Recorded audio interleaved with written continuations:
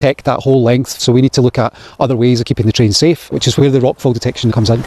By modern standards, it's a really basic system. There's no electricity, just these wires along the track held under tension, mechanically linked to the signals. If a big boulder falls down, it hits a wire, the wire snaps, the tension's released, and the signal at each end of that bit of wire changes to show danger. Repeat for 17 signals over the 4 miles of railway. The system was nicknamed Anderson's piano after its inventor and after the humming noises that the wires sometimes make in high winds. Anderson's piano is a very old system, 140 years. Keeping something like that going in a modern environment is quite challenging. Firstly, I guess there's the knowledge. There's not a user manual or a downloadable book on how to maintain Anderson's piano. We need to pass that down through generations of technicians and engineers. And then there's just getting hold of the kit. A lot of it was bespoke, made in foundries in the Victorian era. Some of it we've had to improvise. Some of it is just availability of materials, so getting hold of some of the wire can be quite challenging.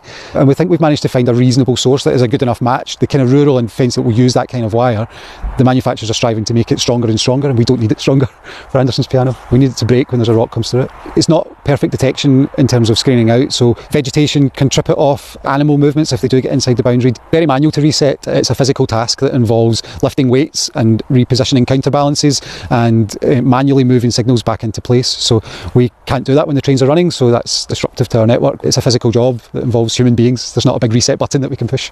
The first we know there's a problem is when the signal goes up, and normally the first person to see that is the train driver. We're not able to respond someone to the problem when it occurs. We need to wait until after it's occurred, because the first time we know about it is when a driver tells us. Modern rail safety rules mean that ideally no one should ever drive a train past a signal that's set to danger. If that is ever needed because of a fault somewhere, it requires checking and double checking with central control. If a train goes past a danger signal without permission, there's always an investigation. If it was because the driver was negligent, it can end their career. But the rules for these signals have to be different, and they go against everything that a modern train driver learns. If these signals are at danger, you slow the train down to walking pace, to a speed where you will be able to stop before you hit any obstruction, and you regulate in to central control. But you do continue, and that would never be allowed on a new system.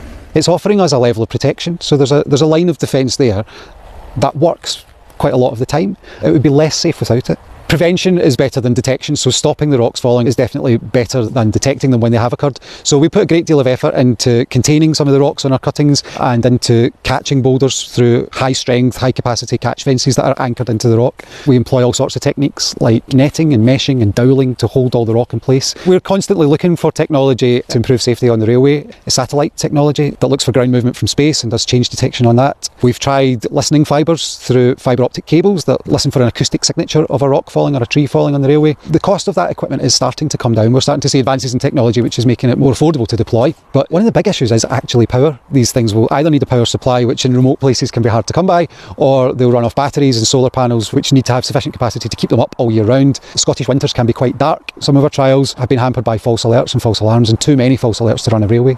At Bridge of Orkney, we've got some detectors in place to capture any movement. Now, they're the wireless tilt meters that tell us if the ground's moving. Like your spirit level on your iPhone that moves about, they will detect a bit of movement and we will get an alert or an alarm remotely from that. We've then got a camera on site that we can see the site to see whether it's a false alarm or not, so we're not needlessly stopping trains. We've got some infrared kit on there so that we can see at night time the infrared reflectors to see if there's been a problem during hours of darkness as well. It's all remote back to base, and it only requires a technician in our control centre to watch that and monitor that. It's also less prone to false alarms, and we can reset it at the touch of a button, so we know about it before the train comes. We can capture the problem before it manifests itself on the railway, and we can remotely reset it and remotely monitor it. We do an awful lot, but it's not enough to go everywhere, and we can't physically protect every mile of railway. It's just impracticable. From talking to the folks here, I'd say that the best description of these signals is that they are a frustrating, imperfect system that's still better than nothing. Back when I was researching this video, I figured that there must be a better solution, and with all the confidence of someone in the YouTube comments who's only watched half the video, I thought, hey, couldn't they just? And no, they can't. At least, not yet.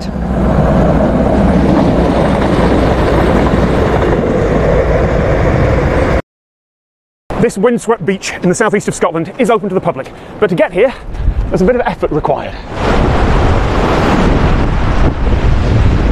That is part of the Ely chain walk, 500 metres long, made up of 8 chains anchored into the cliff face, along with some carved foot and handholds. It was set up in the 1920s, likely to help local fishermen get down the cliffs to their boats. A century later, it's maintained as a local attraction and as an optional side trip on the local coast path, which means that in any weather, even on very blustery, ill-advised, freezing days like this, you can just scramble along the chain walk as if it was any other public footpath. Now, you should not do this alone. I've got a local guide with me, thank you, Alan, and before we set off, I asked him about how all this works. It's open to the public, completely open access all year round. You do need a certain level of physical ability. You're putting a lot of your weight onto your arms. There's a couple of the chains you have to climb and descend from a reasonably high height.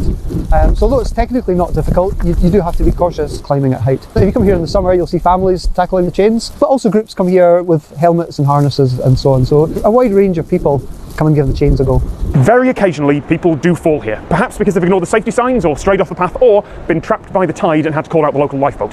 The chain walk isn't massively dangerous. It's not just for climbing experts, but it is dangerous enough that the safety signs are justified. There are modern attractions like this all over the world, but they generally use harness systems instead of hold on tight and watch out for the tide. The chain walk sits in that strange group of lesser known places where it would never be created now.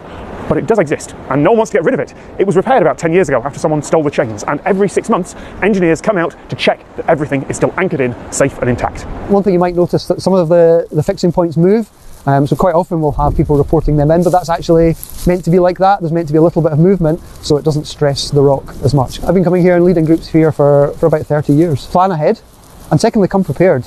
Decent footwear, know the tides, know what the weather's going to be like so that you don't get surprised as you go along the chains. There have been reports of people falling. They see the tide, they feel trapped, they don't want to get wet, so they decide to climb up the cliffs. But if you know the tides and if you plan around that, then that's not going to happen.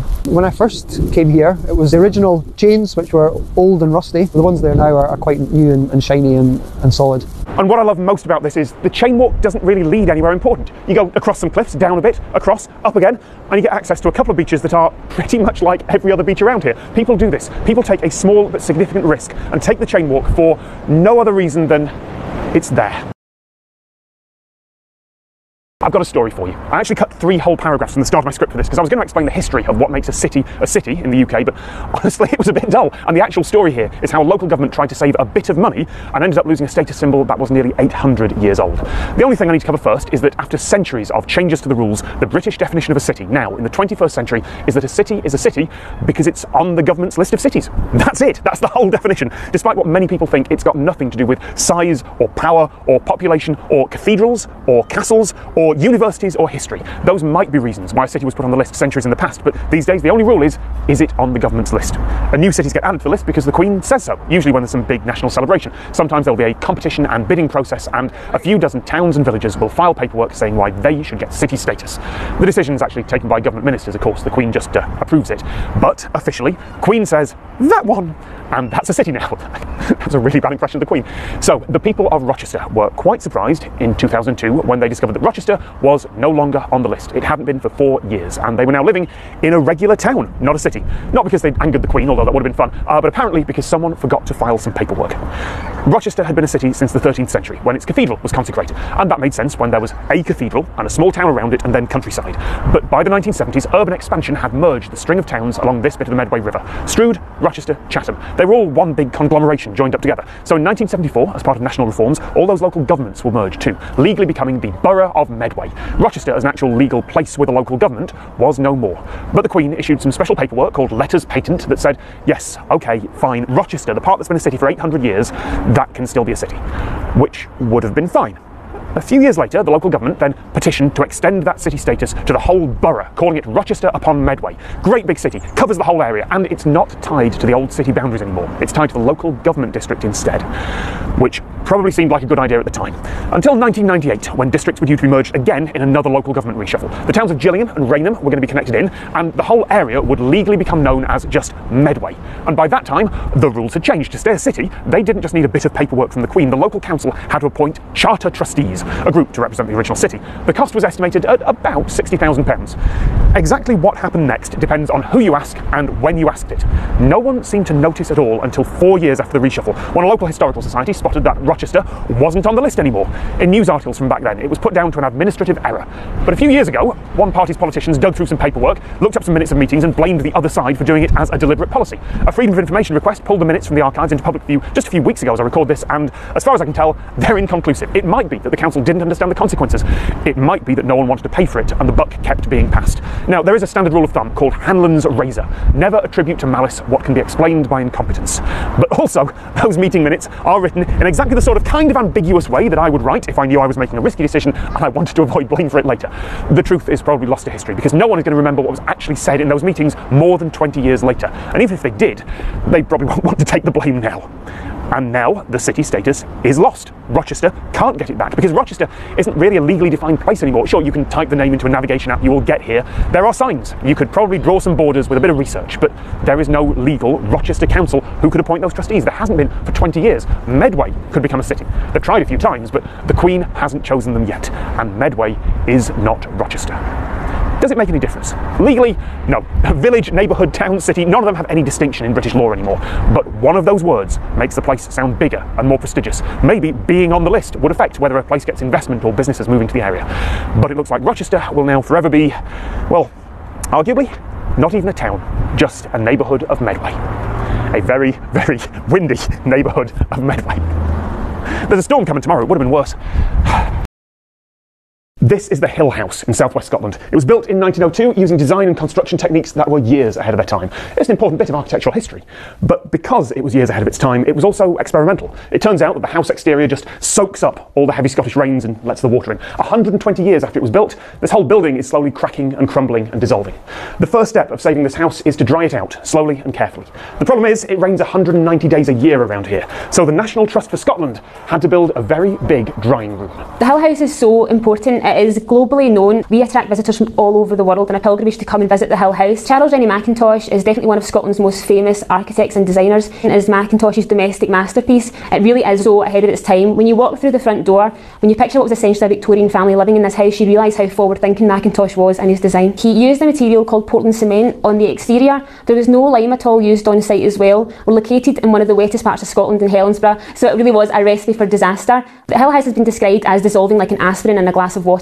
The box basically buys us some time to dry the house out, shelter it from around 86% of the elements. It acts like a giant umbrella and shields the house from the weather. The walls of this box are made of chainmail. If you go and order a modern armour costume with a chainmail vest, it will be made of this same stuff. It's more than 30 million rings of stainless steel linked together, weighing 8 tonnes. The roof catches most of the rain and the chainmail catches what blows in from the sides, but it also lets air through for ventilation. It lets bees and other insects through to pollinate the plants in here, and it's all recyclable afterwards because it's steel. You just melt it down into something else. The box is made up of 32.4 million individual chainmail links that surround the house in the world's largest sheet of chainmail. In terms of construction, it took 9 months. It really is one of a kind. It cost around £4.5 million. If you were to cover the house completely, it would be at risk of suffering from environmental shock and it would cause more damage than good. The box still allows the house to breathe. That's really important. It would dry out too quickly. It would cause damage to the exterior and indeed to the collection inside the property as well. Before, you'd be able to visit the house and it was here on its own and it was amazing, but the box adds another level. There are walkways all around the property. You can walk around the perimeter of the house, even up and over the top, seeing the house from aspects that Mackintosh himself would never even have seen. What you're seeing at the Hill House is conservation in action. They didn't need to add the staircases and gantries and ramps here, but if you block this house from public view for the 15 years it'll take to dry out and repair, then there's a chance the public are going to forget about it. It'll look like a construction site, an eyesore. If instead you highlight it, you create something one of a kind like this box, and you let the public see the house from angles that will likely never be possible again, well then, you're not just preserving important architecture, you're promoting it. And for me, that's the cleverest part of all this. I wouldn't be here, you wouldn't be watching this, if it wasn't for the box. This is Sicker Point, about an hour east of Edinburgh in Scotland. And yeah, it just looks like some rocks on the coast, but this is one of the most important geological sites in the world. And what I love about this story here is that it combines something that happened a long time ago, more than 200 years, with something that happened a long time ago, hundreds of millions of years. In 1788, James Hutton, who's now known as the father of modern geology, visited here in a boat. He was looking for places that would help his theory that the Earth was far, far older than people thought at the time. He was looking for two types of rock right next to each other in a way that could only have been made over what we now call geological time. 435 million years ago, a type of grey sandstone called greywacke was laid down at the bottom of what was then the ocean. Over millions of years, it was folded, tilted and uplifted millimetre by millimetre until the layers became almost vertical. And then, 370 million years ago, red sandstone was laid down on top of it. And over the hundreds of millions of years that followed, as animals crawled out of the ocean and dinosaurs evolved and went extinct and eventually humans came along, there was more uplift, more tilting, more erosion, and now today, above sea level, you have something that should have been impossible, according to scholars in the 18th century. Two completely different ages, types and directions of rock locked to each other, clear for the eye to see. It's called an unconformity. Hutton had found other unconformities before, and he'd find more afterwards. They're not too rare if you know what you're looking for, and he knew what he was looking for. But this was the most obvious, the most dramatic, the most convincing. Not that it did convince everyone. Opinions don't change that quickly, and the scientific process is slow. It took more than one person and more than one lifetime for the theory to become properly accepted. But now, if you've done basic high school earth science, none of this is surprising, right? That's how the whole planet works. And that's why I wanted to stop by here. That's why I wanted to show this to more people. Because my big question is there anything like this left? Anything that can be explained in a couple of minutes to a modern person that describes something that's now obvious to pretty much everyone, but that is still sitting undiscovered somewhere out there in the world until one person with the right knowledge is in the right place? I think it's unlikely there's anything like that left. With 8 billion people on the planet and satellite photography of pretty much every part of it, I think it's probable that we've got all the low-hanging fruit. But wouldn't it be wonderful if for once, just for once, somewhere in the world, we got a new discovery like this? In the last few years, there have been a lot of breathless news articles about the upcoming shortage of chocolate. Around the world, demand for chocolate is rising, particularly in China and India, and the supply isn't matching it. It turns out that the cocoa beans that get turned into chocolate are a really difficult crop to grow. Cocoa needs fairly specific climate conditions, it needs a lot of management, and about 30 to 40% of the entire world's crop of cocoa is just lost to pests and plant diseases every year. So, what the modern world needs is new, hardier, more pest-resistant varieties of cocoa with higher yields. Botanists send plant cuttings around the world so they can crossbreed them and see what the results are. But the trouble is, if you're sending cuttings around the world, you might be sending diseases with them, and that could be devastating. Which is why, in a rural bit of southern England, there sits the International Cocoa Quarantine Centre. The quarantine process lasts for 2 years. The reason why it is so long is because viruses can potentially stay latent in the plant for a long period of time. We generally receive plant material from what we call gene banks, so these are research centres that have collections of lots of different types of cocoa plants. That plant material arrives as what we call bud sticks. We will inspect that material in the laboratory, make sure there's no signs of fungal spores or insects on it. Whilst it's quite easy to spot a pest or a fungal problem, viral diseases can be much more difficult to spot. When a researcher or grower orders a cutting from here, they know that they won't also get something nasty that could infect their existing cocoa crop or even their entire region's cocoa crop. But what they'll receive isn't the original plant that was sent in. This isn't like quarantine for parcels or for people. They don't take an incoming cocoa plant, put it in the bit of this warehouse that I'm not allowed to be in because it's quarantined, and then just send it on. After the 2 years quarantine, the centre here has a known safe plant, one of these that I'm actually allowed to stand near, and then they can send cuttings out on request over and over and over again. There are other quarantine centres for other plants. There's a quarantine facility for bananas, for example. I believe there's one in Scotland for potatoes. A particular thing about cocoa is that a lot of the pests and diseases of cocoa are only found in particular geographical regions. If growers can be supplied with plants which are more resilient to these threats, so more resilient to pests and diseases, more resilient to extreme temperatures, then that helps in securing the future of the crop. There is one obvious question, of course. If all the unsafe cocoa that might have pests in it is sitting somewhere around here in rural England, what if one of those pests escapes? In the UK, we don't grow cocoa, it's too cold, but that's actually a positive thing in terms of the location of a quarantine centre. So the fact that we're located in a country that does not grow cocoa means there's no risk of pests and diseases which are endemic to cocoa entering the facility. So if we were to receive any material which had a nasty disease, that material would be discarded, it would be autoclaved just as a precaution, but the chance of it establishing here would be almost zero. If there does end up being a worldwide cocoa shortage, it doesn't mean that the grocery store shelves will end up empty. It just means that the price of chocolate will rise and rise and rise as supply falls. And the big manufacturers would very much like to make sure that chocolate does not go back to being a luxury. And the folks here at the Quarantine Centre are doing their bit to make sure that doesn't happen. It's often quicker and easier to buy something new rather than second-hand, especially if you're part of a business. New things can be bought easily online, usually from a company you've already got a relationship with, invoiced for automatically and handled without really any thought or management required. And then once your project's finished, particularly for a short-term industry like media or fashion, say, you can just throw the thing out because the job's done. Related to that, there's a metres-high mounted of mannequins in the Midlands. A lot of them I have purchased and have been in my collection for hire, but a lot of them have come along because they were destined for landfill. Somebody got in touch with me, a friend from a long time ago, and said, I see you're hiring mannequins. We've got some that are going to be thrown into the bin. Would you be interested? So I said, well, yeah, of course. How many? He says, oh, about 100. And then over a period of about 4 months, 25,000 of them turned up from all over Europe because people had heard about this mad woman in Lincolnshire who will rehome unwanted dummies. There's a deliberate misspelling for the company name, manna, food from heaven, and kindred spirit, because it was almost gifted to me during a time when really I had nothing. It was just perfect, absolutely perfect name. Where we are right now, this is the spray bay. When they go out on hire, they look lovely, brand new. They come back in with chips, broken bits, dirt all over them. So they're all cleaned up, put on these rails, and then they're wheeled into the front of the spray bay where they receive a new coat of paint. Also, for £50 here, you can have a drive-through mannequin heist where you get 15 minutes to fit as many mannequins and mannequin parts as you can into the back of your car. I did consider doing that, but I don't need any mannequins. Normally, we would have open days where people can come and go through and collect bits and pieces. What the whole COVID situation has enabled me to do was, okay, instead of people just coming in and wandering around, and you could potentially have quite a lot of people doing that at any one time, I'll set up a booking system so that people can book in and pay, and then they drive through, and then they stop at Mannequin Mountain. And then I would get on a loudspeaker and have a timer, and then it's a case of you've got 15 minutes to fill up the back of your car with body parts. It's hilarious. So some people know what a supermarket sweep is, right? And they come and they're, whoa, and they're all filling up quick. And then other times you've got people that they've parked their car one end, but they walk all the way up to the other end to collect a pair of legs and then come all the way back. And I'm thinking, you're going to run out of time. So hands are a really interesting one, because if I'm putting together some mannequins from that mountain, I need to make sure that if I've got 10 of something, that I've got 10 pairs of hands to go with that, because it needs to be a set. So we did have someone who turned up once and literally filled up the back of their car with hands, and I'm like, I'm sort of like having a freak out for future putting mannequins together. I'll be honest, even in daylight, this place feels a little creepy. There is something unsettling about being surrounded by not quite human figures in every direction. Fortunately, the folks here do understand that, particularly around Halloween. At Halloween, I open up the yard so that people can walk around at night in a mannequin graveyard. I did something that I called the Awful Halloween Walk. It's out in the middle of nowhere, and there's literally bodies and mannequins all over the place. So it's not something that you would usually see. It is something really, really bonkers, out of this world. And so that has attracted quite a few different film crews, not just horror films, which is like the obvious one, but also for music videos. So most people who are selling mannequins in the UK, they do sell them. They don't do the hire because there's a lot of work involved. But selling them is a linear process. So they are made most of the time in China.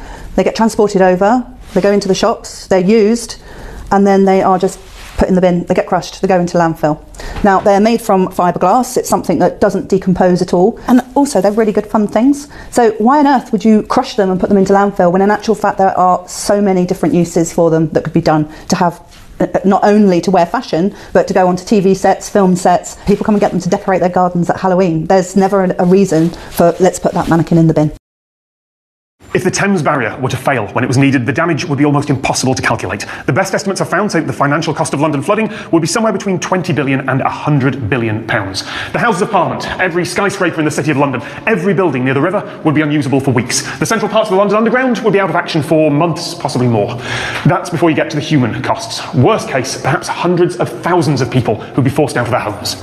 Which is why this barrier is designed to not fail. To be clear, that still means it can have occasional glitches or scheduled maintenance or even have parts of it break entirely. But if any of those things happen, it must still protect London. And there's a whole team who work here full time to make sure that it does. We aim to move each of the 10 individual gates at least twice a month to exercise them. Today is one of our monthly test closures. For test closures, we close just as the tide is finishing going out, and that way we can wait until the tide turns, and then we get equilibrium on both sides of the barrier, and therefore we can reopen. That avoids us having to be closed for the full tidal cycle. A couple of months ago, the barrier had a full high tide test closure, and it is dramatic. Normally the gates just sit out of the way on the bottom of the river, but when they're needed, they're rotated up into place. Well, for the annual test closure, because we're trying to maximise the differential of the water levels on each side of the barrier, we like to close early in the tidal cycle to allow that differential level to build up to a maximum of 4.5 metres. On a flood defence closure, we close much later in the tidal cycle because we just want to stop the danger element of the tide going up into central London. We try and be gentle with the river, so we start by closing the outer smaller gates, and then we slowly work across into the middle. And sometimes we'll bring the two 61-metre gates in the centre of the river up a couple of metres below the surface before we finally bring them into the closed position. And that avoids a reflective wave of the water that's coming in and being stopped being pushed back downstream. So during a flood defence closure, we don't have to stop the whole tide going into central London. We just need to stop the part of that tide that would overtop the linear defences. Normal spring tides that go into London each day do not overtop the embankment walls, for example. But if you've got a surge element on top of that, that is what would go over the top of the walls in London, and that's the element that we need to stop with the barrier. Once we've stopped the danger element of the tide and got a differential, we've effectively created a reservoir upstream of the barrier. We can then over-rotate the large gates and allow a controlled flow of water upstream into the reservoir that we've created. And again, that reduces the amount of time before we get equilibrium on both sides of the barrier and can reopen. The barrier cannot be allowed to fail when it's needed, so each gate can be moved by one of 4 separate motors. That service tunnel I was in, there are 2 of them, a few metres apart, identical with completely independent power and control systems. The barrier has 3 connections to the UK power grid, from both the north and south of the river. And if the entire British national power grid fails, which has never happened, but if it does, the barrier has 3 separate diesel generators, any one of which could operate the entire thing. We have a number of modes of operation, so that if when we're using mode 1 operation,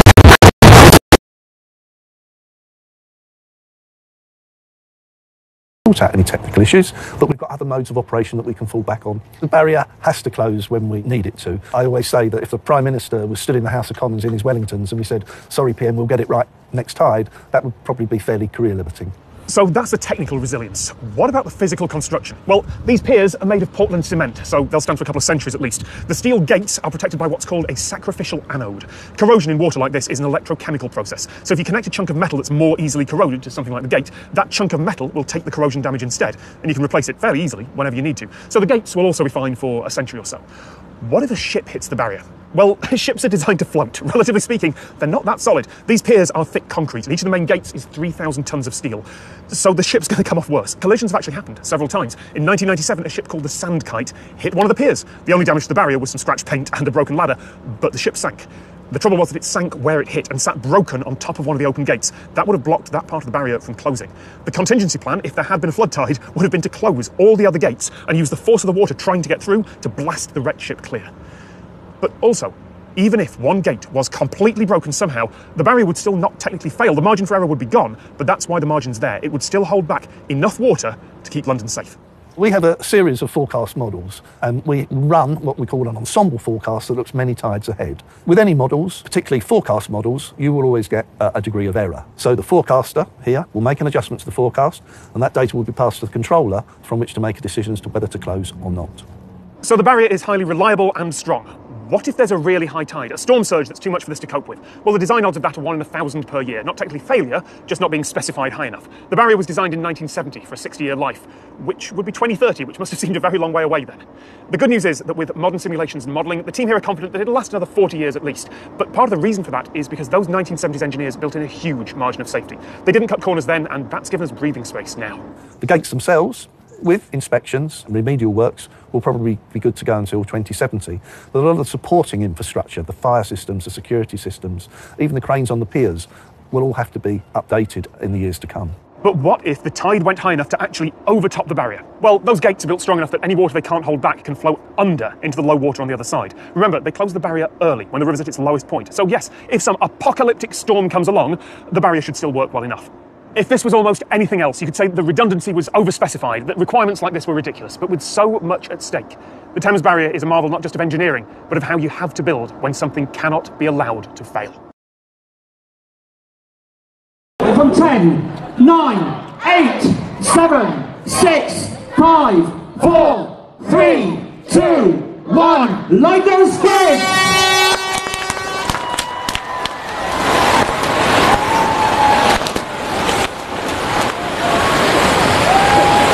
Stand by that, ladies and gentlemen. Make sure you're safe. Absolutely fantastic. And you can see this colour strip. You can see this colour strip in the middle. Scriven is unique to Bridgewater, it's unique to Bridgewater Carnival. It's the biggest illuminated carnival in Europe and probably the second or third in the whole world. So it is something special, and Scriven is a big part of that. Thank you very much indeed, ladies and gentlemen. We sincerely hope that next year we'll have a proper carnival back on the streets of Bridgewater. Have a good journey home, and we'll see you back here next year on the streets of Bridgewater on Saturday, the 5th of November. I know it's infuriating when anyone presents both sides of an issue and says, let the audience decide. And I don't really like doing meta stuff where I talk about the process of making videos, but I can't find any other way to give enough context to make this video work. Hence the come for a walk with me through a rough bit of the English countryside GoPro camera shot. It's important to break the format visually as well. I've been sharing videos from around Germany, Austria and Switzerland over the past couple of weeks. One of the first things I filmed on that trip was the radon tunnel, the Radonstollen, in Bad Kreuznach in southwest Germany.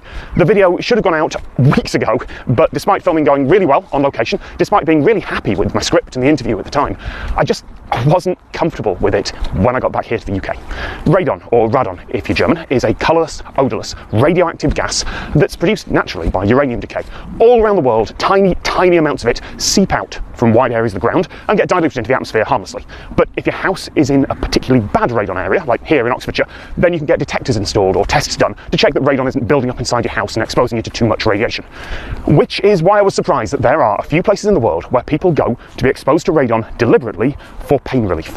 So, the radon tunnel in Bad Kreuznach. It is a tunnel that was founded 1775. People tried to find mercury here. They dig for mercury. They did never find mercury, but around about 110 years ago, they found radon. The doses is per 1 hour treatment between 30 and 60,000 becquerel. In average, you need 10 treatments, 1 hour.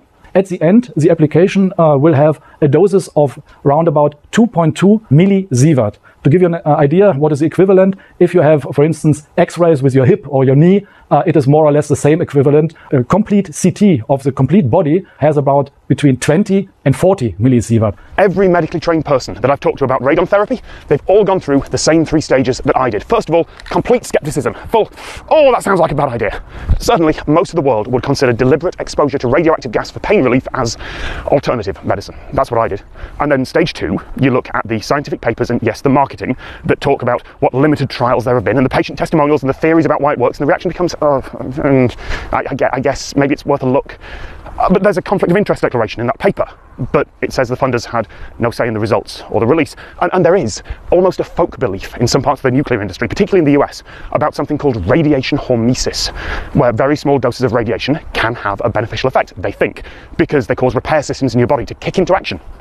But that is an idea, a hypothesis. It's not even really a theory yet. It's not been properly tested. All the major international authorities say that it's entirely unproven, and there isn't really any truly safe dose of radiation. And yet, radon therapy seems to work for a lot of people. So then you reach the 3rd stage, not knowing how to even talk about this responsibly. That's where I'm at. I've met the people who run a radon tunnel. I've talked to a patient.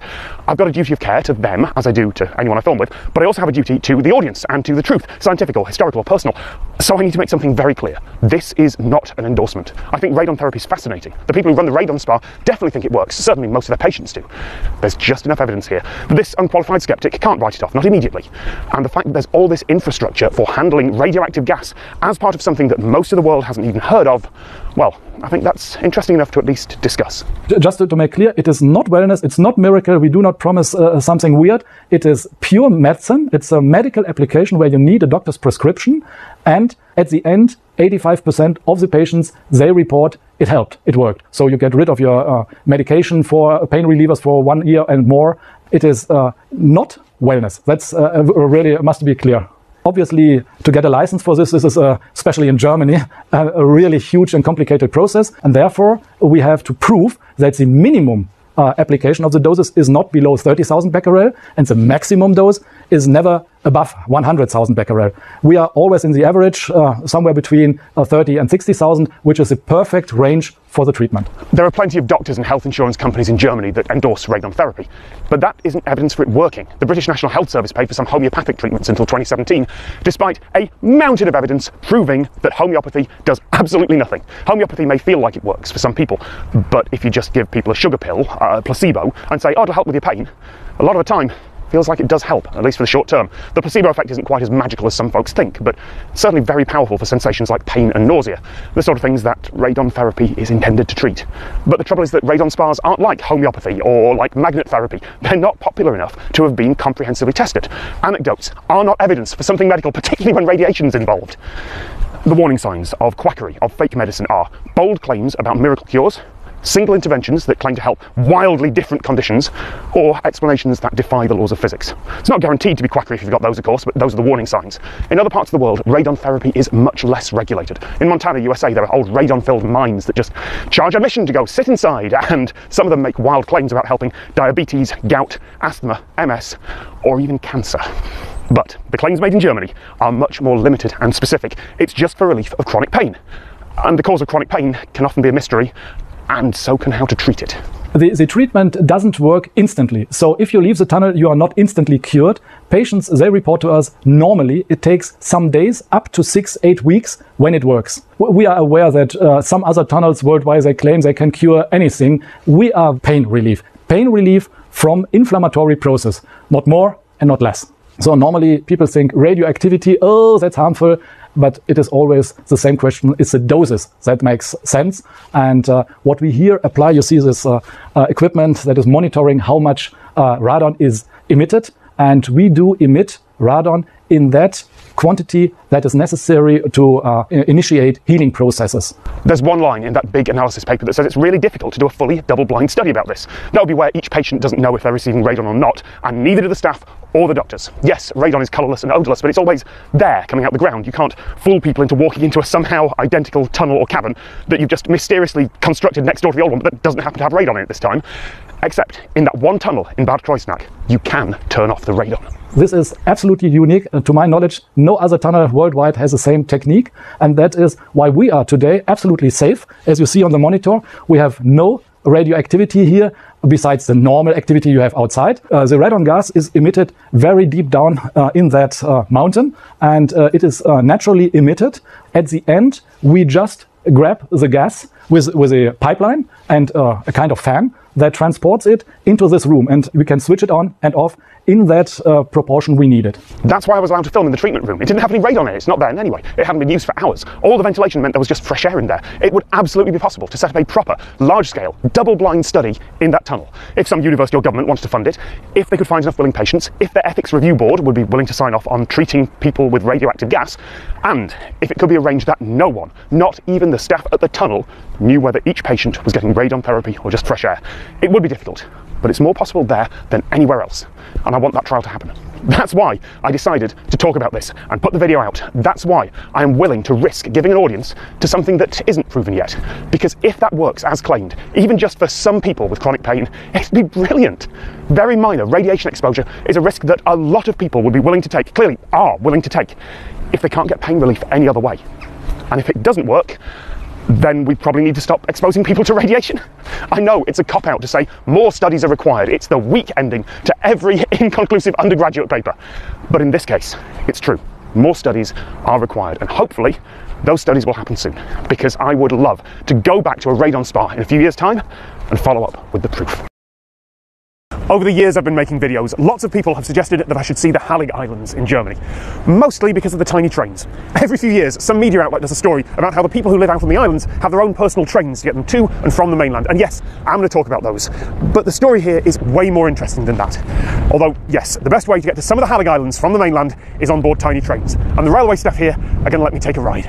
Geht die Strecke hier von Lüttmoor-Siel rüber zur Hallig-Nordstrandig-Moor. Die ist etwa 3 Kilometer lang und läuft über einen Watt-Sicherungsdamm. Also es gibt bloß diese eine Strecke ohne irgendwie eine Verzweigung. Es ist halt nur ein Gleis, es gibt eine Ausweiche. Ansonsten, so viel Verkehr ist hier nicht. Hilft man sich halt, wer zuerst da ist, der hat dann halt Vorrecht. But there's a bigger question.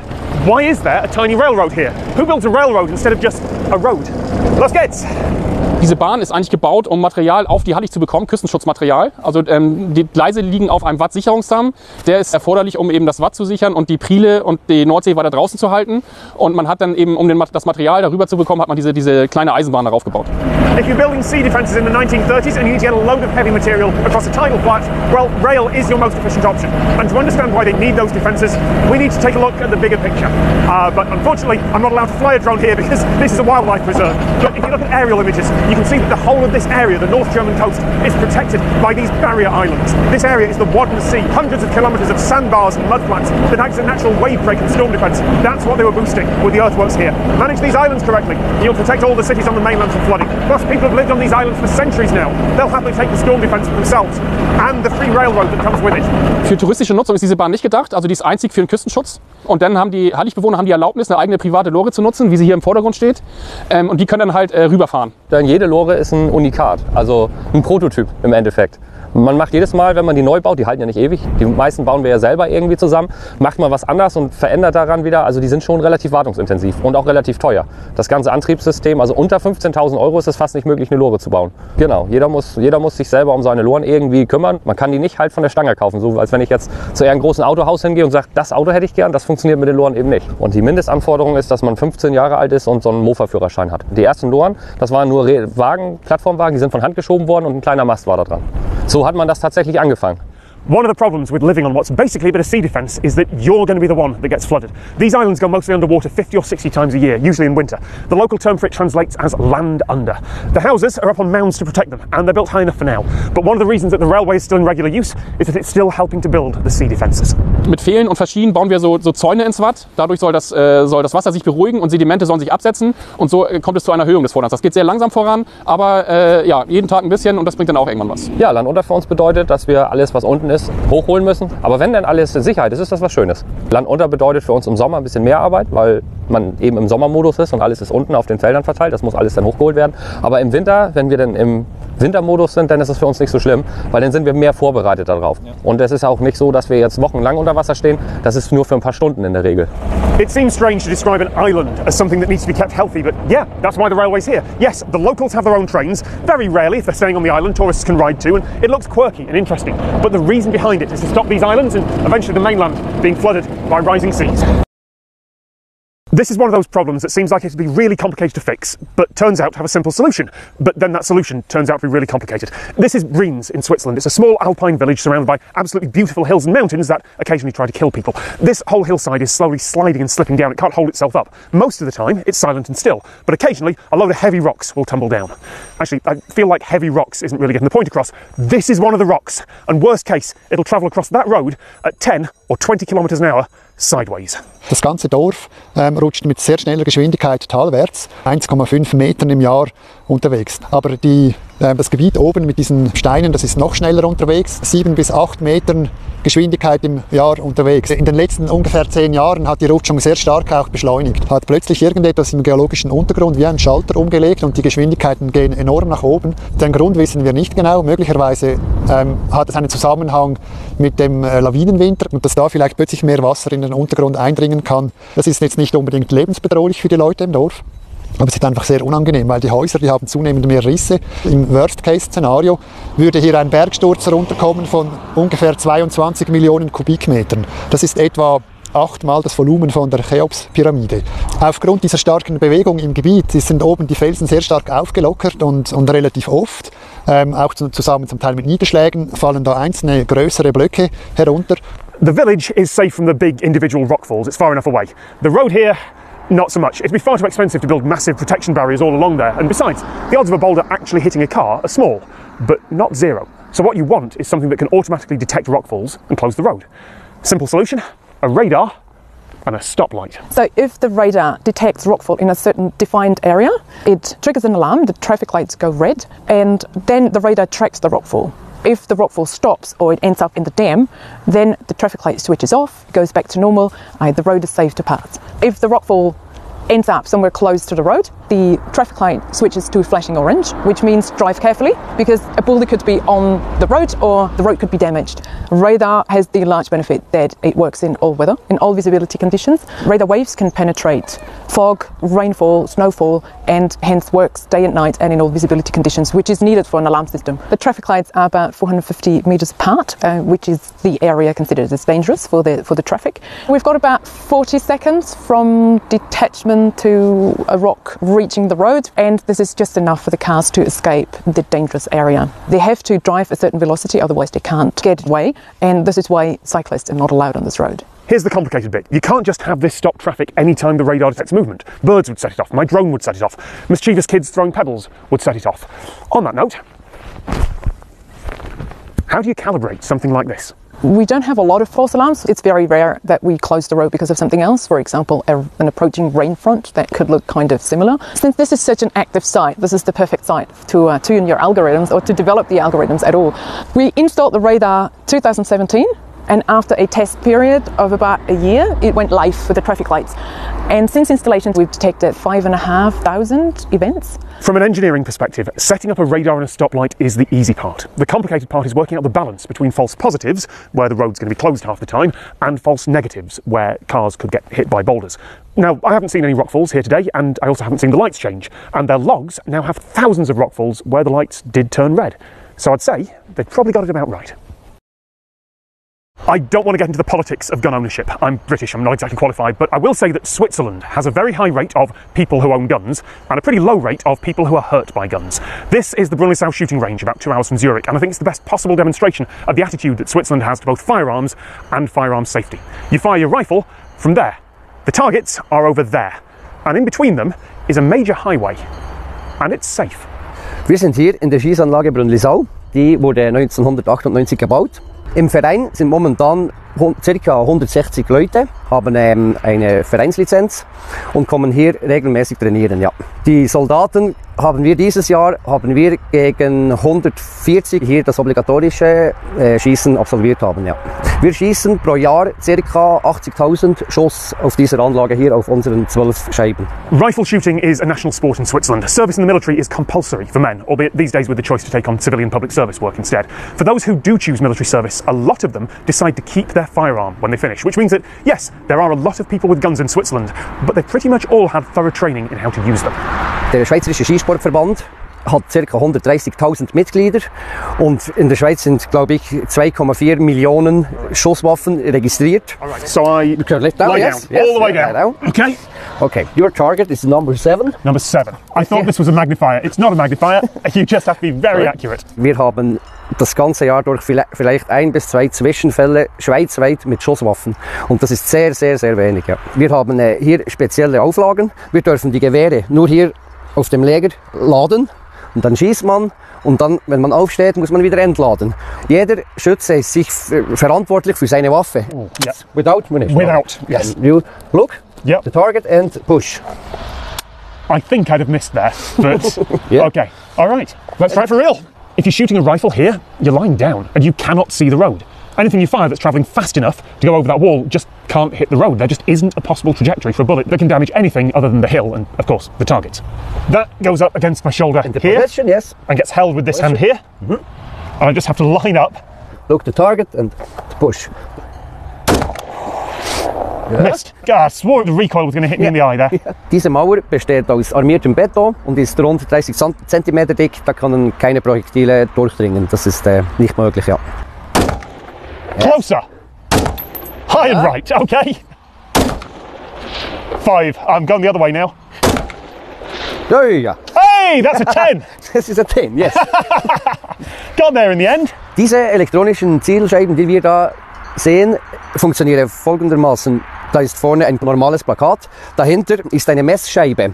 Da sind unten 3 Mikrofone verbaut und die messen den Abstand, wo das Projektil kommt mit etwa 3-facher Schallgeschwindigkeit, die angeflogen, und die Mikrofone, die messen den Druck, errechnen dann den Treffer. 9. It's good. I'll take that. Okay. That's what, 56 out of 100. Yeah. And I got 1 in the bullseye. Yes. I'll take that. Thank you very much. Thanks, Sean. Welcome. Now, there is the reasonable question, well, what if someone were to stand up? Then they could see and hit the road. Well, again, training, it's unlikely to happen. And also, breaking the safety rules when you're surrounded by military-trained firearm enthusiasts is not a great plan. What if you stand up is basically the same question as, oh, what if you decide to point the rifle at someone? You will very rapidly not be holding a rifle anymore. If someone wants to cause harm with a gun, this is not the way they do it. Joining a rifle club, getting all the permits, and then deciding to throw all that away to take a pot-shot car just once? I'm not sure there's anyone who's sensible enough to do the first bits of that and unhinged enough to do the last part. And if there is, they've never made it here. Wir schießen jetzt hier seit 20 Jahren und wir haben noch nie einen Zwischenfall erlebt. So in dem Sinn. Es ist also sicher. When I heard that the world's only float through McDonald's was on a little canal on the Elbe River in Germany, I thought that was probably worth a visit. Now, just to manage your expectations, this is not a McDonald's with a moat around it where there's a queue of kayaks lining up for each window in turn. That would be better, but while there was an actual microphone speaker here once a few years ago, these days the 21st century has arrived. You have to order on the smartphone app. We have the McBoat since 2015. In the winter we make clothes, yes, but in summer and in spring we have 24/7. People are so happy to see this because they read this or saw this on Instagram and they come especially for this. We can see your order on the screen and we make your food ready and one person goes and bring the bag out and wish them a good enjoy your meal and a happy good day. One of the things I've learned over the years I've been making videos is that people like a combination of familiarity and novelty. If everything changes, people don't like it and they move to other things. But if nothing changes, people get bored and they move to other things. And in the same way, I think it's fascinating to find something that's very close to what you already know, but that changes it in 1 or 2 interesting ways. When something like McDonald's has a reputation for being controlled and standardised, and you know exactly what to expect. Well, seeing small reinventions of that formula can be fascinating. Plus, it gives them some publicity. Oh, and one more thing. I didn't mention exactly where in Germany we are, because it is quite apt that the world's only float-through McDonald's is in Hamburg. Years ago, I made 2 videos on strange elevators that go both horizontally and vertically. The first was in Genoa, Italy. It's a little cabin that travels along a tunnel, which then gets loaded into a regular vertical elevator. The second is in a test tower in Rottweil in Germany. It uses fancy, complicated locking mechanisms and linear induction motors. But the key thing about both those designs is they come to a complete stop when changing direction. Because of how elevators work, safely and smoothly transitioning from horizontal to vertical just isn't possible. Or at least I thought so. But it turns out that the Schmid People Mover has been doing exactly that for about 20 years. Only 3 of these have ever actually been installed. Only 2 of them still exist. This is the larger one at a train station in Altbach, Germany. It took me a long time to understand how this works and how it works safely. I had to hire an engineering consultant to look at the original patents and break it down for me. And also, with the help of a producer in Germany, I tracked down the inventor. Meine Firma stellt Maschinen und Automatisierungsanlagen her für die Automobilindustrie. Hat mich das immer gestört? Kann das im heutigen Zeitalter noch sein, dass wegen einem Fußgänger der ganze Verkehr anhalten muss? Meine ganzen Mitarbeiter, die haben mich eigentlich für bekloppt gehalten, wo ich das Modell da vorgeführt habe. Und trotzdem habe ich da immer dran weitergearbeitet. Ich habe dann auch Verbindung aufgenommen mit der Straße und mit der Bahn und die haben dann sehr interessiert sich gezeigt. Dann habe ich 2-3 Jahre gebastelt nebenher, bis ich dann eine Lösung hatte. This cabin isn't being pulled by cables. The motor is in the cabin itself. It pulls itself along by turning a pair of cogs up top that sit at rack rails, one on each side of the cabin. So this is basically a cog railway, a very fancy one with anti-shake devices, but a suspended cog railway. And that explains the smooth transition to vertical at the top. The cogs just follow the rails as they curve. But how to do this safely and then travel vertically without, falling to the ground? Well, like the elevator in Genoa, it does get a bit of help on the vertical part. It locks onto a carrier device and a counterweight with safety systems that are roughly equivalent to a regular elevator. The carrier is what you can see start moving through the window as you transition to vertical movement. And meanwhile, down at the bottom, the counterweight sits on calibrated springs so that as this cabin starts to transfer to vertical, the counterweight gently lifted away from the springs and everything balanced. There is an elegant but also quite complicated docking and undocking mechanism up there in the roof for the cabin and the carrier. The closest analogy I can come up with is that it's a bit like closing an up and over garage door. Everything just sort of slides into place. Der People wurde bei uns in der Fabrik komplett aufgestellt und getestet. Und dann hat die Bahn uns nur 4 Stunden genehmigt zum Aufstellen. War für uns aber kein Problem. Der People wurde angeliefert in 3 Teile. Linker Turm, rechter Turm und die Brücke. Und mit dem Kranlager reingehoben, Brücke drüber. Da sind wir sogar noch 1 Stunde früher fertig gewesen. Und somit musste die Bahn nur die 3 Stunden nachts frei halten. Viel, viel billiger, wie wenn sie hätte eine Unterführung gebaut oder eine Brücke drüber. It's a wonderful design, but it's also complicated. And the alternative is to put in an underpass or 2 mass-produced elevators and a footbridge between them. Because if one of those elevators breaks down, well, it can be fixed by any qualified technician using off-the-shelf parts, instead of someone who has to be specially trained for this one rare bit of equipment. And if you have a footbridge, you probably also have stairs. So if one of those elevators breaks down, there's a backup. It doesn't work for everyone, but it's better than nothing. And that also means that if you are late for your train and physically able, you can just run up, across and down the footbridge instead of waiting for the people mover to arrive. Now that said, there are advantages to this system. It requires much less land than a regular footbridge does. It doesn't need tunnelling like an underpass. And if you have heavy or bulky bags, well, you don't have to haul them in and out of multiple elevators and across the footbridge. It just takes them across for you. Ich hatte hier vor Ort ein Erlebnis mit einem Rollstuhlfahrer, der hat mir gesagt, er konnte in seinem ganzen Leben noch nie ohne Begleitperson mit dem Zug bis Stuttgart fahren. Weil es gibt hier keine Unterführung und sonst gar nichts. Und jetzt kann er alleine rein, rüberfahren, nach Stuttgart fahren, zurück, kein Problem mehr. Und das war ja auch der Grund, dass die Bahn das gemacht hat, behindertengerecht den Bahnhof zu machen. I think there is a possible world in which this design became popular and the parts became off the shelf and this became the standard. I don't think it's a bad invention. It's very clever. It solves a specific problem. But when there are more common and more reliable alternatives that are just a bit more hassle to install, well, not many places want to take the risk. If you want to learn to drive a train, there are simulators. A screen, a set of controls, it's pretty realistic. But that's not the only safety-critical job on the railway that needs training. The signallers who decide where trains go are just as important, making sure that every train goes down the right track and dealing with disruption when it happens so that passengers can still get where they're going. You could simulate that on a computer, sure, but there is a more physical approach. Here in Darmstadt, Germany, there is the world's most useful model railway. In this place, we started in 2006 at the Technical University in Darmstadt. We had similar facilities since 1936. We have about 500 square meters of space available for the trainings and the track laid out. It's a fictional layout, 1.2 kilometers. We have some fictional names. Some of the stations are named after persons that helped developing this facility. We are training actual signalmen here. They are taking exams here. So these are the oldest systems on the Deutsche Bahn network. Okay, yeah, it's right. It's in mechanical interlocking. Everything is worked manually. The blue levers are for the points, the red levers are for signals. And that's our train? Yeah, that's our train. And it's going this way, that way? Right track. Not into that tiny train? That's right. Okay. So I have to know which points have to be turned. It's point number 1 and 2. Yep. So if you want to try it, so you have to take it and turn it around.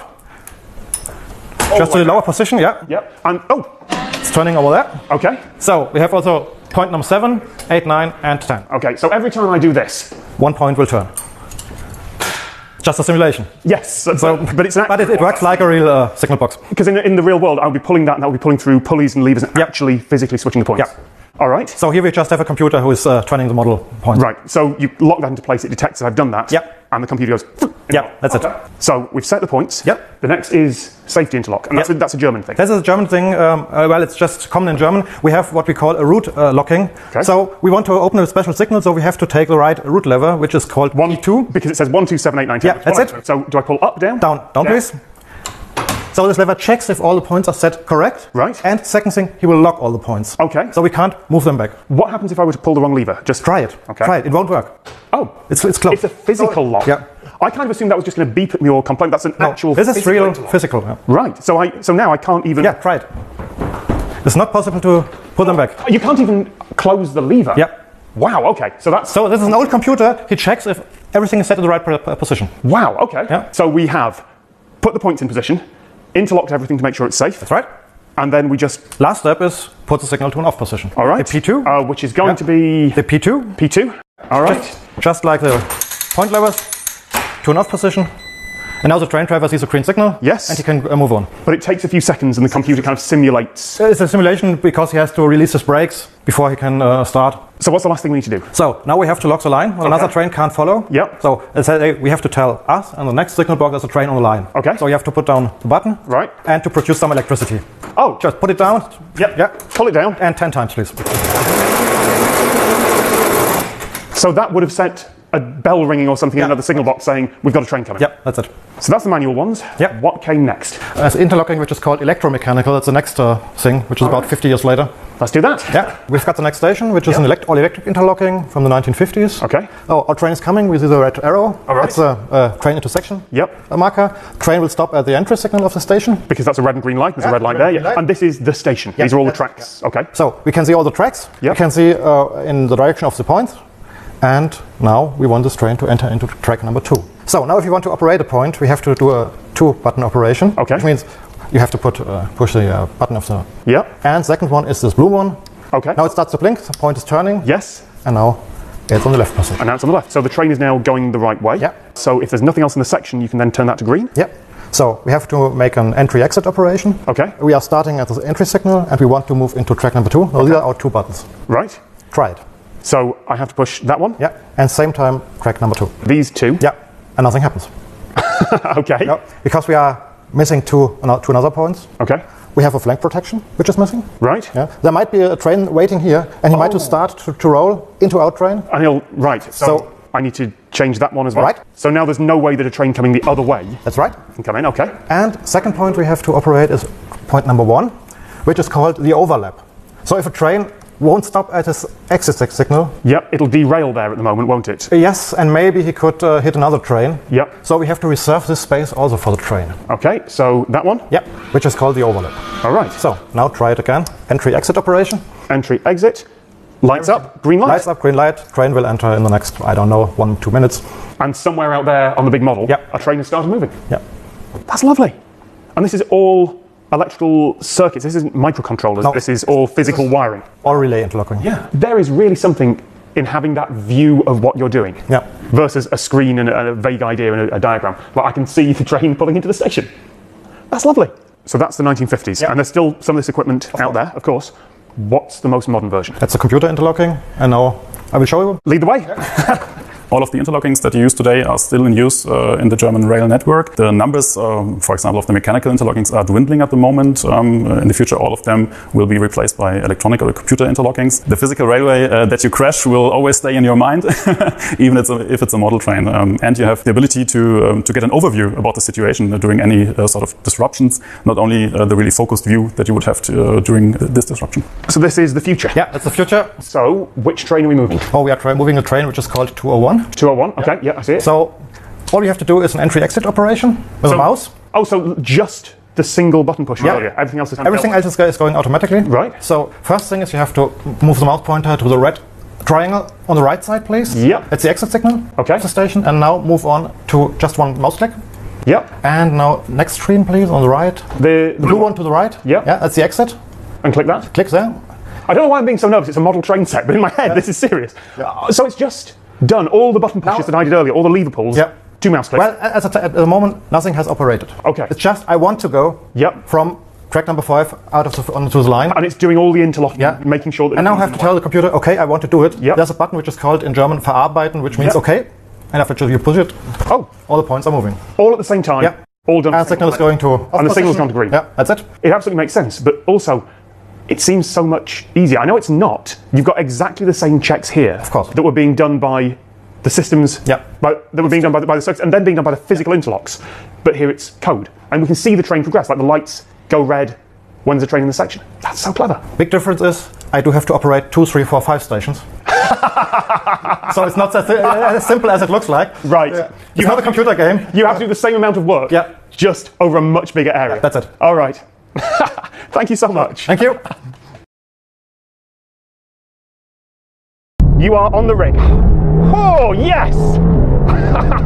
20.8 kilometers. The Nürburgring Nordschleife is the longest permanent racetrack in the world. Is in the most popular and most famous racetracks in the world, comparable to Indianapolis, to Monaco, to Daytona. But there are lots of safety rules, and the team here, oh my God, the team here asked me to make it clear that racing on the ring on days like this is not allowed. And you'll see that the cars ahead, when we're on the straights, they indicate right, they get out of the way, because legally on the Autobahn, that's what you'd have to do. Lap timers and dash cams are forbidden. I mean, we've got special permission for these cameras, we've got special permission, but none of these cars should have dash cams or timers because it is just too dangerous to have a clock ticking either on your dashboard or in your head. The track is unforgiving. If you come off here, you're not rolling onto grass, you're not rolling onto gravel, you are hitting a barrier, or worse, you're hitting, oh, that was a drop, you're hitting someone else. The track, oh, it has jumps, it has sections where you will, oh my God, get what roller coaster fans would call airtime. Not quite ejector time, but airtime. Everyone is able to drive, of course everyone who is sticking to the rules of our driving standards, and of course which cars finally fit to our standards. 2.8 tons is the max. People driving here around with their Porsche, but you've also got a family driving in their van here around. There is a story that if you crash, then the Nürburgring team will present you with a bill for damage. For every half hour the safety car had to be out here, for every half hour that they had to repair the track, for every metre of crash barrier that you have damaged. That story is absolutely 100% true. If you are conscious, you will be delivered a bill. But it turns out that's also true in most of the world. If you crash on a British road, then the local highways authority will send out a bill. It's just that it'll go to your insurance company, not to you. Oh, G-forces. But insurance, other than very, very good German insurance, it won't cover you for the ring. Nearly every insurance company, particularly those outside Germany, has a clause in there that specifically excludes driving here, even if you are just a tourist. In case of a heavier accident, then the track gets closed. In case of a normal incident like a technical breakdown, then it might be that it's just getting under yellow. First of all, we've got marshals around and permanent contact to our operators here in the entrance. We've got an emergency number, and what we are now having also from 2021 on is that we are starting to provide the Nordschleife with camera operators. So that is a speed limit. We have just hit a speed limit for this corner, and I can see why. And then as soon as you pass this line, yep, off we go. 2 years ago we had statistics that every 15,000 kilometers an incident is happening on the Nürburgring. But an incident might also be a car losing fluid, some technical issues, but also of course an accident. I think the biggest difference is when you've got an accident on a normal road, it takes quite a time until you get some emergency. Here we've got around 60 people of track safety and track operators making this track as safe as possible. There's a banked turn. There isn't another racetrack like the Nordschleife. It's just built into the landscape. Normally, landscapes are constructed for racetracks. Out of the way! It is so challenging because it's so narrow and it's so long. The barriers are so close to the racetrack, and yeah, I guess that's what it makes it challenging, but what also the drivers love. Little jump, 3, 2, 1, hip. Oh boy! And across the line. Wow! I hope you enjoyed it. Oh yes, that was incredible. I have never done anything like that before. I like racing now. I like racetracks. Wow. Every time I've done something like this, I've gone in thinking I'm going to hate it. I've gone in thinking it's going to be terrible and I'm going to be terrified. And every time I've loved it. Yes! I loved every second of that. I want to do that again. Thank you so much to Andy, my driver. Thank you so much to all the team here at the Nürburgring. Oh, that's wonderful.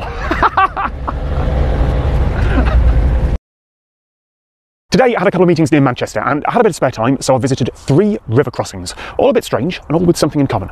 Although I guess technically these are canal crossings, but some of the canal is a diverted river, so I went with river crossings, it sounds better. My first stop was the Humes Ferry, and I took my GoPro and my drone with me. Like all the 3 crossings, the Humes Ferry goes over the Manchester Ship Canal. That canal runs for nearly 60 kilometres, starting in the Mersey Estuary in the Irish Sea near Liverpool and running through to Manchester. It's more than a century old.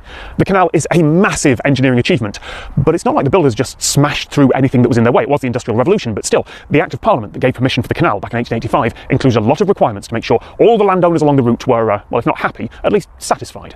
Embankments or channels had to be maintained or built, access had to be provided, fees had to be paid, 300 pages of technical legal details, some of which still apply to this day.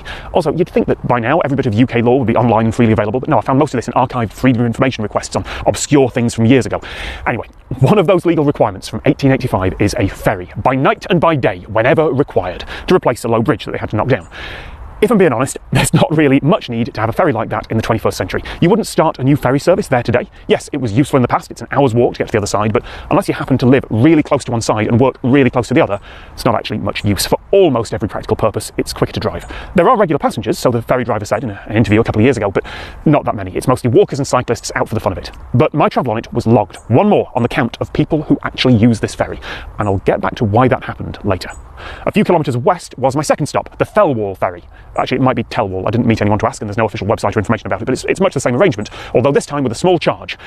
11 pence. Oh, and that boat doesn't have an engine, it's just powered by a hard-working man rowing you across, just as there's been for more than 120 years. Not the same man, obviously, not the same boat either. And when I turned up, there was a small sign in the window of the ferryman's cottage saying that service was suspended due to low water levels in the canal. I'll be honest, those water levels look fine to me, but I'm not the expert.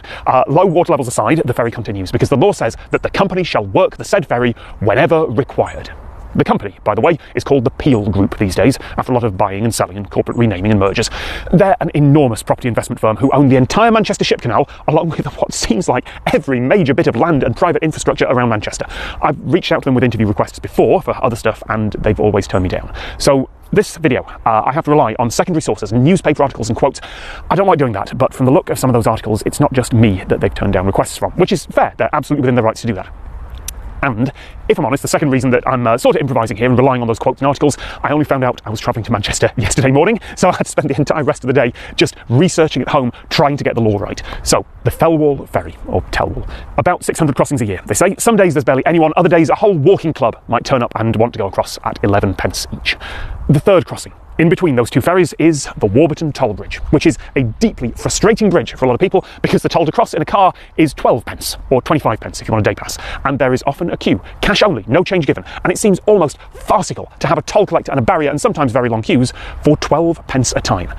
Except when I got there and I drove up, no charges. But wanting to get the shot, I turned around and went back over, and they were charging that way, but no day passes either, just a man with a coin bucket and no change. No daily ticket. That's 20p then, thank you. One of the nice things about improvising this video is that I've seen things as they actually were, not as the PR teams would want them to be.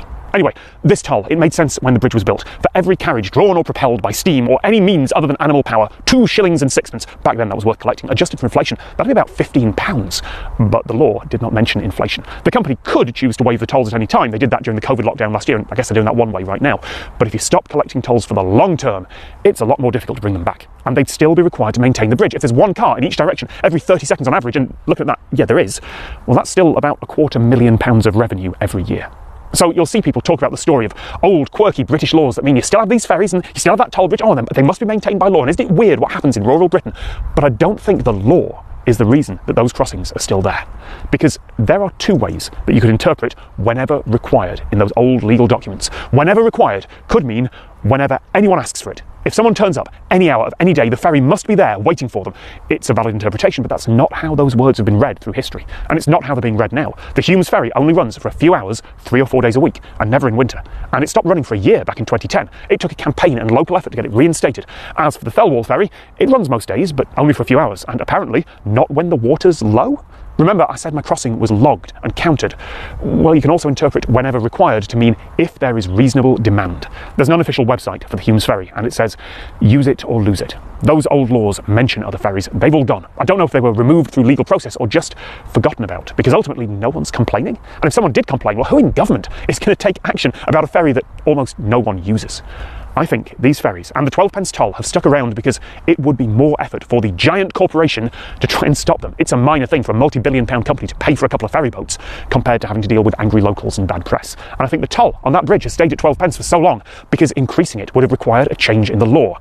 And trying to get that through is way more time-consuming and expensive than just keeping things as they are. In our own lives, we make do with a lot of small, bothersome things and irritations because it's less work than trying to fix them.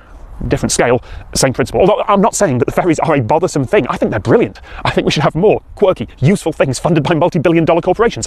I'm just saying that the company has bigger things to deal with. If they wanted to, they could probably get away without the ferries. And at a guess, I reckon it's not worth the hassle of not running them. But one thing is changing soon. That bridge needs expensive refurbishment, maybe even replacement soon, which means that the company has noticed it. And suddenly changing the law might be worth their time. There was a consultation process for the locals last month. The company would like to raise the toll up to a whole £1 and replace the ticket booths with automatic systems. So if you do want the novelty of the 12p toll, now's the time to go, because the law will probably change quite soon. As for the ferries, I do hope that the locals will make sure that removing them never becomes the easy option. 1.7 miles or 2.7 kilometers over some 80 or so seconds, the flight Tom's about to take might seem an affront to logic, economics, environmentalism, and more, but the world's shortest flight has a very real purpose for very real people. You see, the Orkney Islands are a sparsely populated archipelago. The vast majority of their 22,000 strong population lives on what's known, despite its island status, as the mainland, leaving only about 4,000 on the outer islands. These outer islanders need ways of getting to the mainland, of course, but bridges are expensive, especially over some of the longer inter-island spans in the Orkneys, and while ferries do operate throughout the archipelago, they're slow and lack a direct connection to onward travel. Therefore, the answer is airplanes.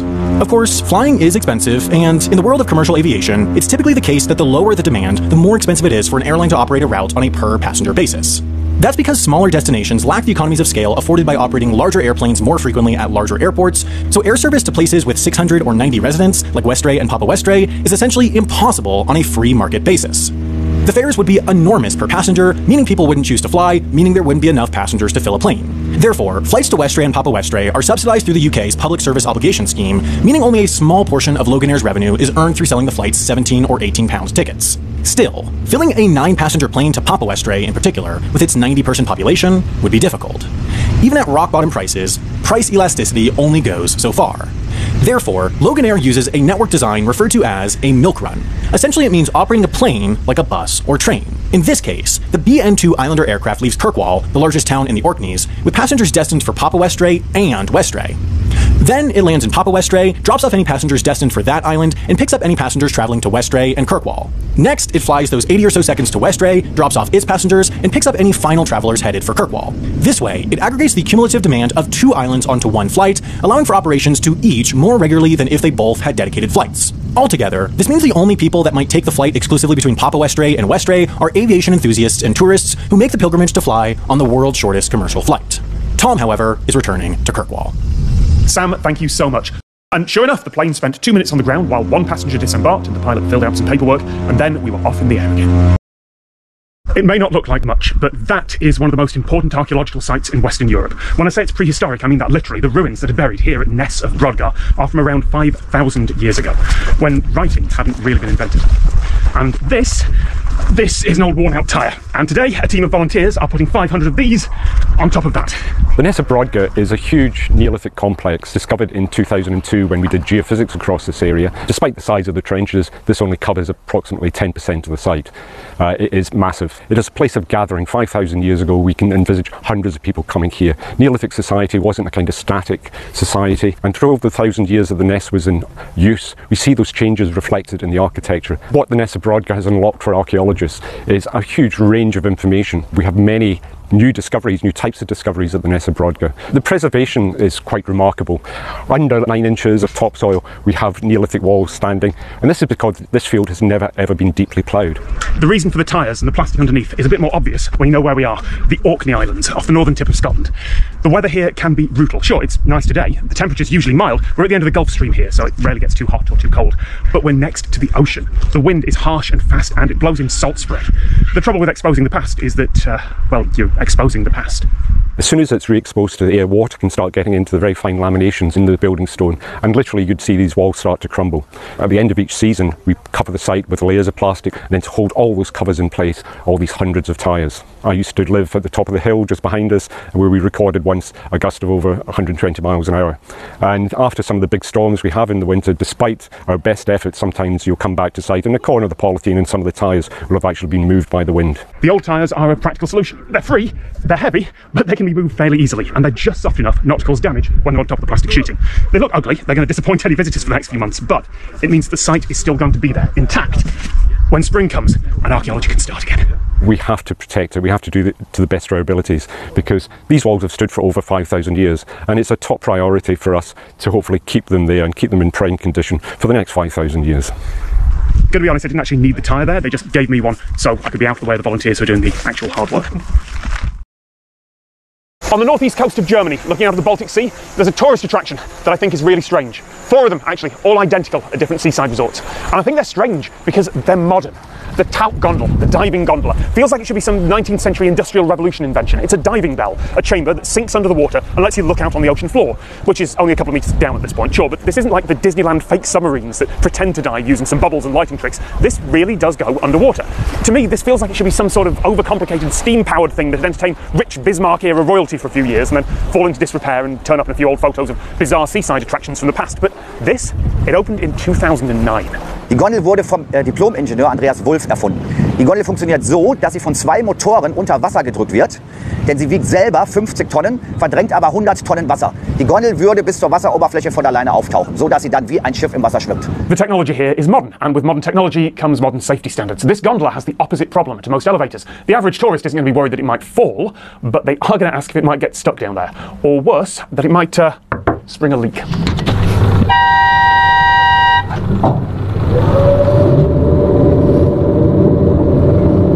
Die Gondel wird von den Motoren unter Wasser gedrückt und wenn man die Haltebremsen löst, kann man im Notfall die Gondel in wenigen Sekunden nach oben schießen lassen. Die Gondel kann man jederzeit über 2 Rettungsschächte so verlassen, dass man dann auf die Seebrücke trocken aussteigen kann. Okay, I did not expect that. Just having a wave right at your face is weird. Also es gibt 2 Belüftungsschächte, die die Gondel ständig mit frischer Luft versorgen. In der Gondel ist genau der normale atmosphärische Druck wie über Wasser. Es wird kein Überdruck erzeugt, wie zum Beispiel am U-Boot. I didn't expect the sound. I don't know why, but I didn't expect the sound. Es sind etwa 6 cm, mehrere Schichten Sicherheitsglas hintereinander. There is one slight catch, of course. There's not too much usually visible in the Baltic Sea. It's not crystal clear Caribbean water on the best of days, and today all those waves are churning up the ocean bed as well. So if you're hoping that sharks or huge schools of tropical fish would swim by, you're going to be disappointed. You might get a couple of curious flounders or a few jellyfish passing by. The novelty is being on what is, to be fair, an actual short diving expedition without needing scuba equipment or a wetsuit. But the folks here were worried that people might be disappointed if they didn't see anything, so they actually closed the shutters and play a 3D film. Aktuell bestehen Pläne und Vorhaben für die Türkei und Malta und natürlich auch an anderen Orten haben sich schon Interessenten geäußert. Das sind dann tatsächlich eigene Konstruktionen, es ist also kein Fließbandprodukt. Sie muss auf jeden Standort entsprechend angepasst werden. If the goal was see the ocean floor, well, you could do that without the chamber and all the fancy mechanisms. You could set down a few big walls with thick windows in them, pump the water out, and just have a regular viewing gallery that you could stand in. But that's not as cool. It is a little unnerving seeing the water rise around you, out of your control, and it's also a bit reassuring to surface again into the sunshine. Because in the end, it's not about the fish, it's about the experience.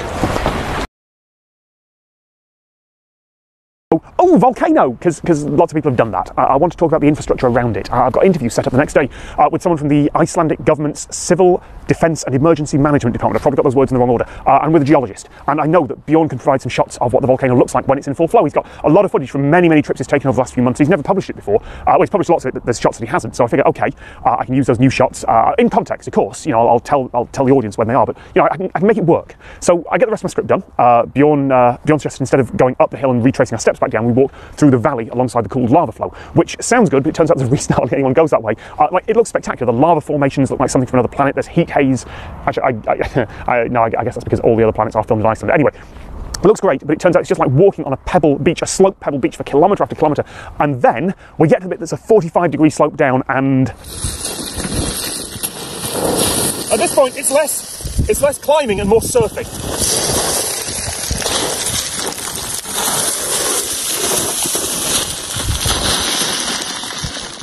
That's a good 10-15 minutes of sort of steady, slidey, ankle-wrenching descent. I fall on my arse several times. But, you know, I know to keep my central balance uphill, because a gentle fall back is better than tumbling all the way down, and we get back safe. I am a bit disappointed as we get back to the car park. You know, no other way to say it, but I'm pretty confident I can make it work in the end. Bjorn drives us back to Reykjavik. We part ways, I take a nap, I get some dinner, but we both keep an eye on the graph. And at about 6 p.m, the activity starts to tick up again. 9:30, the live webcams that are pointed at the volcano, they start to show lava explosions just in the main crater, and Bjorn knows that there's an angle at the top of the western part of the hills where he can get me and the crater in shot, lava behind me, and he can also send the drone over, and maybe it'll even start flowing into the valley again. It is very late, and we are so tired, but it's time to climb the volcano a second time. By the time we arrive at the car park, it's 11 p.m. There are a few other optimistic tourists who I guess have looked at the same data and images we have. This time, we take the western route up. Still a long climb, still a bit of scrabbling up hills. It's really tough. We pass another dry lava flow, and we pass the giant earth wall that's been constructed to try and make sure that the lava goes in a particular direction. It's midnight by the time we're approaching the top, but it's Iceland in midsummer, so it's still light. And we have to stop short of the crater, and we can't film because we reach the clouds. In the time it took us to get up there, fog has rolled in, low cloud has rolled in, and toxic gases from the volcano are now drifting that way as well, and if we go any further, it won't be safe, and we won't be able to see anything anyway. The crater is so close, but there's no way to get there. Bjorn sends the drone out, and he gets some incredibly atmospheric shots from directly over the crater. He nearly melts the camera, but all we see from the path is cloud and smoke. And then, like, there's one last bit of hope, because Bjorn notices there is clearly lava flowing. Maybe it's going to go down the valley, and no, it's going into a hole in the ground, and it's disappearing. So we head back down, because there's nothing more we can do. Down the hill, back to Reykjavik. In total, we've spent 7 or 8 hours of the day hiking up and down mountainsides. Bjorn has gone above and beyond, and I figure that I've still got a couple of days left. Maybe the situation will change. I can go back on my own. I won't have a drone, and without a guide, I'll have to just stick strictly to the tourist route, but maybe it'll work. I can still do the interviews too. They will help. And then I got a really bad case of food poisoning, because I guess Icelandic Mexican fusion cuisine was a bad idea. So now I am physically exhausted, both from the hiking and from spending a day in my hotel room talking to Huey on the big white telephone. I had to cancel the interviews, and even if the volcano had changed and started flowing over the last couple of days, which it hasn't, trying to hike for hours to somewhere with no facilities while my body's knackered is not an option, and I can't extend my stay here.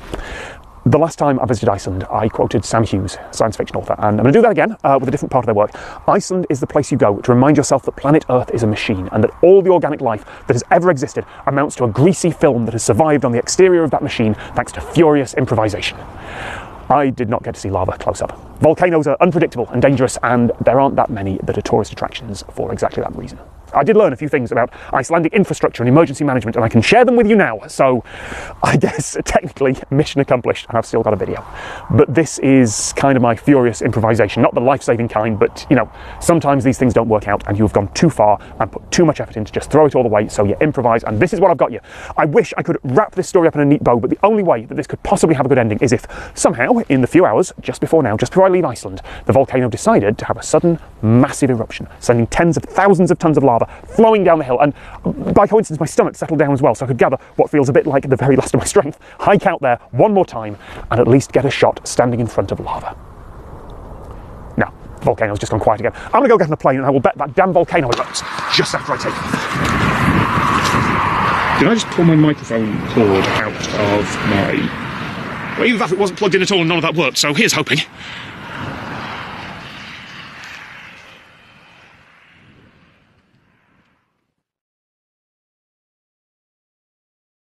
The folks at this quarry in Clafton, near Lancaster, dig up about 60,000 tonnes of shale rock from the ground every year. That shale needs to get to the brickworks about 1.5 miles that way. Nowadays, you'd have some fancy underground conveyor belt, or you'd just have trucks loading up and driving back and forth. But this quarry opened in the 1920s, so the solution was a bit different: an aerial ropeway. This is the last aerial ropeway in Britain. It's nearly 100 years old. It needs no fuel and no electricity to run. And in 15 years' time, it'll be gone. This ropeway was commissioned in the 1920s, but we've been quarrying from this valley now for well over 150 years. An empty bucket arrives, it goes onto what we call the bull rail, so that automatically comes off the rope, and it allows the rope to go around a wheel. The bucket then is dusted if the weather is bad. The rain adheres to the bucket and the muck sticks to it. So that would reduce what is taken down to the factory, and also would affect the balance of the rope. And then it puts under a feeder where a given amount of material is put into that bucket, about 1/4 ton. At that point, another operative takes the full bucket from under the feeder and waits till the correct positioning of the incoming bucket is in place, allows him then to feed it onto the rope. That spacing is critical because of the way the rope works. It's gravity fed. The brickworks is downhill from here, so all the power for this ropeway comes from gravity. Put the full buckets of shale on one side going down the hill, and the empty buckets on the other side going up, and you don't need an engine house or a motor. You just need brakes to regulate the speed. It takes about half an hour for a round trip. There are about 40 buckets. This ropeway will move about 300 tonnes of shale every day with no need for petrol or electricity. So let's go to the brickworks at the other end and see how it works down there. As the bucket comes in the other end, an operator is stood waiting for it. It comes off the rope at a given speed onto a bull rail. From that bull rail, the operator walks round. There's a pivot system on the bucket that tips into a hopper. At that point, it then feeds into a dump truck. The operator then puts the bucket back. When the correct spacing is positioned, he pushes the bucket onto the rope. It's an art to swing that bucket and tip it at the right time. They do walk quite a few miles in a day. This factory was designed to produce around about 42 million bricks annually. There was a 4.4 million investment 4 years ago that increased the productivity up to 50 million. Clafton produces frost-resistant product. It's down to the shale from the quarry. That's a vital key to it. The temperature we fire at, and also the durability of the ceramic bond. That means we can sell this product into all extreme weathers. There's nowhere in the UK we can't sell to with our durability of the product at Clafton. Unfortunately, it has to cross the road. It's never been known, certainly in the last 50, 60 years, to come off at that point, but it is a possibility. So we have a steel bridge with big bucket catchers on the side that would prevent that happening. The rope construction is a 25mm steel rope. Very difficult to get contractors these days who are skilled in splicing ropes of that size. We replace the rope every 6 years. It's a very, very difficult process, very old. The technology is the 1920s, of course. We did a computer design of a new ropeway many years ago, and unbelievably, the computer matched this design in terms of trestle heights and weights to somebody with a slide rule and a pencil. There used to be hundreds of these ropeways around Britain, in industrial sites, mines and quarries. This is the last one still operating anywhere in the country. It nearly wasn't. The financial crisis in the late 2000s meant that the quarry and brickworks shut down for a few years, but it was kept in working order, and as of right now, it's still transporting rock. But it has an expiry date, 31st of December 2036. Permission for quarrying was going to end in 2018, but the local council planning department granted an extension because the quarry and brickworks are still operating. There's a lot of shale still in the hill up there, and literally no one objected. I checked the planning report, environmental agencies, local residents, everyone was like, yeah, fine, keep it running, that works. Now in theory that deadline could be extended again, but the reason they picked 2036 is that by then the company will more or less have quarried everything they can out of that hill. And one of the conditions of that time extension is that once quarrying is finished, the ropeway has to come down. The planning report does acknowledge that it's unique in the country. It's the only one left in Britain. There is some heritage value in it, but they say not enough to justify saving it for posterity. This isn't like an old railway line where if it's left unmaintained it'll just slowly, steadily decay. It could be actively dangerous if the ropes and towers start to fall apart, particularly when they run over a road just there. Unless money is constantly spent to keep it in working order, it'll decay into an unsafe blot on the landscape. Which is fair, but I suspect when that final day comes in about 15 years' time, when the last bucket goes down the ropeway, there'll be a few people here to say goodbye to it. And until then, it'll keep moving shale without needing any fuel at all. Thank you so much to all the team at Forterra for showing me around. They did ask me to make clear that the ropeway is not a tourist attraction, so if you're in the area and you want to take a couple of pictures from the road, sure, but then for their sake, please keep driving. This is a grocery packing warehouse in the southeast of London. Folks have ordered their groceries online, and instead of people walking up and down the aisles of a traditional grocery store to pick up items, these little devices move more than 1 million items every day between them. Instead of trying to build machines that fit into a world designed for humans, this entire facility, the size of 7 football fields, is custom built to make this as efficient as possible. I cannot get across on camera just how incredibly large this whole place is. The top speed of those boxes is about 14 kilometers an hour, and they pass within 5 millimeters of each other when they move. So, how many robots are there in the hive? Well, that depends on how you count them. What you're looking at behind me is the hive. We've got the grid, which is the metal structure. It's filled with products. So that product is housed within what we call totes, or these open boxes that you can see at the top of the grid. We have around 2,300 bots, and they move the stock around the warehouse so that we can pair it up with customer orders to be delivered. The bots will move in the X and Y direction. They can also move in the Z direction. So we have a cable hoist system that means that they can lower down a gripper assembly and grab onto the stock that we have in the grid. In some areas we have as deep as 21 totes all in a line. We have sensors underneath the bot that mean that every time it passes over one of the squares on the grid, it has a laser underneath it that can tell when it moves over that cell. So it will say, I passed a cell, I passed a cell, I passed a cell. We have around 58,000 different types of individual products within the grid. We'll use the huge amounts of data that we gather to understand what customers are most likely to order and place them in the easiest to reach locations for bots. All of that combined means that we can have stock into the warehouse and out again from our suppliers into a delivery van in just 5 hours. The robots deliver their crates over to the packing area. Some of that packing is done by humans, but there are mechanical arms as well. One of the big problems they've got to solve is that grocery packaging is designed for people, and the interactions between all the objects they deal with can be complicated. Currently we're standing underneath the grid structure that we saw earlier. The robots that we saw are actually dropping off products to the station. Once they're dropped off, they become in control of the robot, and the robot decides how to pick them before the grid robot picks up the tote and takes it away again. There's 2 3D cameras above the totes, so it takes an image of the storage box before it picks from it, decides on the best grasp point, confirm that the product is correct, and then place it into a customer shopping. And it's doing all of that on live customer orders. We make sure that we don't mix something that was heavy with something that's soft. There are things that the robot can't pack, things such as very, very heavy, very large, or very fragile items, but there's a lot of range in between that. It's fairly safe to call each individual packing arm a robot. Each one has a separate controller, and it has to make a lot of decisions in real time using cameras and sensors on each individual arm. But here in the hive, it's not quite as simple. Controlling all of this is what we refer to as the hive mind, so this artificial intelligence system that controls everything. Once the stock comes in, from that exact point that it enters the system, the hive mind will track its every single movement. The hive mind will tell the bots exactly where they need to stop, but it is the bot's control system that allows it to follow a movement profile and stop exactly as the hive mind expects it to. There's just a 5mm gap between bots, so that's both as they pass each other and if they stop next to a bot as well. This bot with the orange light may have experienced something within its sensors and all of those readings it's taking that when it feeds that back to the hive mind, it's not quite what the hive mind was expecting, so it just brings it to a safe stop for investigation. We do have a number of grid operators that sit at the edge of the grid, and they're able to use our CCTV system that we have above the grid to look at exactly what's going on with that bot, and they can try and fix that remotely and send commands to the bot wirelessly. The boundary between individual and group is a little blurry. Is a termite colony and a collection of individuals working together, or one big superorganism? Is the microbiome in your gut part of you? Because in the last couple of decades, scientists have started to work out that the bacteria in your digestive system produce and consume neurotransmitters that affect how you think, but most people wouldn't consider their gut bacteria to be part of them. We tend to ascribe intelligence and identity to things that act at roughly our scale. It's easy to look at the hive, see the moving boxes and go, okay, 2,000 robots. But with only one controller, and the boxes just following the paths they're given, I'd say there's a good argument that that is one robot with 2,000 ways to interact with the world. We're flying at 1,900 feet over the west of Scotland, on our way to the only commercial airport in the world where the runway disappears underwater twice a day. Barrow, in the Highlandshire, is an island with about 1,200 people and 60 square kilometres, and the only flat part you can put a runway on is the beach. Hotel Echo Bravo Sierra, para information, runway 11, land at your discretion, surface wind 12015 knots. Generally, if you haven't been to Barra before, you fly over once, get a feel for it and then come in the second approach and land. We have 3 active runways available. We have marker posts to indicate the centre lines of the runway. I can see them from the ground. I'm not too sure if the novice coming in for the first time can actually spot them. We've got the hills nearby here behind me. Sometimes you get the wake of the wind turbulence off that, so that can make it a wee bit bouncy on the approach. To say if you walk from a landing, then that's a good landing. So, I don't know. So far, the majority have been alright.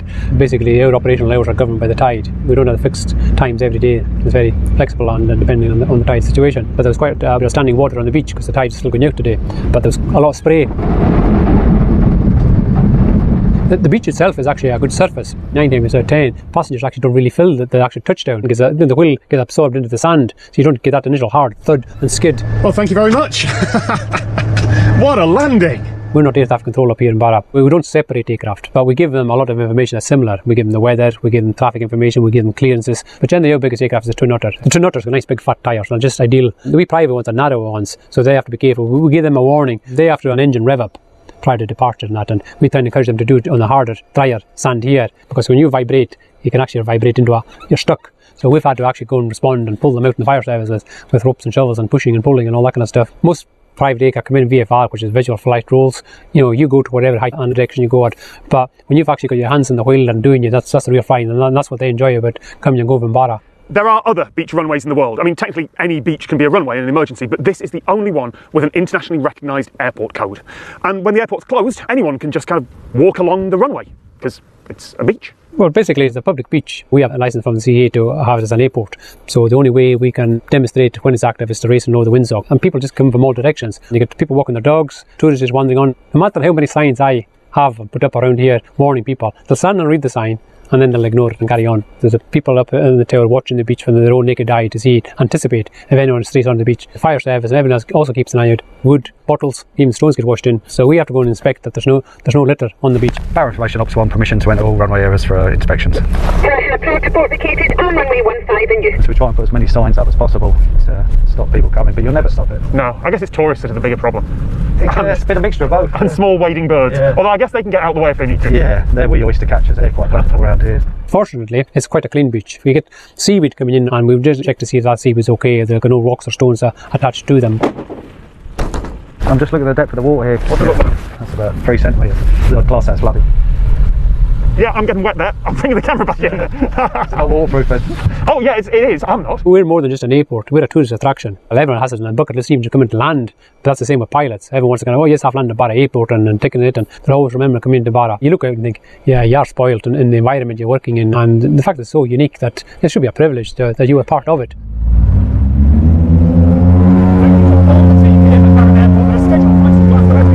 There's nowhere else like it.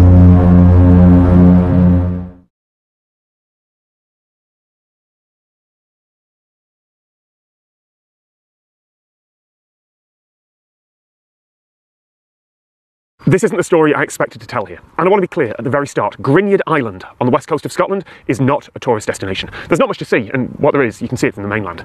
But if you really do want to get closer, there is a way, and these days, the government won't even try and stop you. While I think Scottish right to roam law would allow us to land this boat and have a walk around, the owners of the island asked that I don't. And that's fair enough. One of the reasons I want to respect that request is because there is quite a history of Englishmen coming up to the Scottish Highlands and acting like we own the place. Gwynedd Island here? In World War II, this is where Britain tested its biological weapons. It was contaminated for decades, and landing was dangerous and illegal. It has another unofficial name, Anthrax Island. And traditionally at this point, television crews go into the history of the place, and there'd be a lot of pontificating about whether Britain would ever have actually used lethal anthrax bacteria as a weapon. The government has always maintained that the experiments on Gwynedd Island sheep here were just for defence, to have data in case we were attacked, or as an early form of mutually assured destruction.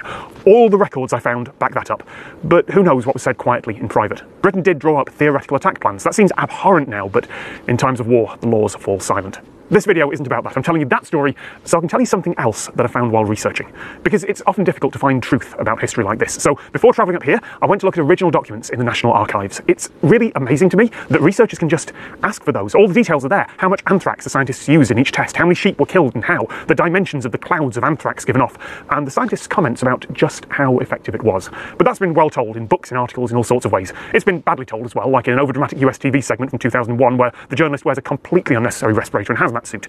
And he didn't need those because in the 1980s, the island was decontaminated, partly because of pressure and petitions from the public, and there was also more startling pressure when an anonymous group calling themselves Dark Harvest Commando dumped anthrax-contaminated soil outside one of the English government research labs. The people responsible were never tracked down. And while all that was going on, modern tourism had become a thing. In 1982, the government had to deal with a couple of Europeans on holiday who just landed on the island in an inflatable dinghy and had a walk around, unaware of the danger that was still there. There's a letter in the archives from the British Embassy, and it's this wonderful bit of diplomatic writing.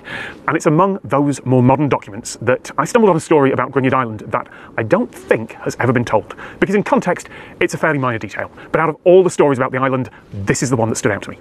So, it's 1986. The decontamination was successful. The government used tons and tons of formaldehyde disinfectant, which killed a few other things apart from the anthrax, but the ecosystem was steadily starting to recover from that. For the government, it all seemed to be going well. The press coverage was mostly positive. They got a lot of attention for doing a good thing, for finally cleaning up an old mess. And of course, the public's interested in the whole thing. Newly cleaned up, secret wartime anthrax-contaminated island is the sort of thing that attracts people's attention. And it was being sold for only £500. Slight catch there. It was being sold for £500 back to the original owners because the government correctly was honouring the original contract from the 1940s, which specified that once the island was safe again, the folks who'd sold it to the government, or those people's descendants, they'd have the option of buying it back for the same price they sold it for, £500. It was worth much, much more than that, but £500 was the price, and £500 they pay. What this did not mean was that there was a bargain basement private Scottish island on sale. But the trouble is that the press can sometimes gloss over some of those details. And as the decontamination story went out in newspapers and magazines and TV broadcasts, several government departments found themselves dealing with a rush of letters and telephone calls from the public, all asking if they could buy the island for £500. It has come to my attention that the island of Grinyard is for sale. I am interested in making an offer to purchase. I realise that getting voice actors to read the letters out does make them a bit funny, but I don't want to mock the people sending the letters. They weren't ignorant. They'd just been told by an apparently reliable source that there was a private Scottish island available for £500. I'd ask about that. I might even try and beat the offer. The price offered is £500. I am prepared to offer £501 immediately. One woman from Glasgow wrote, "The fear of anthrax pales into insignificance to me, as I have lived adjacent to a council rubbish dump for nearly 3 years. And it wasn't just British people. The inquiries came from all over the world. Germany, Ethiopia, Bahrain, the UAE, New Zealand, a couple of homesick Scottish immigrants to Australia. I often long for the old country. People wrote to any department that they thought might be relevant. The Scottish Office, the Ministry of Defence. A man from Australia wrote directly to the Prime Minister offering $1,000. Please forgive me for writing directly to you, Mrs. Thatcher, but I'm hoping you will forward this tender to the correct department." That letter arrived 3 months after the first ones. This took a long time to clear up. Not all the incoming letters are in the archives, probably not all the replies either. There are also a couple of grumpy memos from civil servants passing the buck to one another about dealing with the letters and the phone calls. I do wonder if any of those writers thought their letter would someday end up preserved in a national archive. This isn't ancient history, that's why I've blocked out their personal details. And I love this story because it shows that misinformation is not a new thing. Misunderstandings are not a new thing. Even now, if you Google who owns Grinyard Island, you'll find an article about how Russian oligarchs want to buy it. Dated April the 1st, 2018. April Fool's Day is a curse and we should abandon it. And anyone who has ever been in the public eye, even briefly, knows that one wrong word can come back to haunt you for years. It might not even be your word. The press might misquote you or take you out of context. And somehow, the world gets the impression that, for example, you're the person to call about a surprisingly cheap Scottish island that doesn't have anthrax anymore. In 1997, a container ship called Tokyo Express was on its way to New York when it got hit by a heavy storm off Land's End, just west of here. A load of containers got knocked into the sea, and one of them contained almost 5 million little plastic pieces of Lego, most of which were ocean-themed. Flippers, spears, octopuses, all crashing around in the waves and currents. The far end of this beach has the right conditions. There's a huge expanse of sand, the wind's in the right direction, but the pieces can wash up anywhere. That's a nice, cute story that I was going to tell. We find the Lego after high spring tides and winter storms, and that's when the waves will eat into the dunes and release a lot of the plastic that's been washed ashore many years ago. That's Tracy Williams. She's been beachcombing here for years and runs a photography project called Lego Lost at Sea. Tracy didn't want to be on camera, which is frankly sensible, but she was nice enough to show off some of her Lego collection, to take me beachcombing here on the far end of the beach, and to chat about what she's found over the years. So I got my GoPro ready, we went out for a walk on the shore, and that's where the story I thought I was going to tell didn't work anymore. When you've got it in a little jar with all the bright colours, it looks almost quaint, and then the reality is a bit different. No, the reality is horrifying, isn't it? So if you look here, absolutely. So this is actually a plastic pebble. Plastic? Yeah. So how can you tell the difference? Feel the weight. Oh, huh. Nobody really knows where they're coming from, but they're thought to be the remains of beach bonfires. So I've actually picked up 20,000 of those. It's actually from an ale cask. These are from packaging strips. These are what they put around cartons to protect them from the packaging. Shotgun wads, shotgun cartridges, bottle caps. I mean, what do you do with it? Like, you've just got to bring a trash bag and just... Yes, I normally come down armed with sacks. That's a glow stick from fishing. So that's the... Oh, yeah. Off a tyre. So these get discarded on garage forecourts and tyre places, and then they just get washed into the drains. And the drains go straight to the sea? A lot will be litter dropped on streets. 80% of litter dropped on streets is said to make its way to the sea. Wow. It's not just Lego. That's the way people like to tell it, but it's not just Lego. It's so many plastic things, and it's not just this beach. Once you start looking, immediately, bright white, bright blue, bright yellow. Yeah. If I was looking at this from a distance, I would have just read it all as seaweed. It's actually not as bad today as it sometimes is, but I can't see how it's ever going to get better. In a way, it's a sort of pointless exercise, constantly picking it up. I've just kind of got a sort of creeping horror at this point. Do you get used to that? Get used to seeing this amount of plastic? Yeah. Yeah. There's this cliche in horror movies where the characters suddenly realise that the monster that they've heard about, this abstract thing, is actually in the room with them and has been there the whole time. And that's kind of what this felt like, because I've been going to beaches like this all my life, and I never noticed the bright colours that were right in front of me. So on this beach, you get a lot of the floating plastic. So you've got all the fragments of plastic. You've got the nurdles, these little tiny nurdles. Those aren't stones, those are... No, these are little plastic nurdles. These are the raw material that all plastic items are made from. There's billions of them. So some are nurdles. You also get ones that are black and ridged, and they're actually biobeads that are used in wastewater treatment plants. And then you sort of pull back the camera and you realise that it's all of this. There's so much of it. On some beaches, you get the plastic that sinks to the ocean floor, and it washes ashore with the kelp, with the brown seaweed. They've probably been swirling around the seabed for the last 24 years, And every now and again they wash ashore with the seaweed. And this goes down then? We assume it does. So a lot of it is buried under where we are now. Yes. It just needs to come out. Quite a lot of the toys we find, you can date them. And some date back to the 50s and 60s, especially the cereal packet toys.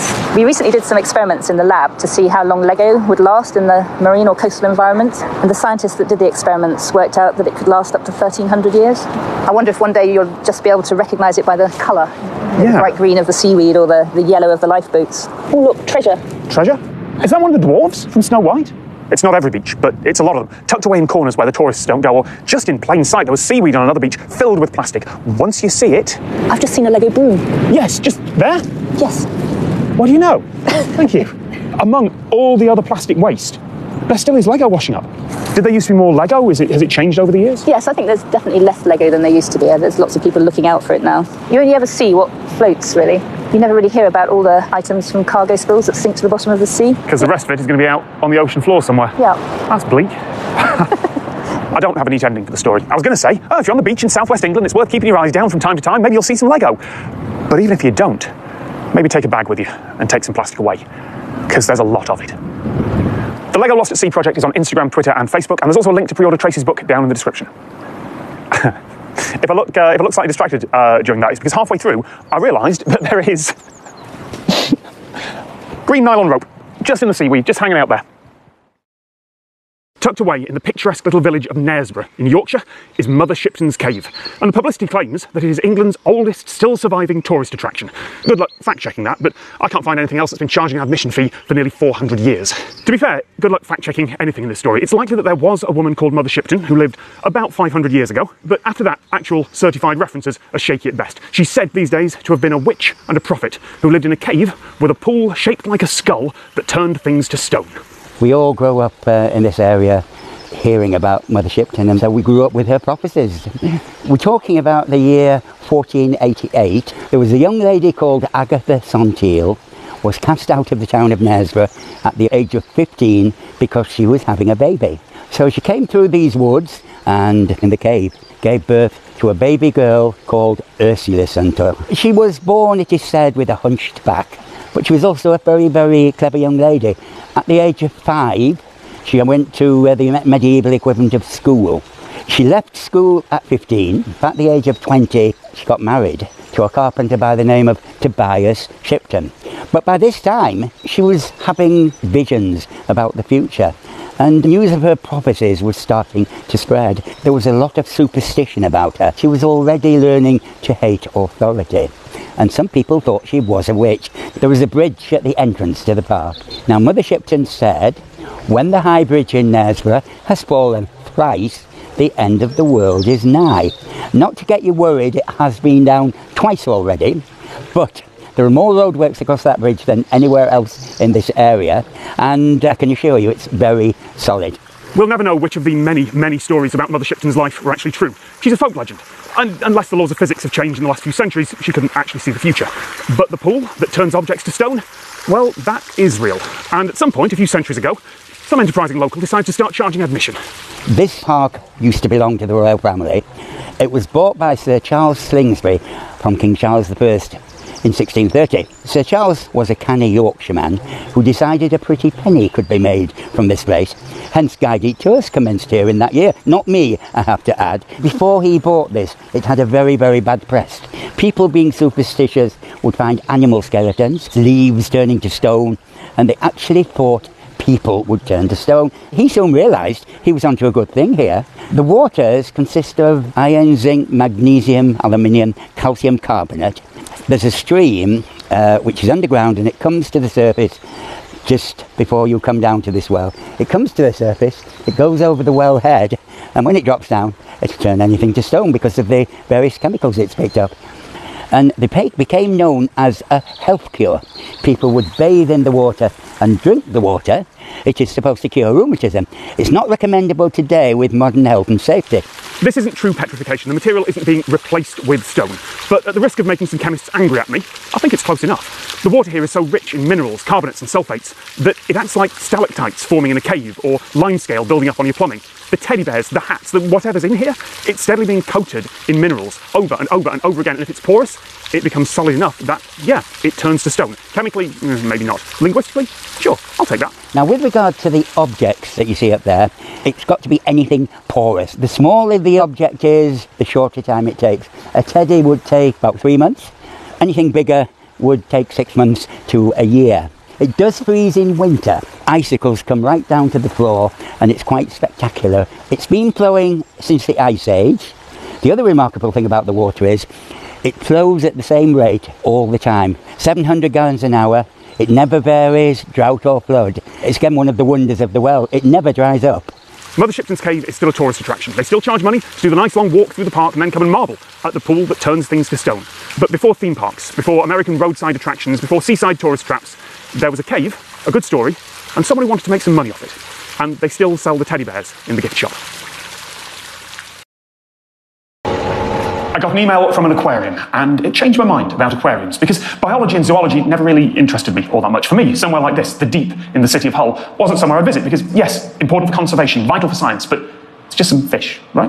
But then they sent me an email and asked me if I'd be interested in looking at their life support system. Now, I've only ever heard the words life support system in the context of spaceflight, either realistic, like the oxygen scrubbers and water recyclers on the International Space Station, or in less realistic situations. Life support systems sustaining on emergency. But the Deep, here, it has a life support system.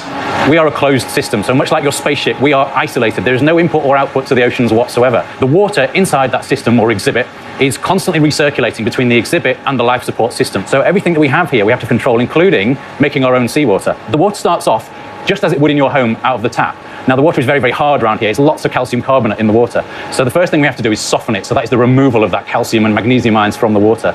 So these are full of an ionic resin, and they scavenge those ions out of the water. We don't want calcium to build up in our life support systems, on our heating elements. So what we're left with in this great container over here is roughly 30,000 litres of softened water that has gone through this reverse osmosis machine. It's basically pumping water across a very fine membrane under very high pressure to give us very, very pure water. To that pure water, we then add artificial sea salt. We then pump it around where needed around the building. So this is a really good example of a small-scale life support system that we would use for some small standalone tanks like this research system here. Now, this has got all the components of a life support system that you would normally find in an aquarium like this. And this is all scaled up on a huge scale for things like our large 2.5 million litre system. What we have at the back here, that's a foam fractionator. So all of these microbubbles that are being injected at the base of this foam fractionator are scavenging organic molecules. Now, these molecules and compounds are actually hydrophobic. They don't like water. And what they want to do is they want to adhere to the surface of this microbubble. And they rise to the surface, and we then remove them via the cone at the top. This is a biotower. So fish excrete ammonia and urea. Now we have to convert those to less toxic forms. Inside here we have a lot of bioballs. That is a huge, huge surface area. The bacteria that live on these bioballs are converting it through to nitrite, then to nitrate, and we can then complete that process by reducing that to nitrogen gas, which can just off-gas into the atmosphere. We've got the sand filtration here. So water enters the top of this unit, it goes through a bed of sand, which scavenges out all those particulates in the water, and then exits the bottom clean. One of the last steps in the life support process is ultraviolet light. It breaks down cell membranes, so we're really looking at antimicrobial action within these units. So water is constantly recirculating between the life support system and the exhibit. As I talked to the team here, I realised that, sure, you can call this an aquarium, but you could also call it a spaceship for sharks. You've got creatures contained in a higher pressure environment, and okay, it's not the vacuum of space out here, sure, but if these walls are somehow breached, the environment inside will spray out, and if it's not fixed quickly, those fish are dead. And if that environment isn't controlled and maintained constantly and carefully, they're also dead. And that takes a lot more equipment and a lot more precision than you might think. So just as we have a small foam fractionator on our smaller life support systems, this is the scale of this skimmer on our large system. Now, this is part of the building, it's so huge. Now, a key part of maintaining this is making sure the mixture of gas is correct that we're pumping into it. So here we have a gas panel. Now, this is where we alter the mixture of air and ozone that is going into the super skimmer. So that's helping to break down those organic particles, molecules, so that the skimming can be much more efficient. So we're going down into the heart of the building now, into the basement, and that's where the really large life support equipment is located, some of which is so large it forms the fabric of the building itself, and the pipework is built into the ground. So we're now 3 floors down, and we're only just at the base of the super skimmer. We saw the cone right at the top. Now we're right down at the base, so it just gives you a sense of scale for how big that super skimmer actually is and how much a part of the building it actually is. The water then comes back out of the super skimmer and enters our giant sand filters. We need to remove all the particulates out of the water, those little pieces that you might see floating around, bits of food, things like that. So here we have some very large banks of UV. So water is constantly passing and exposing microbes to that UV light. And then the last step in the process is the huge pumps over there take the water and pump it back into the main exhibit, and we start the whole process over and over again. It happens constantly, and the water is going round and round completely about once every 3 hours. So here we are above our main exhibit, Endless Oceans. Now this is a tropical marine system. It's 2.5 million litres, it's 10 metres deep, and in here is where we keep all of our really key species, including some that are unfortunately now critically endangered in the wild. We do call it a life support system because it is doing exactly that. It is sustaining life. We're controlling every single water parameter in order that the species that we're keeping here are thriving. We are responsible for every single life at the deep. There are lots of towns and villages around the world that once existed but have been lost to the sea or under floodwaters. But here, on the southeast coast of Britain, there's a village that's still around, but which won't be for too long. Up behind those cliffs is Cove Hythe. It's a picturesque little village. There's the ruins of a church more than 600 years old, with a more recent church built inside. And by more recent, I mean the little church is only 400 years old. There's farmland, a few houses, a couple of dozen residents. This has been a settlement for at least 1,000 years, possibly more. And it'll be gone by the end of the century. You can see on old maps just how much land has already been lost to the sea. These cliffs here get eroded a little bit with every high tide, steadily being pushed back and back and back. There are warning signs to stop people from walking on top, because the ground near the edge will be loose and could fall with just a little bit of pressure from above. And this has been happening for centuries. It can't go on forever. At some point, no one knows when the process should stabilise at a new equilibrium, but no one can model that far ahead. For the foreseeable future, the local council's management plan estimates that the coastline will move inland by about 4 or 5 metres every year. There's a lot of margin for error, but even in the best case scenario, Cove Hythe is gone in 100 years. Worst case, 30 years. It won't actually crumble into the ocean. To avoid pollution, buildings around here are demolished and taken away when the time comes, and presumably someone will have to move the church's graveyard. So why doesn't anyone save Cove Hythe? The landowners did offer to build their own coastal defences back in 2011 to add breakwaters here as an experiment to see if the erosion could be slowed, but they were turned down by the council. This beach where they need to build is owned by the government, and the government said no, because the needs of the many outweigh the needs of the few. A little way down the coast is Southwold, home to 1,000 people and a lot of tourism. And the simulations say that if Cove Hythe stops eroding, then Southwold would probably start. Or at least they'd need much, much stronger defences. It's not practical to save every building everywhere. This is miles of coastline, and they need to defend all of it constantly into eternity. The council's plan is clear. It is not considered sustainable to attempt to manage the erosion. I did ask both the landowners and the council for a comment, but neither got back to me, perhaps because Cove Hythe isn't a tourist attraction, and I don't think they'd want it to be. There are no amenities for visitors. There's no little tea shop by the beach, but if you do happen to be somewhere in the area in the next few years, it might be worth stopping by to see Cove Hythe while you can. Most of us at some point in our lives have abandoned a project halfway through, but most of us don't have that abandoned project sitting on full permanent display to the world. This is the road to nowhere in Yate in southwest England. Let's go for a walk. This is 400 metres of never completed 1970s highway that goes from a roundabout to, well, nowhere. It's cut off by a railway line. I'm actually a little bit amazed that I only just found out about this, because half-completed road to nowhere with lane markings and curbs and everything is very much the sort of thing that I expect younger me to have filmed 5 years ago. And this place is not a secret. This is a big public common. There's folks walking their dogs here. The public can't drive on this road, though. It's gated off. If you look at aerial photos, you can see where it was meant to go. There's another roundabout a little way over there that it would have connected to, completing a small ring road around the town. And you can see exactly what the plan was.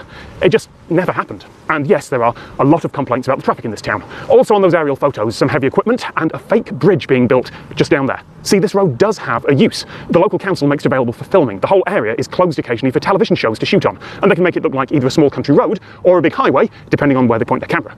Broadchurch used careful angles and one composite shot to make it look like a coast road, and Hospital Drama Casualty have shot quite a few things here over the 36 years they've been in production.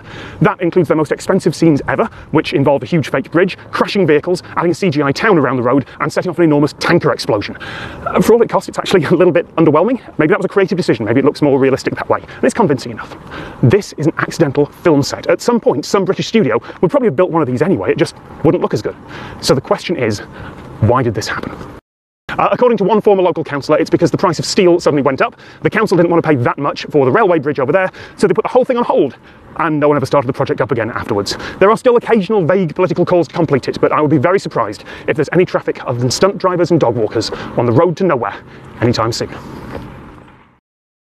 Welcome to Foulness Island. The name is unfortunate. It either meant Muddy Headland or possibly Bird Headland a few centuries ago. It's about 9 square miles, about 150 people who live on it, but unless you are one of those people or you've got business with them, you will not be allowed in. Most of the island, and importantly, the road and bridge that get you onto it, they're owned by the British military and they will turn you away. But despite having no business here, I am on the island, legally.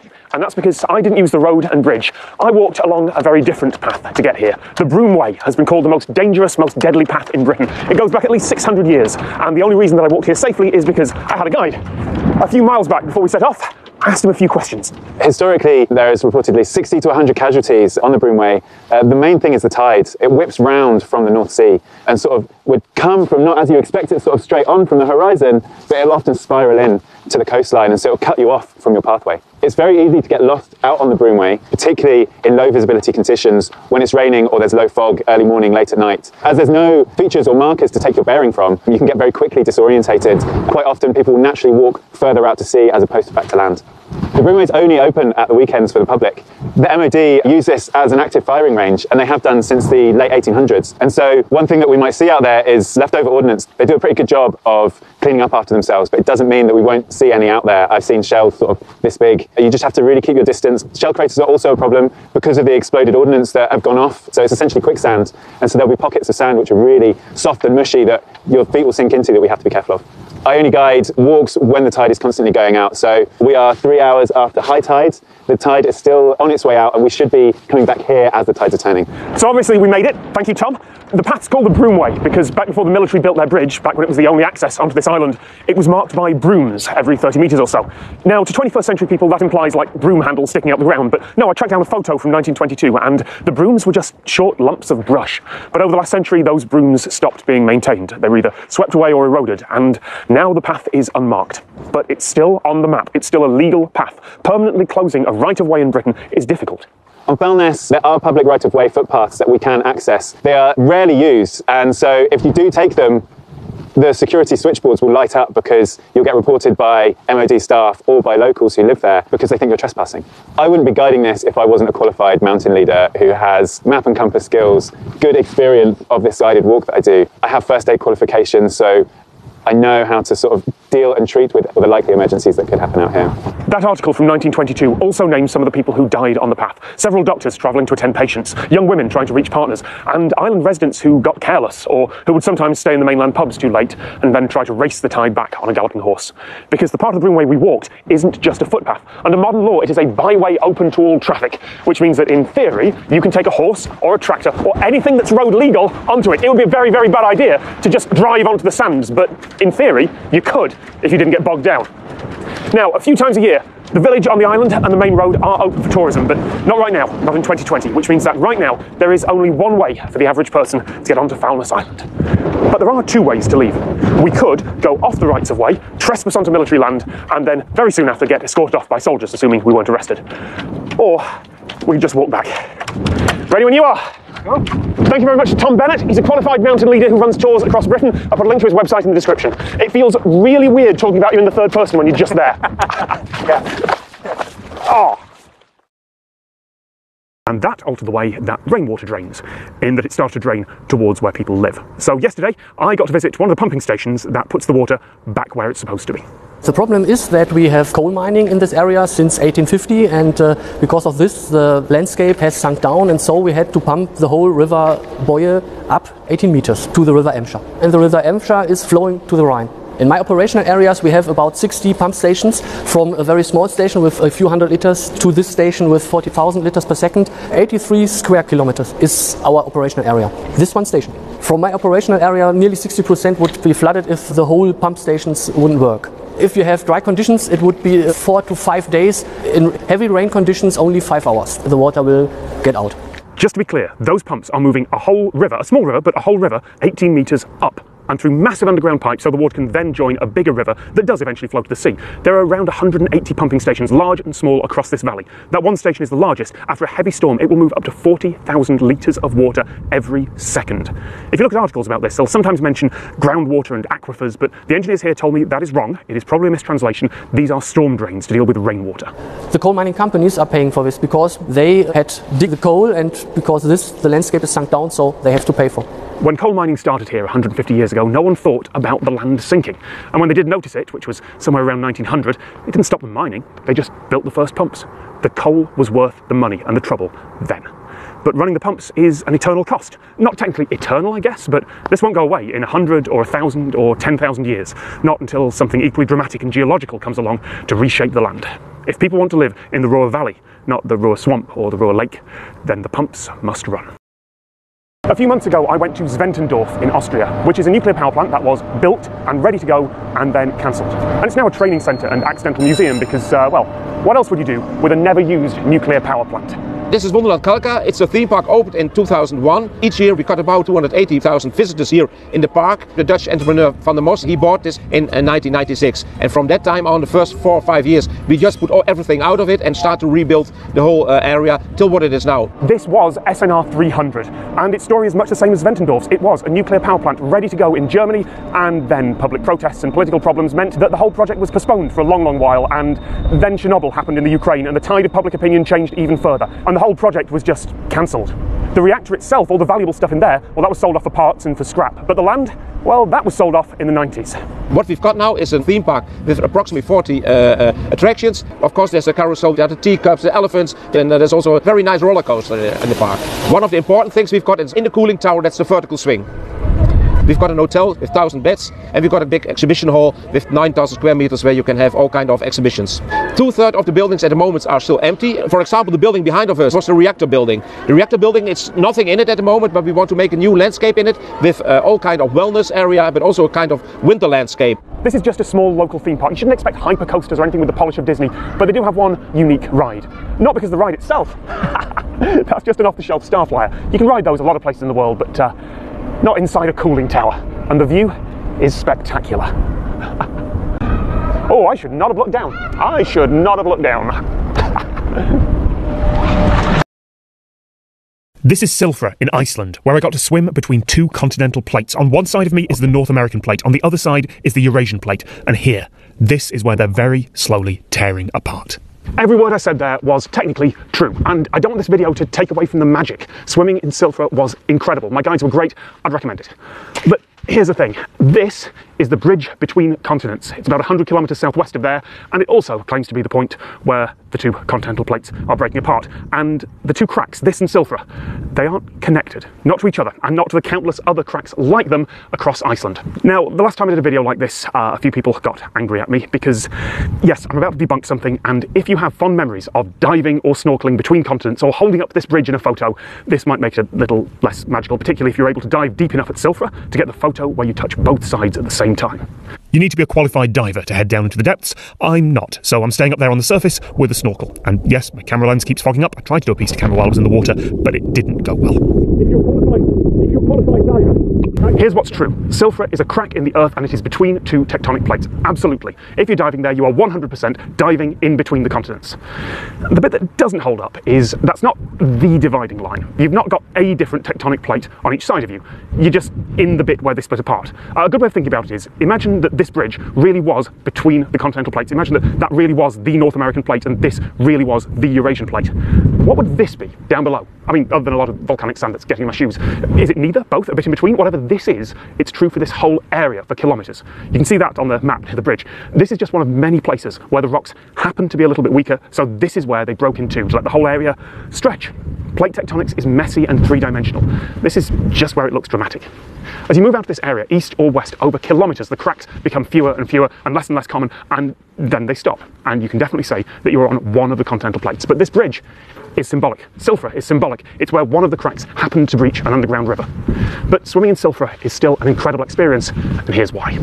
Silfra is filled with glacial meltwater, an underground river surfacing there. The water has been filtered for decades through rock, and there's so much of it that there's a constant current pushing any impurities out into the nearby lake, which includes me. I'm swimming in a literal river of mineral water, and the visibility is perfect. In other parts of Iceland, water like that is bottled and sold, but here we're inside Thingvellir National Park, which was the home of the Icelandic Parliament for 8 centuries and is the most historic part of the entire country. So no bottling plants there.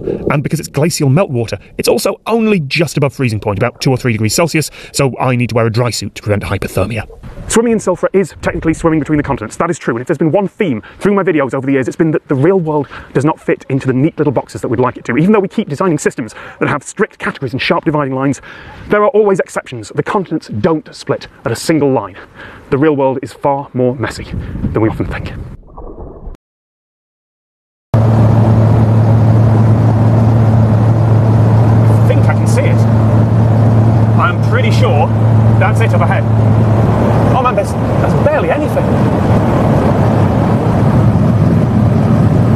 That used to be an island 700 metres by 100 metres, and that's all that's left. And yes, it's eroded away, but it looks like the predictions were a little bit pessimistic.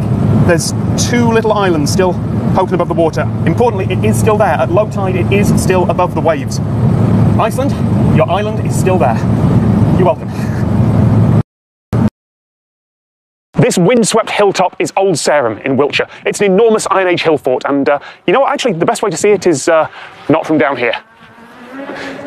This is one of the most important historical sites in southern England, an Iron Age fortification from more than 2,000 years ago. Then in the 11th century, a castle was built for William the Conqueror, and the Catholic Church built a cathedral here. You can see the foundations of all of those surviving centuries later.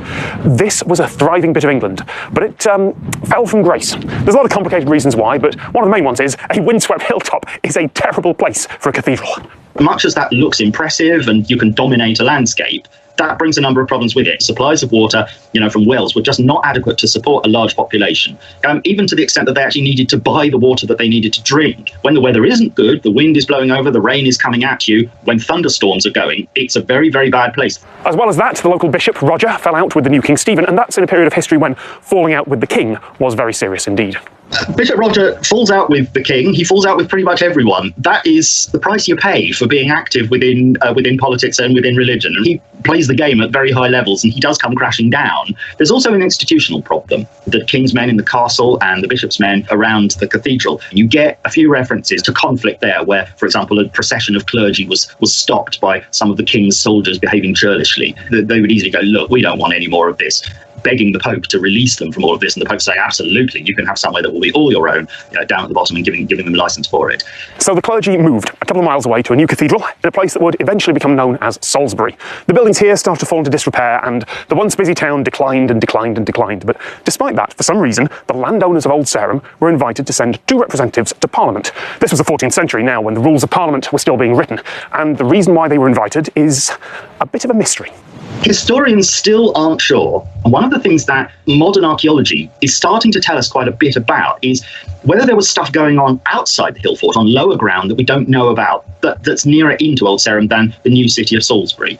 There's a fairly strong likelihood that while the hill fort itself had been abandoned, there was a bit more settlement further down. And probably in the later Middle Ages, it wouldn't have been regarded as such a complete nonsense of 2 MPs being elected for a place with no population at all. So this hill had 2 members of Parliament, and that didn't change for centuries. It didn't change as the population dwindled. It didn't change when King Henry VIII signed over possession of all the buildings to a local official who ordered them dismantled and used for building material. By the 17th century, no one lived here.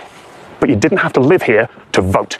Anyone who was nominated by the landowner as being one of the tenants in this area, that was enough. And of course they voted for the person who nominated them. So this hill became a rotten borough. If you owned the land, then you and a friend, or whichever 2 people you chose, had seats in Parliament, representing basically just yourself. And if you were particularly rich and well-connected, you might own a couple of other boroughs nearby, which would elect your friends. Meanwhile, places like the city of Manchester, eventually growing to 250,000 people, had no one representing them at all for centuries. By the 19th century, it was clear that something had to be done, but how do you change something like that? How do you convince people with power to give up that power? Public outrage, radicals, protests, including one where 60,000 people were attacked by the military, which came to be known as the Peterloo Massacre. In May 1832, riots broke out when the 3rd attempt at a reform bill was blocked in Parliament, and Britain likely came close to revolution. After all, the French Revolution was still very much in living memory then. In short, the reformers won. And historians can argue about how much of that was political wrangling by the people who gained power, and how much of that was the very real threat of violent revolution. When the dust settled, the law was changed. The rotten boroughs were abolished, and there were 130 new seats in Parliament. Voting was still only for men with land or money, though. It took until 1918 for that to become all men and some women, and it was 1928 before it was all adults. These days, parliamentary boundaries are drawn by an independent group based on population. This hill is managed by a charity called English Heritage, and 1 member of Parliament for Salisbury represents this whole area and the roughly 70,000 people who live in it. It's important to remember that history is fractal. You could spend days or years or a lifetime studying everything that happened over those few days in 1832. Or you could sum up centuries in a few minutes. But there's one thing that Old Sarum shows very clearly. It is extremely difficult to convince people with power to give it up willingly. Thanks to English Heritage for letting me film at Old Sarum. You can find out more about them and about visiting here on their website. The link is in the description. In August 2001, the press descended on the town of Bury St Edmunds in southeast England. The mayor was going to unveil the world's first internet bench here in the Abbey Gardens. I'm not sitting on the bench for a couple of reasons. One, I can't get close-ups of it while I'm sitting on it, and two, it looks like quite a lot of the local bird life has been perched above it recently. Anyway, internet bench sounds ridiculous, but you have to remember, in 2001 there were no smartphones. Wi-Fi did technically exist, but it wasn't widespread, and mobile internet was limited to a few specially coded tiny black and white sites which could be accessed slowly and expensively on just a few models of phone. If you wanted an internet connection in 2001, your computer had to be plugged in somehow. You couldn't just expect to check your email in a park, and thus the internet bench. A bench with sockets that you could plug your computer's modem into and dial up to the internet over a phone line. Which is weird, right? Because surely the sensible thing to do, even back then, would have been to have one internet connection, maybe an ADSL line, and then share it like a regular corporate network. Just plug in an Ethernet cable and you'd have a connection. But no, you had to use a phone cable, and your laptop would have to dial a regular landline phone number to connect to, well, who? Launch day photos make it very clear who you were supposed to connect to, or at least it would if the mayor had realised which way up stickers need to be on a laptop. This was all a publicity stunt for MSN, the Microsoft network, and there are some very nice quotes from MSN staff in the BBC article about it, which were probably pasted straight from the press release. In truth, this wasn't really an internet bench. It was a bench with a couple of phone extensions run to it, and that was it. For a 3-month trial period, you could dial up to your own internet account from here. And it didn't take long before some local tech-savvy teenagers worked out there wasn't any block on the numbers you could call from here. The bench just had a few phone sockets wired into the exchange at Microsoft's expense, so of course they made a couple of international calls for free and tried to get through to Bill Gates. They didn't manage it, but they did get a nice write-up in the local paper, and one of the most wonderful early 2000s post photos I have ever seen. From a technical standpoint, this bench was a disaster, but MSN were probably happy with it. They'd been happy with the teenage hackers as well. It got their company name in the paper again. They're probably still happy with this video, even as I tell you, it was a terrible, half-assed idea, because what it did, and what it's still doing, was get their name and logo in front of an audience. They just want to be noticed. It's one of the dirty secrets of public relations. If you want to get the attention of the press, if you want your brand in front of the world, you don't have to actually make something good or useful or sensible that even works like you said it would. The truth is malleable. You just have to tell a story that resonates, get the press in to take some pictures and figure they don't know enough about the subject to ask technical questions, and then after you've got those column inches, or these days the retweets and clicks, you can basically abandon the whole project. The public are fine with it. It's a silly story that doesn't matter. The press are fine with it. They've got content and sold the adverts around it, and it doesn't matter if it gets ripped apart later. As long as it doesn't kill or maim anyone, then you got your free advertising. And we've seen this time after time after time. Heck, I've done it occasionally in the past. That's not even the same bench, actually. It's the right location, but it's been swapped out for a different one with a couple of plaques on it and no phone sockets. But then, the bench working was never the point. This wasn't about connecting the town of Bury St Edmunds or blazing a trail into the future. It was about getting cheap advertising. And here I am, 20 years later, still giving them that, because world's first internet bench still gets attention. Oh, someone sat in it. Just over 50 years ago, the Austrian government decided to build 3 nuclear reactors along the Danube River. It was the age of the atom, the height of the space race. Nuclear power seemed like the natural next step for Austria. But politically, it was risky, and the decision was extremely controversial. It took many years of arguments and protests, but eventually, the country held a referendum. The government asked the people of Austria, do you want nuclear power? And the vote was on a knife edge. When everything was counted, 50.5% said no. The trouble was, they'd already built the first reactor. They just hadn't turned it on yet. This nuclear power plant was built up from 1972 to 1976. Everything was here. The power plant was ready for operation, including the fuel rods. You only have to put the red button to put it into operation. And then the Chancellor of Austria decided to hold a public referendum. We like to say this special nuclear power plant never splits any atoms, but people, families and political parties. The capacity of the nuclear power plant in Zwentendorf was 750 megawatt. This reactor should have produced electricity for 1.8 million households. So what do you do with a never-used nuclear power plant? It's not like you can just flat pack it and ship it over the border to somewhere that does want it. And this was incredibly expensive. Adjusting for inflation, in today's money, this plant cost over €1 billion. When the result of the public referendum was mentioned on the national TV stations, for 200 people here in Zwentendorf it was a shock.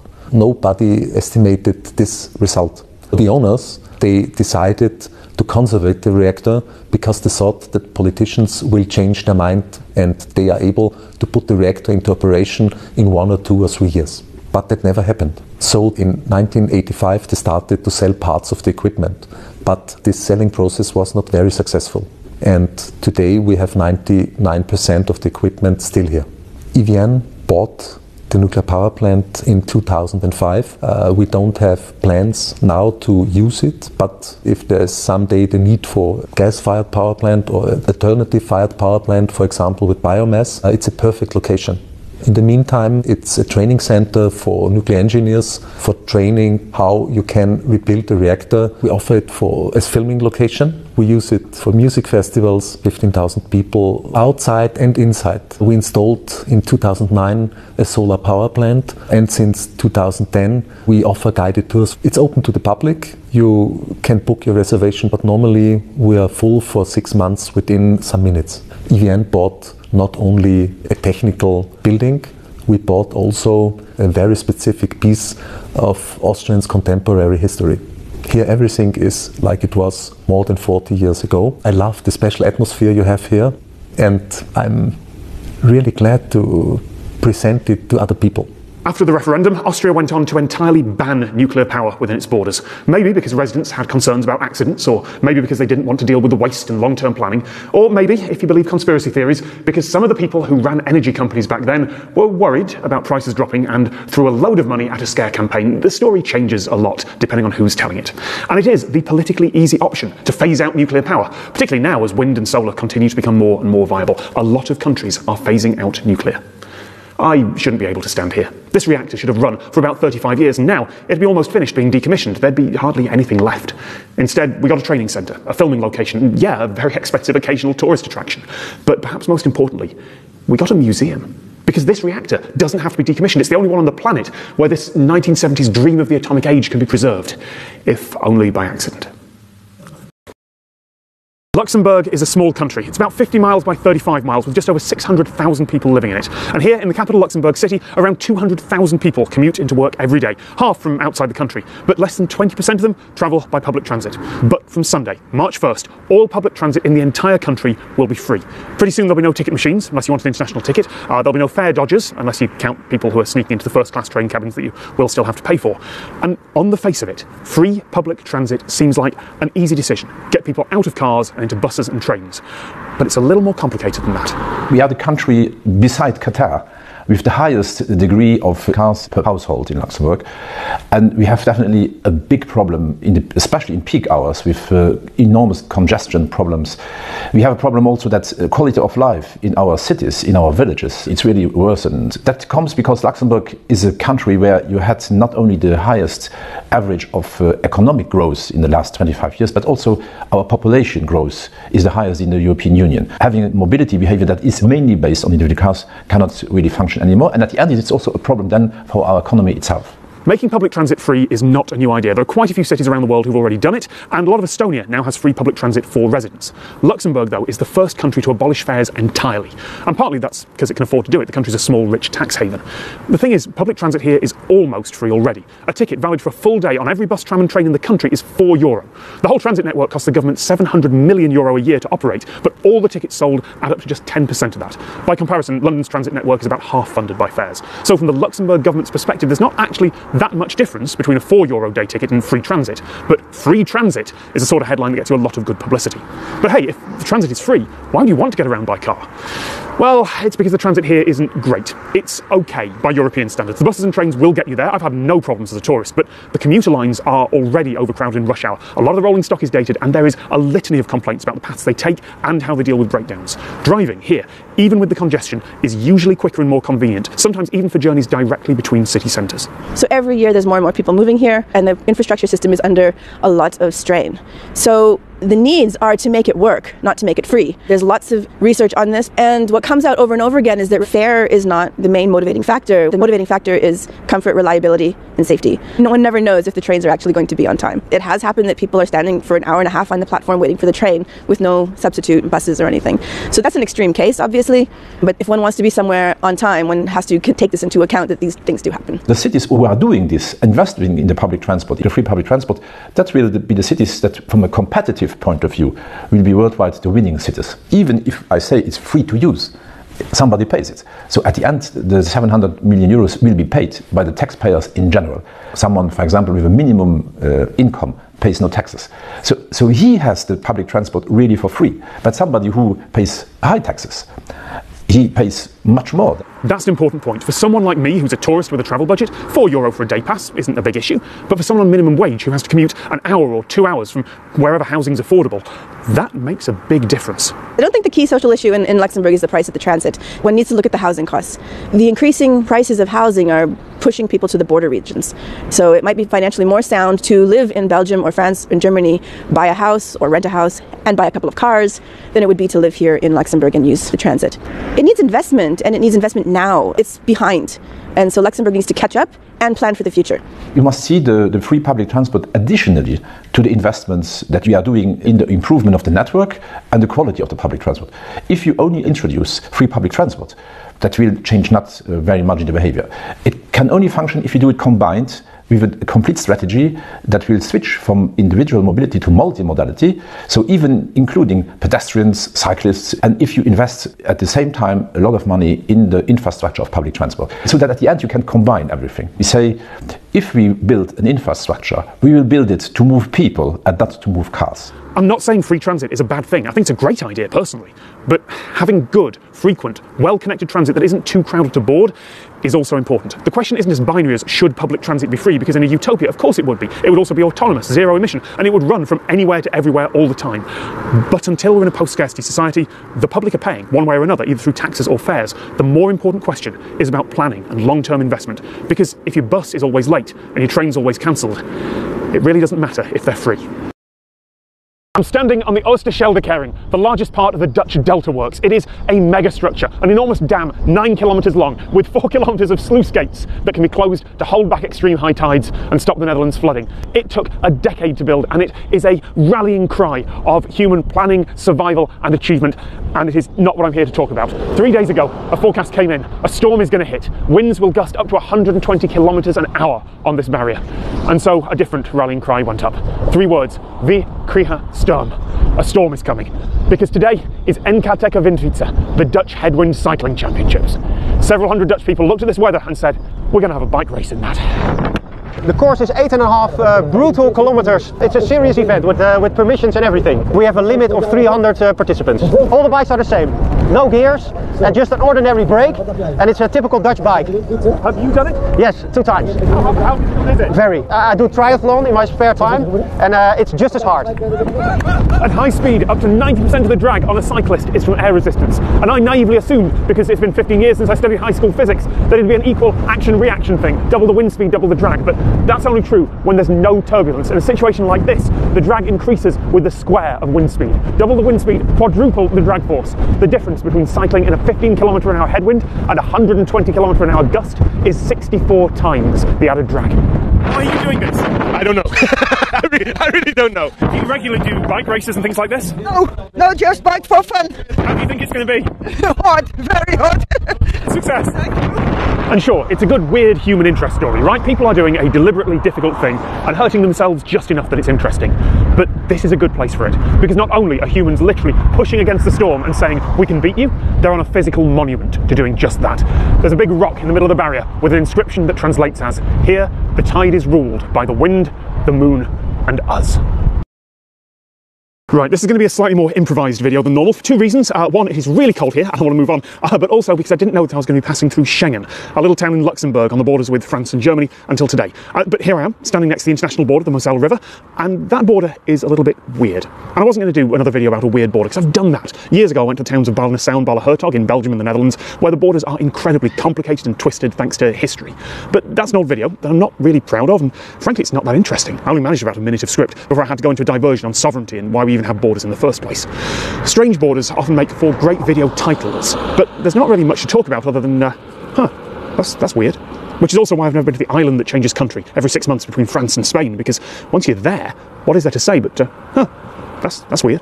But it turns out this border raises a different question. If you look on the map, there is a tri-point just over there to the west of an island. That's where France, Germany and Luxembourg all meet. And it was there, actually on a boat out at that tri-point, where the Schengen Agreement was signed, where most of the countries of the EU, all the ones that have the flags here, decided to open their internal borders. But that that tri-point out there is not strictly true. The border between Germany and Luxembourg doesn't follow the Moselle River. The border is the Moselle River, and that's an important distinction. In most cases, international borders that follow rivers are defined as following the centre line, which raises questions in itself because rivers can erode the banks and change paths sometimes, but borders are at least usually defined as a line of theoretically zero width, which is how mapmakers mark it. But here, Germany and Luxembourg share the river north of France. It is a condominium. Under the treaties they've signed, they both have full control over it, which means that if you're standing on the north tip of that island or on that bridge up there, you are in both countries at the same time. Not in terms of having a foot on each side, although that may well be how the locals treat it, and that's certainly how the signs mark it. But no, standing on that bridge above the water, all of you is in both countries simultaneously. This international border is a shape, not a line. It's two-dimensional. Although, actually, I guess it's three-dimensional if you count depth. Half an hour of research, and I can't tell you why they made that decision, or what the legal result would be if you tried to commit a crime on that bridge or on a boat on the river.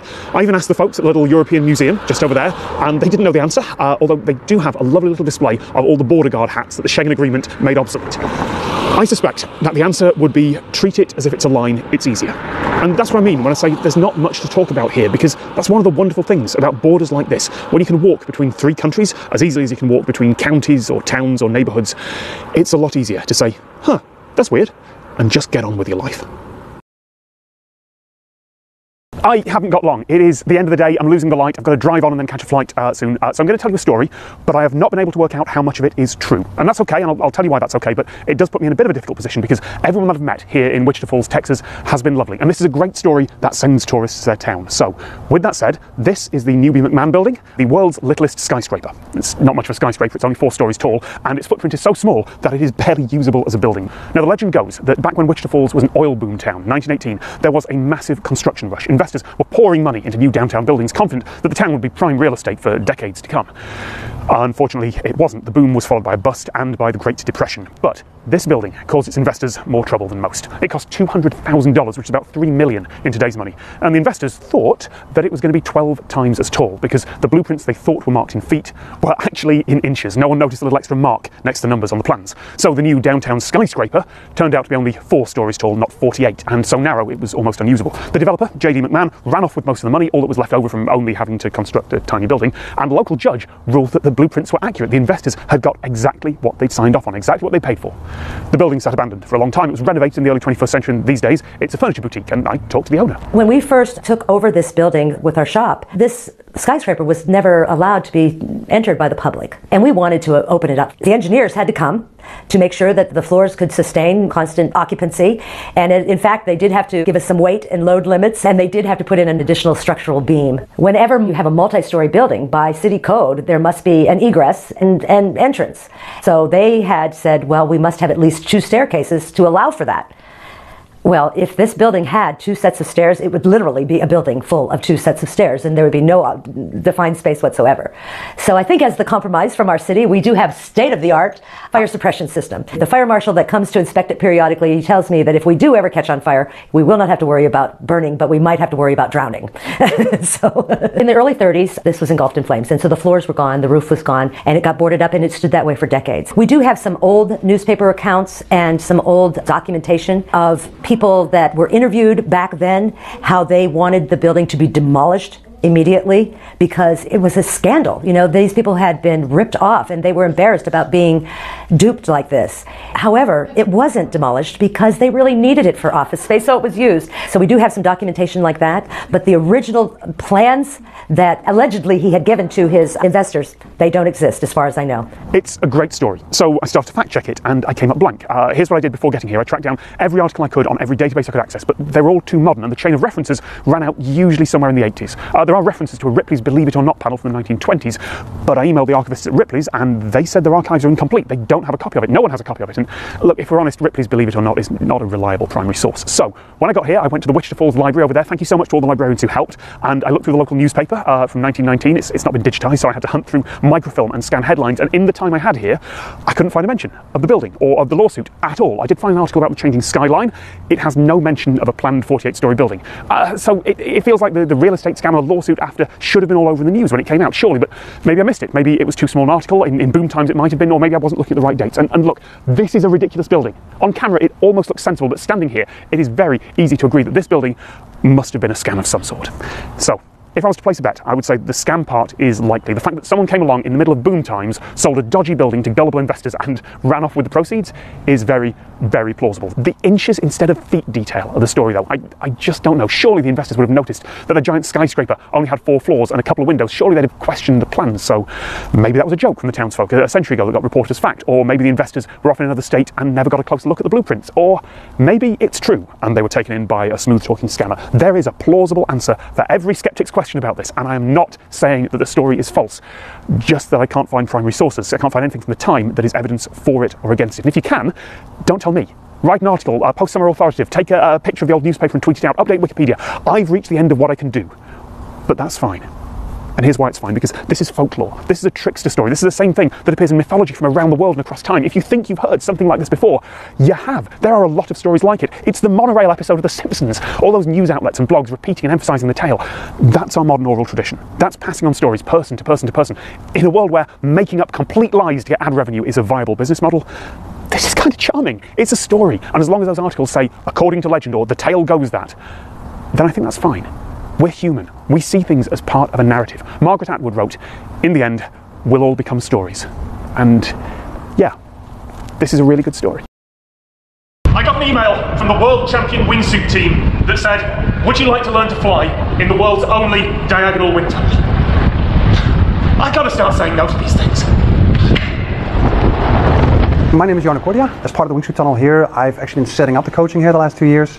And together now with Jenna, I teach here and try to get everybody flying. Currently, Jenna and myself, we won the last World Cup in Italy. And both indoor skydiving and outdoor skydiving, we're at the moment the reigning team in wingsuit acrobatics. This wind tunnel was around since 1935, used for testing airplanes, cars, and those kind of things. I think they tested the Saab airplane and the Huygens space capsule here. This tunnel was up for auction a few years ago, and then 4 of the local Swedish guys, who are also skydivers, they basically thought, like, what if we could convert this into like an angled wind tunnel where you could actually fly wingsuits? And because that hadn't been done yet, nobody really knew if such a thing would be possible. So they basically took the horizontal wind tunnel here, they put a small angled tube in it. Once they had done the initial testing, I was called in to actually see, like, besides stable flying, what else can we do in the tunnel?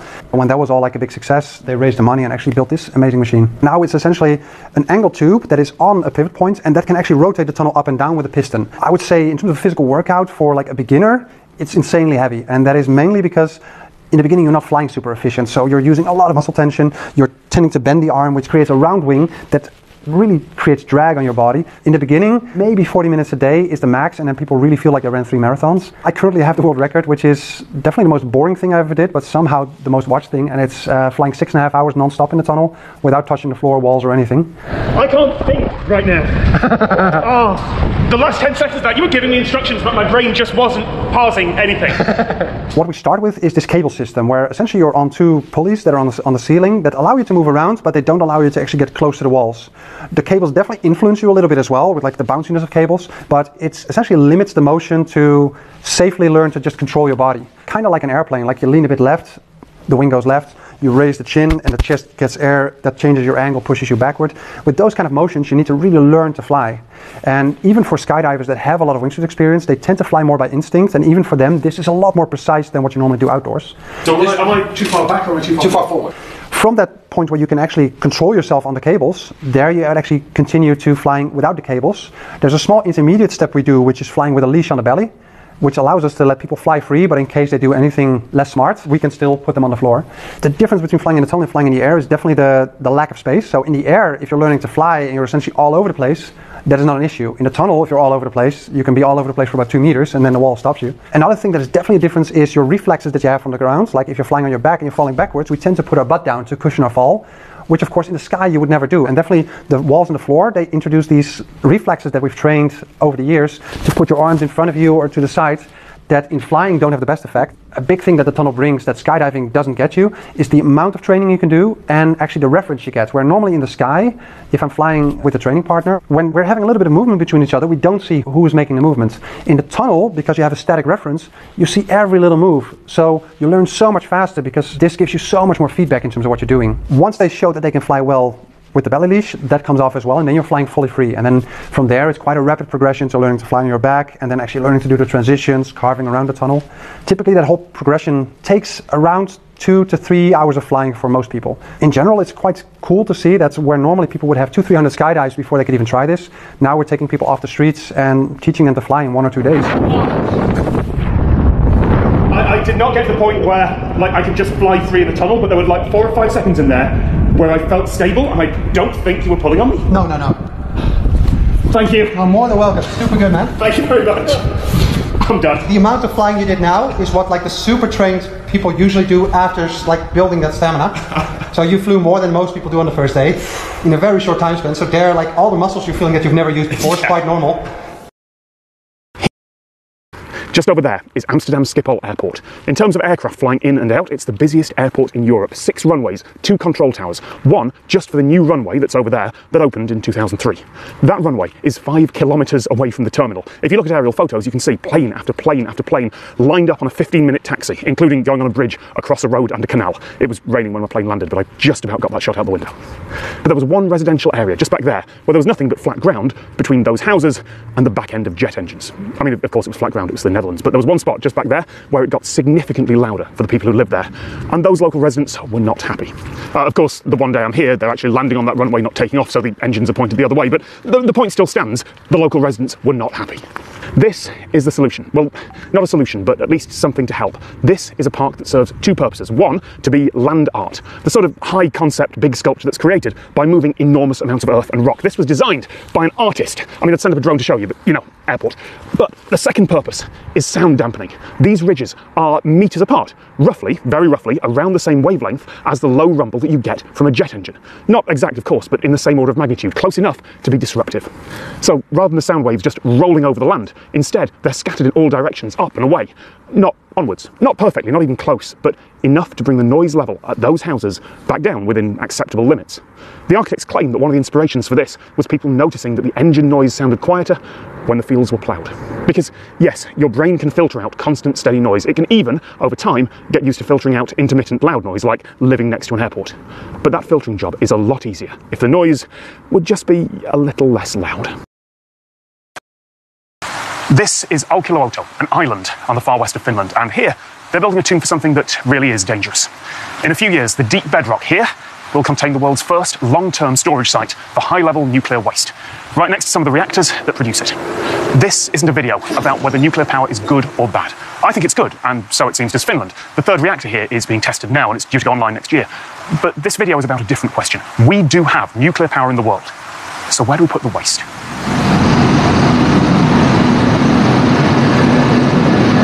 I didn't know how it would feel until I stood here. It is very strange to have 400 meters of rock above my head and knowing that inside that solid plug of clay there is high-level radioactive waste. This new tunnel complex is called Onkalo, which translates as cavity, and long-term storage really does mean long-term, 100,000 years. To put that in perspective, 100,000 years ago, humans haven't made it to Europe yet. The continent was still frozen in the middle of an ice age. Our species were just hunter-gatherers. This facility is being designed to last for geological time. And yes, despite the fact that there are hundreds of nuclear reactors in the world right now, there is no permanent geologic storage facility anywhere for high-level radioactive waste, the spent nuclear fuel, the really nasty stuff that could cause disasters if it leaks. Now, the problem isn't urgent. The world doesn't actually produce that much of it, relatively speaking. A century's worth of high-level waste from all the current reactors in Finland will fit in the final version of this one new facility. But right now, around the world, high-level radioactive waste is generally stored near reactors. First in water ponds that require active cooling, and then in concrete casts that'll last, well, about as long as a concrete building would, not long enough. The US has been trying to work out a storage site for years, but their one serious attempt, Yucca Mountain, has been mired in politics for decades. Finland, here, is closest to building their solution. The geology in Finland is very old. We are talking about 2,000 million years is the age of what we have below our feet here.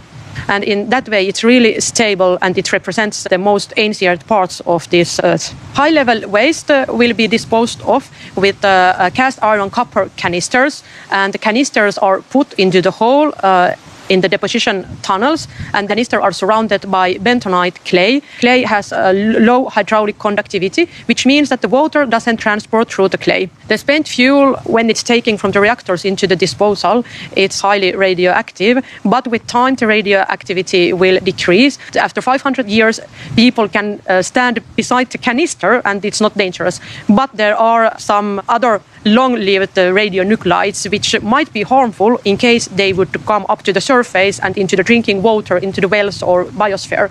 And therefore, the geological disposal will isolate the waste for 100,000 of years.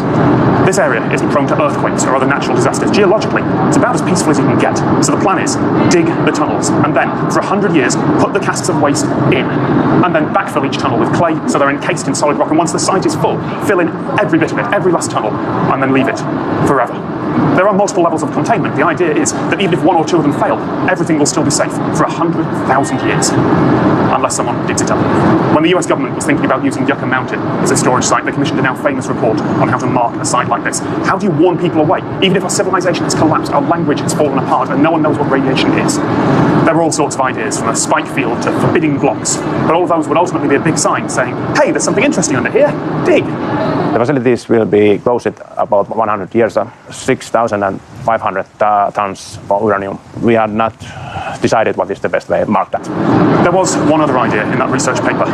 Don't mark the site at all. Once the repository is full, fill it in, seal it shut, and then hide it. So there's nothing remarkable at the surface. There are very few reasons to dig this deep, particularly here. The odds are slim that some future archaeologists would decide to dig 400 meters down in this remote location. And if they did, if someone ignored all the warnings or arrived after everything had been eroded away up top, well, if they did break through all the containment in search of treasure, what they get is radiation poisoning and a particularly unpleasant death. If the grave robbers that dug up Egyptian tombs had started rapidly and obviously dying from a real curse, maybe they would have taken the hint.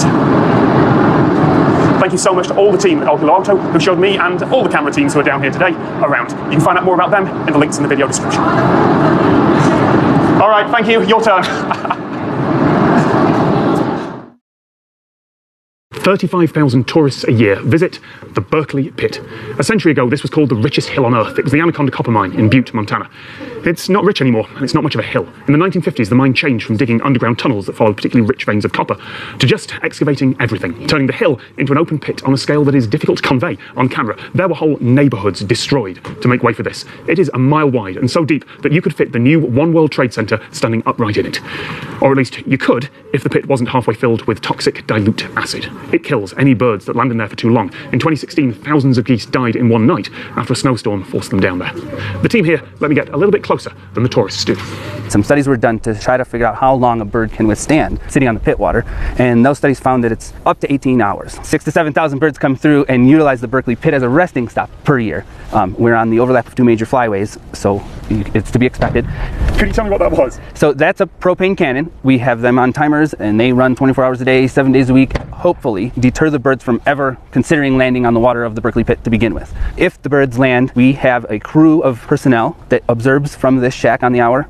They log them and then attempt to haze them off. The go-to is high-powered rifles. You have that ability to hit very close to the birds from a very far distance away. And it's not so much the boom as you would expect that scares them, but it's the projectile hitting the water, creating a large splash, and that's what usually does it. And in the case that we know a large flock of birds is coming, we can have continual fireworks to deter the birds from entering the pit area.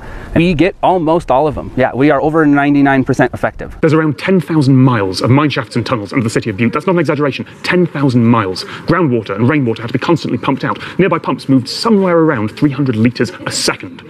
But when this pit shut down in 1982, so did the pumps, and water started to flood the old tunnels and the pit. The rock here is full of iron pyrite. Combine that with oxygen and water, and as it rusts, you get sulfuric acid.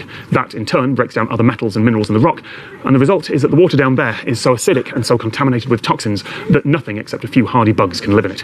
The deep groundwater here is utterly contaminated, but it's in a closed system. The sulfuric acid can't get in or out. For now, because there's one more catch.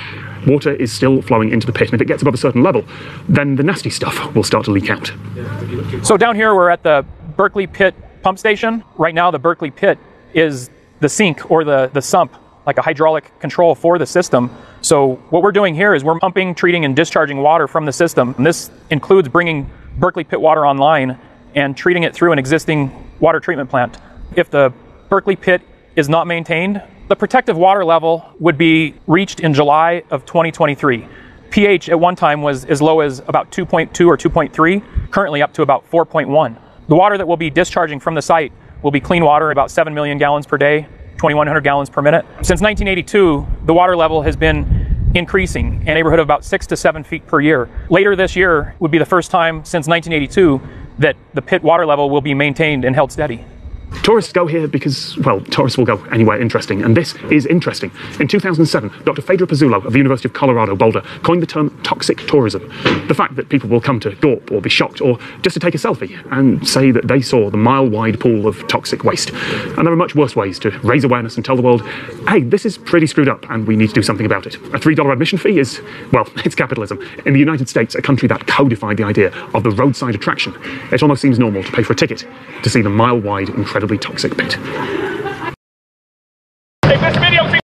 I'm about to step onto brand new land, and admittedly, yes, it is a little bit underwater right now because, well, that river there is in flood, but 50 years ago, this would have been open water, and I would have been jumping off this boat up to my neck. And yes, I was extremely nervous about that little jump, because that's the first time I came off here. But yeah, this is the Wax Lake Delta. 50 years ago, no trees, no plants, nowhere to put your feet, I would have been swimming on a coastline that's famous not for building up, but for eroding. And to explain why, we have to go just a little bit inland. The Mississippi River is so murky and brown because it's filled with silt and sediment. Throughout history, roughly every 1,000 years or so, deposits of that sediment build up enough that the river basically blocks itself and then takes a different and steeper route to the ocean. At least until silt builds up on that new route and the river moves again. That massive and relatively sudden change is called an avulsion. And avulsions were fine until modern times, when the industry that you can hear and the livelihoods of untold numbers of people rely on the river being exactly where it is. But in the past, every time that humans have tried to fix the rivers around here, there have been unintended consequences. We built levees like this one to protect towns like Baton Rouge here, but they make the river flow faster and higher because all the water is now concentrated into one channel. And because they restrict water flow, they move the flooding upstream, which means that the next neighbourhood over has to build their levee higher to deal with it. There are regulations to prevent levee wars when communities have to keep building their levees higher because their neighbours are doing the same. Those regulations aren't always followed. And downstream, levees mean that instead of a wider river during floods, you get a faster river, eroding away those silt and sediment deposits, literally washing away the land that it once created. And now the river doesn't flood as much, so the ground next to it dries out and settles and sinks. Louisiana's coastline is disappearing. In 2011, government cartographers retired 35 place names, taking them off the maps, because those islands and bays just don't exist anymore, they're just open water. But there is one place on the coastline, a couple of hours south of Baton Rouge, where land is appearing again. And that is also an unintended consequence. Which brings us back to where I was standing at the Wax Lake Delta. The Wax Lake Outlet is a channel off the Atchafalaya River. The Atchafalaya River is a channel off the Mississippi. So a channel off the Mississippi River. Excuse me. I heard a little thunder. Okay, no, let's get out of here.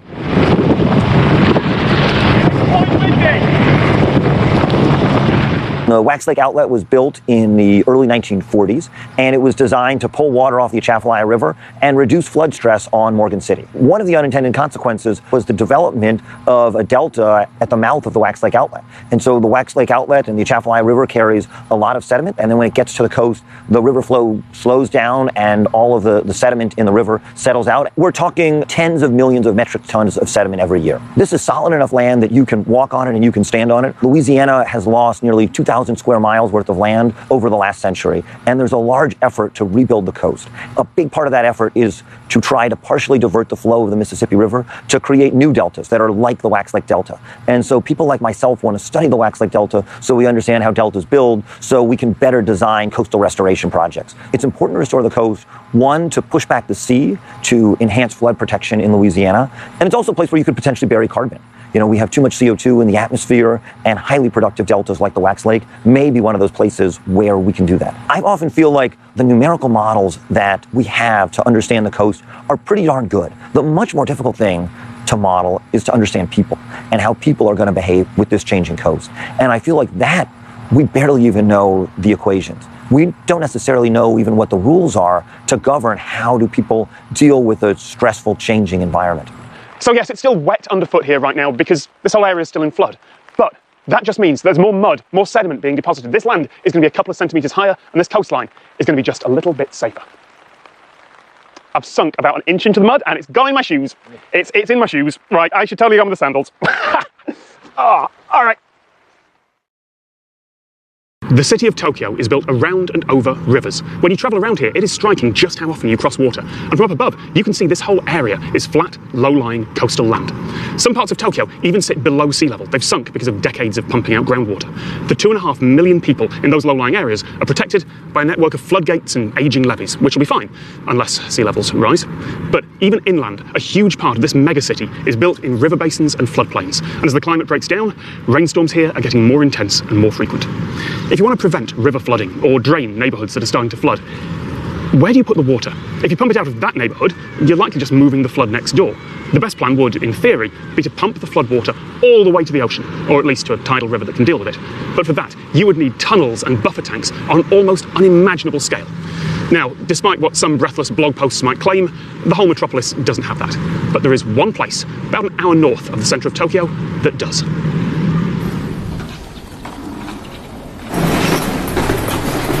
This is the metropolitan area outer underground discharge channel, or at least one part of it, the holding tank. It is almost impossible to convey the scale of this on camera. この地域に関しては中小の河川が流れている地域になりまして、こちらの施設ができる前については、そちらの中小の河川から洪水量が溢れて広い範囲で浸水を起こしていたということがあります。こちらの地域に流れる中小河川の水を地下の放水路に取りをしまして、近くにある大きな川である江戸川の方に排水するための施設となります。If Yotoshi Foritone and Naka rivers start to flood, this is where the water will drain to. Actually, where the water is sort of still draining to. There was a massive rainstorm about 2 days ago, and there is still water in the system. I'm not allowed down on the floor just in case.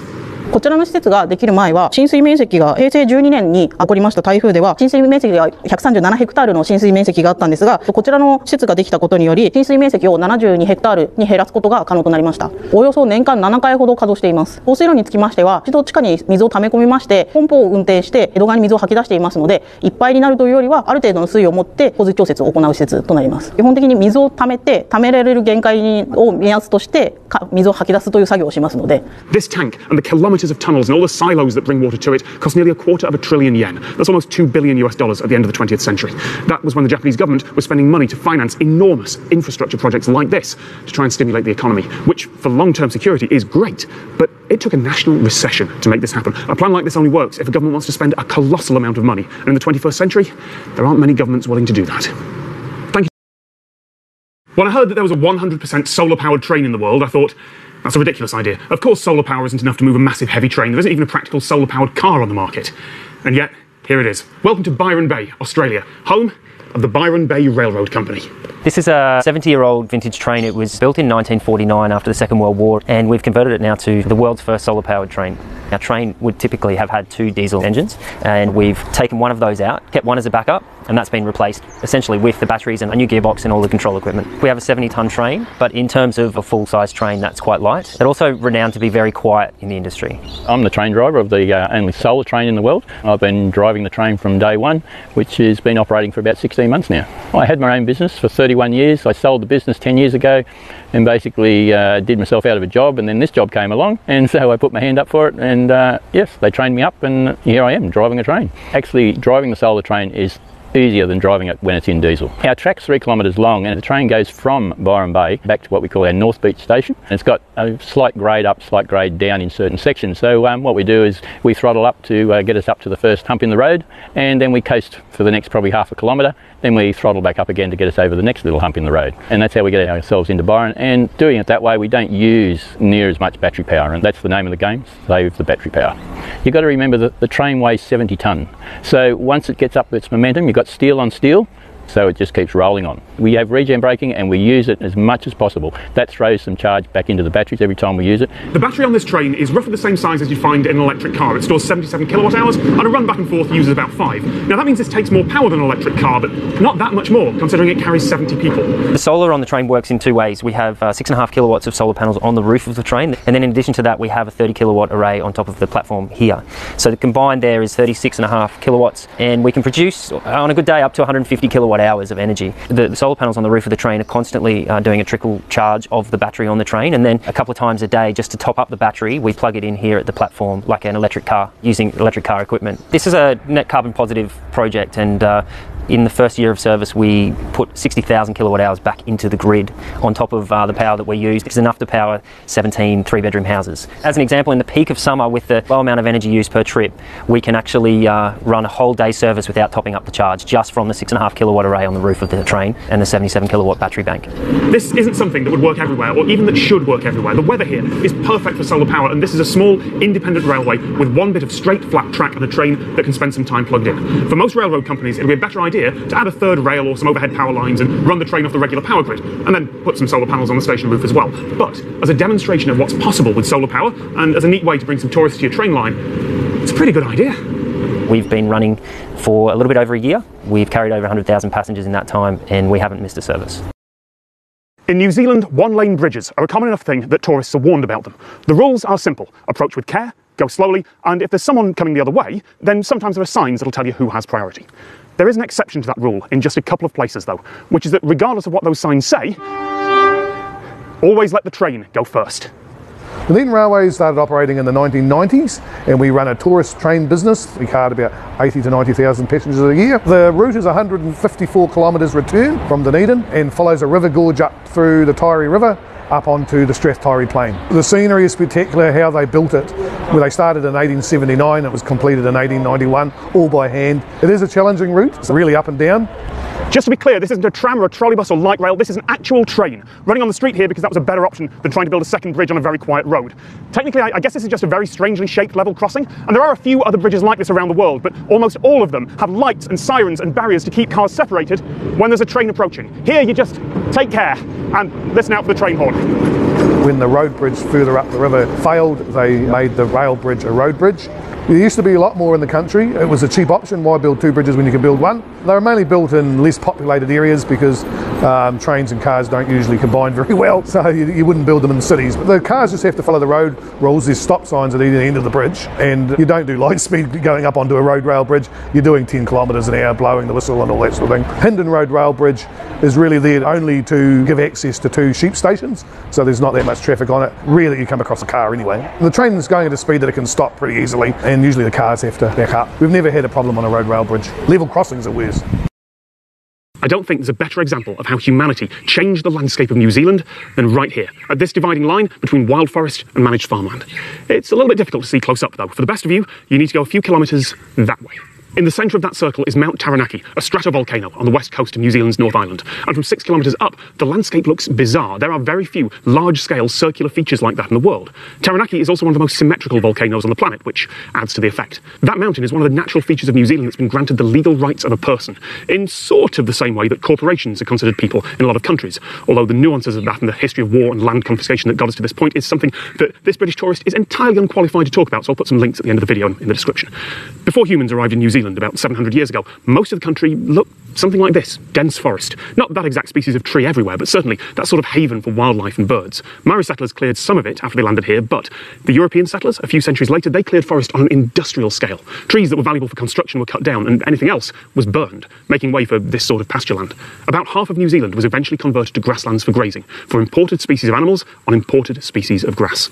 The national government reserved an area around that peak to help defend against flash floods and erosion, and in 1900, that area became a national park, defined as a circle 6 miles in radius from the summit of the mountain, plus a few other interesting parts on the edge. Farmers, of course, cleared everything up to that circle as far as they could legally go, and the result was this mathematical line made real, this wonderful view out the window as you fly from Auckland to Wellington. Although at some point, that flight's going to become a bit more difficult, as is living around here. Because Taranaki is not an extinct volcano. Under that rock, there's still magma, ready to go. Taranaki is active, just quiet right now, and it's overdue. On average, there's at least a minor eruption every 90 years, and it's been more than 150 since the last one. One study said there's an 80% chance of some sort of eruption in the next 50 years. There will be warning signs and plenty of time to evacuate folks, but if it's the big one, the government's civil defence evacuation plans describe the entire national park as an area where people are unlikely to survive. And it could shut down air traffic over most of the North Island. Engine shredding ash will probably blow east right into that flight path. And the cone of the mountain could collapse entirely, as it's done several times in the eons when humans weren't around to see it. So if you are flying between Auckland and Wellington anytime soon and the skies are clear, do enjoy the view, because at some point, it's going to change. I've talked about containerisation on this channel before, but this video is different because it includes the phrase 100-ton autonomous robots. New Zealand is a long way from almost everywhere else on the planet. Humans only reached here about 700 years ago. If you look at a globe of the Earth in almost every direction for thousands of miles, there's nothing but ocean. Which means that the ports of Auckland here, and the other ports like it all around the country, are vital to keeping New Zealand running. So the fantastic thing about the ports of Auckland is we're right in the middle of the city, but the downside of that is that we're quite constrained. We're not in the 60s when you could just pave over everything and build out into the harbour. We can't expand anymore, so we've got a fixed footprint. Not so great when your city's growing at a massive rate of knots. When you get your head around the fact that you can't do the old-fashioned things like just keep reclaiming land, it becomes quite an exciting challenge. How do we put the maximum number of containers through this little plot of land. Like every other major port in the world, almost all the goods that arrive or leave here are going to be in a standardised shipping container. For incoming goods, once a container has been unlocked from the ship, these giant key cranes take it and move it down to ground level. And then it's moved to a holding area by a straddle carrier, ready for a truck or a train to take it on the last miles of its journey. Those straddle carriers look like something out of an old Jerry Anderson show, but they're real. They weigh 70 tons before they even pick up a container, and the newest straddle carriers, which are being tested right here, right now, are automated. Fully loaded. That is a 100-ton robot just moving around at speed. We're automating while still operating the terminal, and it's an absolutely crazy thing to do, but we have to do it because it's our space limitations. So it's a bit like you're having open heart surgery while you're still playing tennis. So we're now getting robots which can work much more steadily and stack higher and stack closer together, and so we can get a lot more capacity out of our same piece of land. It's really, really precise. The A-Strads can stack containers with an accuracy of a couple of centimetres. That actually can pose a problem because the wear and tear on the pavement is always in the same place at the same time. So we've got a fairly cool solution to that, which is called stack shuffling. So in a manned terminal, of course, for the straddle operators to know where to put the containers, we paint lines on the ground. Over a number of years, that wears out the pavement. We get ruts where the straddles drive repetitively and damage on the asphalt where the container corners land all the time. And of course, that then requires repair, which is disruptive and expensive. So with A-Strads, they refer, of course, to an electronic map that they need no lines on the ground. So that enables us to then move the container stacks just a little bit, and that spreads the wear and tear on the pavement over a much longer period of time. GPS isn't quite precise enough for this job, and there's a lot of flat steel surfaces that could reflect or block those signals. So there's a local positioning system installed here as well. Synchronized transmitters all around the port work like miniature GPS satellites, and equipment on each straddle carrier triangulates the location using the light speed delay from each one, which is literally sub-nanosecond precision. They don't just look at the timing signal itself, they track the phase of each transmitter's carrier signal. The locator system is our system for the so-called positioning of the machines. We have these two antennas on top of each machine in order to also be aware of the orientation of the machine at each moment, but it's a local system. Everything which is directly related to the main safety of the straddle carrier is on the straddle carrier. Also the navigation itself happens on the straddle carrier. Whilst we're automating a large part of our operation, we're actually keeping people in a part of it. So we'll actually have interactions between manned straddle carriers and automated straddle carriers, and that's never been done in this way anywhere else in the world before. The system has multiple layers of safety. The first one is the simplest, which is we put a big fence around the terminal, we keep people out. Beyond that, then we've got a computer system that monitors where all the machines are all the time, so it's both the manned and the automated straddles. It manages the interactions between those machines, and it's a standalone fail-safe system. And then as a sort of last layer of defence, the A-Strads have laser scanners on them, which will detect the presence of an obstacle in front of the machine and stop it before there's a collision. We've got a different type of automation here. We have straddle carriers that are only automated in part of the terminal. And the reason we've done that is, again, the throughput. So our crane drivers are really fast. So under the crane, we've got lots and lots of steel. It's really hard to get those signals and automate. So by keeping manual operations underneath these cranes here and then automating the yard, we get more capacity. The robots do the really boring stuff like moving containers around, digging out the bottom one to put it on a truck. And the people do the really tricky stuff. You know, the technology will no doubt improve, but for now, that mixture of people and robots is the perfect mix. Horizons by Neil Dawson, 15 metres wide, the height of a 4-storey building. Depending on who you ask, it either resembles a piece of corrugated iron blown in from a distant farm, or a giant paper tissue that's been thrown away. And it looks like a cartoon that's been sketched on the landscape, but it's made of welded steel. And I think the thing that sells the optical illusion best is that little spike, that little incomplete fold, which is, yeah, actually a big spike of metal, but from a distance, your brain just doesn't see that. This was one of the first pieces commissioned for Gibbs Farm, and it was commissioned. Alan Gibbs, who owns this farm and the art on it, is one of the wealthiest folks to come from New Zealand. And rather than collect art that had already been made, he hired internationally famous artists and sculptors and said, in short, here's some money, make me a thing that'll go here. This farm is basically one rich millionaire's playground. Heck, it was originally bought as a fairly remote place to drive a collection of vintage military vehicles. The art came second. In a 2017 interview with the Wall Street Journal, Gibbs said, "It's not a public park, it's not a charity. I'm happy to let people see it," he said, "but it's still primarily a family holiday retreat." Of course, everything here is well documented. You can look online and see every sculpture from basically every angle possible. But if you actually want to stand here and experience that optical illusion for yourself, if the feeling of being here in person is important to you, well, Gibbs Farm is only open occasionally. You'll have to join the rest of us in the queue for tickets. I'm in Hull, a small seaside town near Boston in the northeast United States. I grew up visiting the British equivalent of towns like this, and sure, it's the middle of winter, it is so bitterly cold here that the ocean foam has frozen. There aren't any tourists, nearly everything's closed for the season, but this town still feels a little like home to me. There is one place on the seafront here that's open specially today though, and it's the last play for cash fascination parlour in the world. A lot of these did exist back in the day. I'm not exactly sure how many. All I do know is this is the longest standing, 100 years old last year. It was transported up here sometime over the past century from Coney Island, and it now sits here on Nantasket Beach. There are 64 machines here, so on a busy night here, we'll have 64 players. The game begins with your bill on the glass. We'll range anywhere from $0.25 to $1 and maybe $2 at a point in time. We have the entertainment and gaming license for anyone to come in and play as long as you're over 18 years old. It is a game of skill. Like everything in life, there is some luck that goes into it, but certainly there are some skilled players that I witnessed over the past year. So here are the rules. Roll the balls into the holes. Each time you sink a ball, the corresponding light on the board switches on. First to get a line of 5, horizontal, vertical or diagonal wins, or in some cases first to light up the whole board. And here, you win cash. There are other fascination piles, but this is the only one where you're not playing for tokens you can redeem, you're not playing against the house. You are playing against everyone else. And if you win, you're taking their money, with the house taking a cut, of course. But it is winter, it's the off-season, there are no tourists, so today I'm just playing against Chaz, the owner. Do you have 3 balls there? I do, I'm ready to go. How about yourself? All right, so it's $1. $1 on the glass, where's my $1 bill? I think I might be out, but let me double check. That's right, do you need to borrow $1? I think I do. Thank you, sir. All right, $1 on the glass. $1 on the glass. All right, good luck, Tom. All right. 3, 2, 1, roll them. So we're playing to cover here. Playing to cover. Okay. It is winter right now, so the plan for the next few months is to reestablish the arcade, shake it up a little bit in there, meaning we're looking to make it easy for everyone to join, understand the rules, and get in here and be a part of the fun. How do you aim? Every so often, these games will peter out because of their age, and there's a local gentleman who comes in on a weekend, fixes them for us to get right back at it the next week. It is still running on century-old technology, just a few different components are changed in and out, of course. They are all tied together into one circuit and work amongst themselves. Am I in the lead? I think I'm in the lead. Just. Oh yeah, I'd say by 3 or 4 there. I gotta catch up. I think there's a place for it to expand and grow and be in a lot of different places throughout the world. But the reason it isn't everywhere is I think we are a part of the technological era.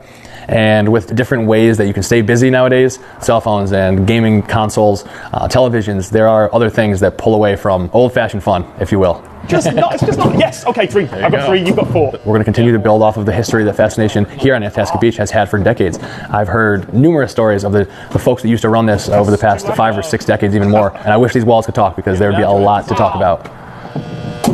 Oh, come on, I've got one. What I love about this is that these are century-old machines, built with the same relays that powered old telephone exchanges, and they're all interlocked together in one really complicated circuit.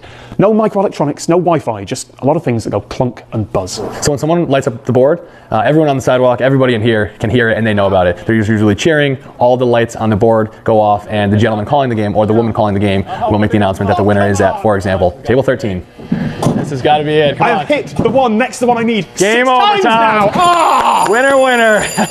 Good game, sir. I'll take that, and I'll take that. Yep.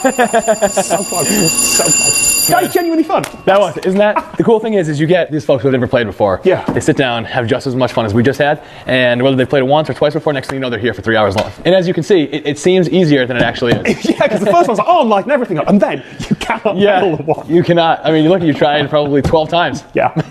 Thank you. Yes, sir. Thank you, Tom.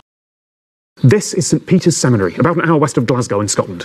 Or rather, it was. It was built in the 1960s to be a training school for priests, and I think it's a beautiful ruin of a building. But then I like modernist architecture like this. In 1992, this was put on the list of historic Scottish buildings in Category A, which means that it's of national or international importance. And architecturally, it is one of the most important modern buildings in Scotland.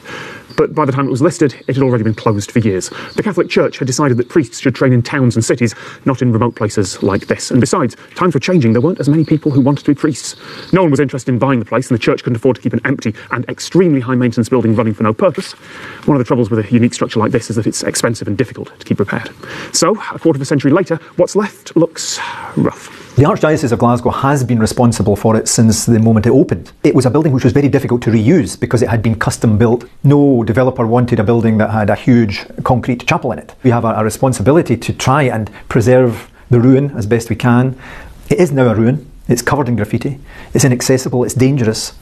We have, by statute, to try and maintain some kind of security in that area, to ensure it and so on. But after 40 years, we are at our wits' end. In 40 years, we have worked with every imaginable idea. Developers have thought of turning it into a community centre or a hotel complex and everything in between. There were inherent weaknesses in the building. Those who lived there have nightmarish stories of water ingress, for example, of the fact that the wind would blow so strongly through the windows that curtains would be lifted to be almost horizontal. So the building itself was not an easy building to live in or work in, which made it even more difficult to find an alternative use for. One arts organisation spent millions on making it safer, removing asbestos and old fittings times, using it as a stage for light shows, hoping to turn it into an arts venue. But then they ran out of money. And besides, by design, this building is in the middle of nowhere. There's a village a mile down the road, but that's it. There are better places for arts venues. And there's no way in law to just abandon a building like this. You can't just decide that it doesn't spark joy anymore and donate it to a charity shop. And it definitely can't be knocked down, because it's a really significant listed building. So it's not just a listed building, it's a Grade A listed building. It's the highest form of listing possible. We are required to stick to all sorts of rules about not using it for any alternative purpose, not amending it, trying to keep the area around safe. Legally, we would give that building away with the estate, but whoever takes it on takes on responsibility for insurance, for security, for upkeep and so on. So it's not so easy. You literally can't give it away. There have been expressions of interest, but when it comes down to it, it's a question of money, of finance, because the building itself swallows vast amounts of money, and even to maintain it in its current ruined state costs the Archdiocese something like £60,000 a year. People have looked at the area around because it's in a beautiful estate. They have looked at perhaps building houses there and using the profit from that, but that has been denied because there are green belt issues which prevent that too. And so there's something tragic about it, there's something haunting about it. It's unrealistic to expect some sort of deus ex machina. We remain open to working with anyone who wants to come forward with plans, with ideas, but at the same time, realistically, this is bigger than us. This is something for the state, something for the nation. And most people would probably say, what a mess. Those that understand buildings and that have an understanding of brutalist architecture would see it as an extraordinary treasure. That's the reality. It is both. If this was centuries old, rather than decades, it'd be a national treasure. The Scottish Government would probably pay to restore it. You could charge an admission fee. Parents would bring their kids to picnic in the grounds. And the idea of spraying graffiti on it would be abhorrent. But apparently, it isn't. Despite the fact that this is a one-of-a-kind, historic, religious building. This place has enormous historical and cultural value, but a negative financial value. And that, it turns out, is a very difficult place to be in. Providence Canyon, a couple of hours' drive from Atlanta, is known as Georgia's Little Grand Canyon. This network of gorges and gullies reaches over 40 metres deep, and it's beautiful, even without the artificial saturation boost that a lot of photographers give it. This is known as one of the 7 natural wonders of Georgia. There is just one problem with that description, though. This is man-made, by accident. This is a scar in the earth, and it's a scar that'll take a very long time to heal.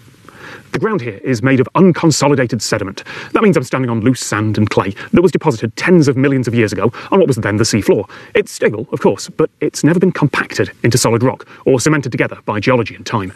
It's not going to collapse, but if you draw a line from, say, desert sand, where nothing sticks together, to solid rock, the sort of thing that miners have to blast with dynamite, the ground here is definitely on this end of the scale, for a long way down.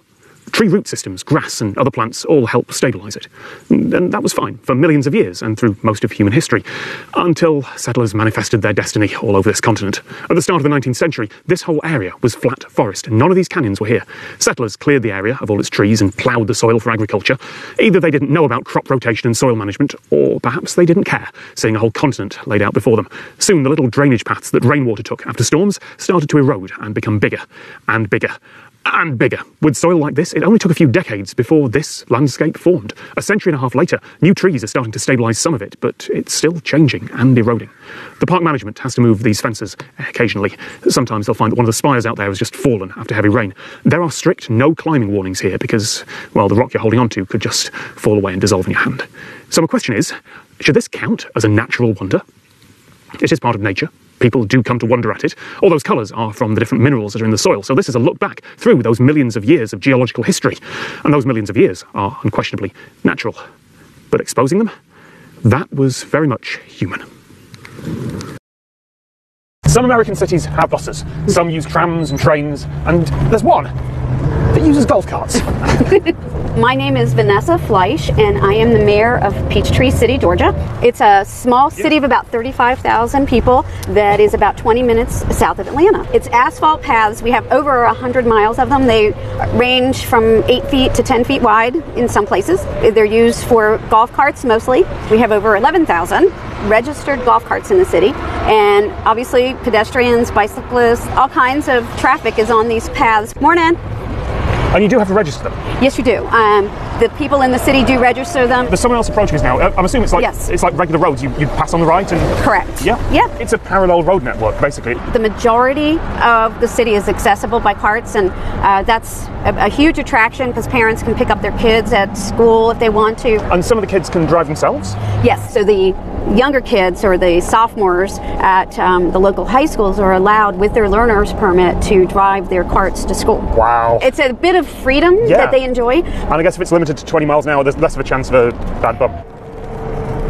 So this is the high school? There's parking at the high school for 615 carts. That is a lot of golf carts. Do all the students leave at once here? Is it just a traffic jam of golf carts? It is a traffic jam of golf carts, and it's not always pretty. Some of them have a limiter? They do, but sometimes they can be removed and they go faster than they should, and which isn't good. No, that's exactly what I'd have done at like age 15 with my own golf cart. I would have removed the limiter on it. Some of the carts have heaters inside them and radios. You can soup them up as much as you want, really. After they saw the popularity in the 70s, what they did was they required whenever there was a new subdivision of houses built that they connect to the paths. For the most part, the cart paths are laid out at the same time they lay out the roads. So what are the road rules here? It's not even a regular vehicle, you've just got more paths you can go on? Yes, and there is no path. You are allowed to be on the road, but that's why we've expanded the paths, because we're trying to keep people off of them as much as possible. Sometimes people who have never been here have been caught on cart paths with their cars thinking that that's the right thing to do. I wanted to take you through a drive-through. So up here is McDonald's. I'm still kind of getting over the fact that I'm in a drive-through in a golf cart. Thank you.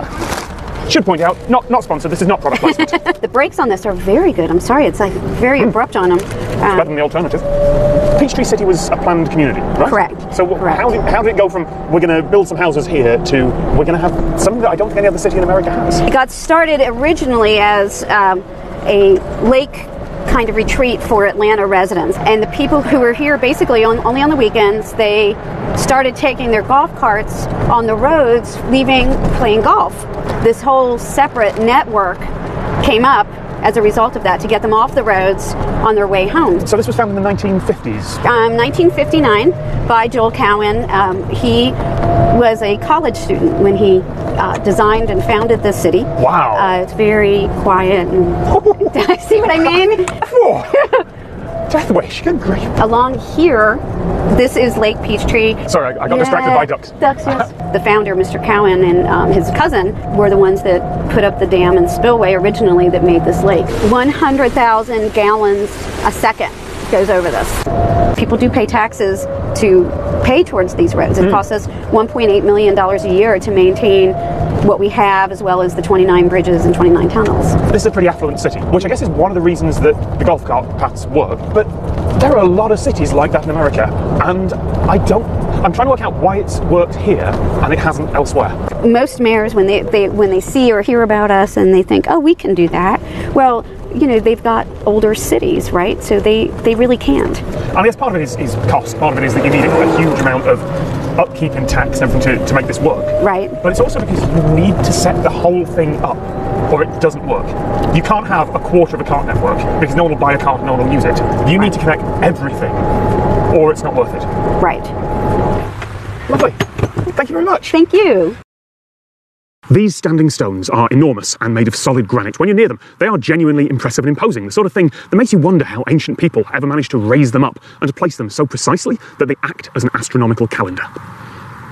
These particular stones don't make you wonder that, though, because these are the Georgia Guidestones in the USA, and they were put up in 1980 by modern people with modern equipment. They are not a theme park fiberglass replica, though. They are more than 100 tons of rock, and they are built to last.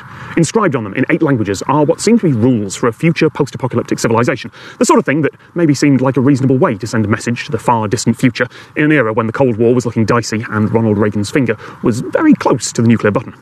The person, or people, who paid for these stones stayed anonymous, so no one knows if they were actually intending to troll conspiracy theorists.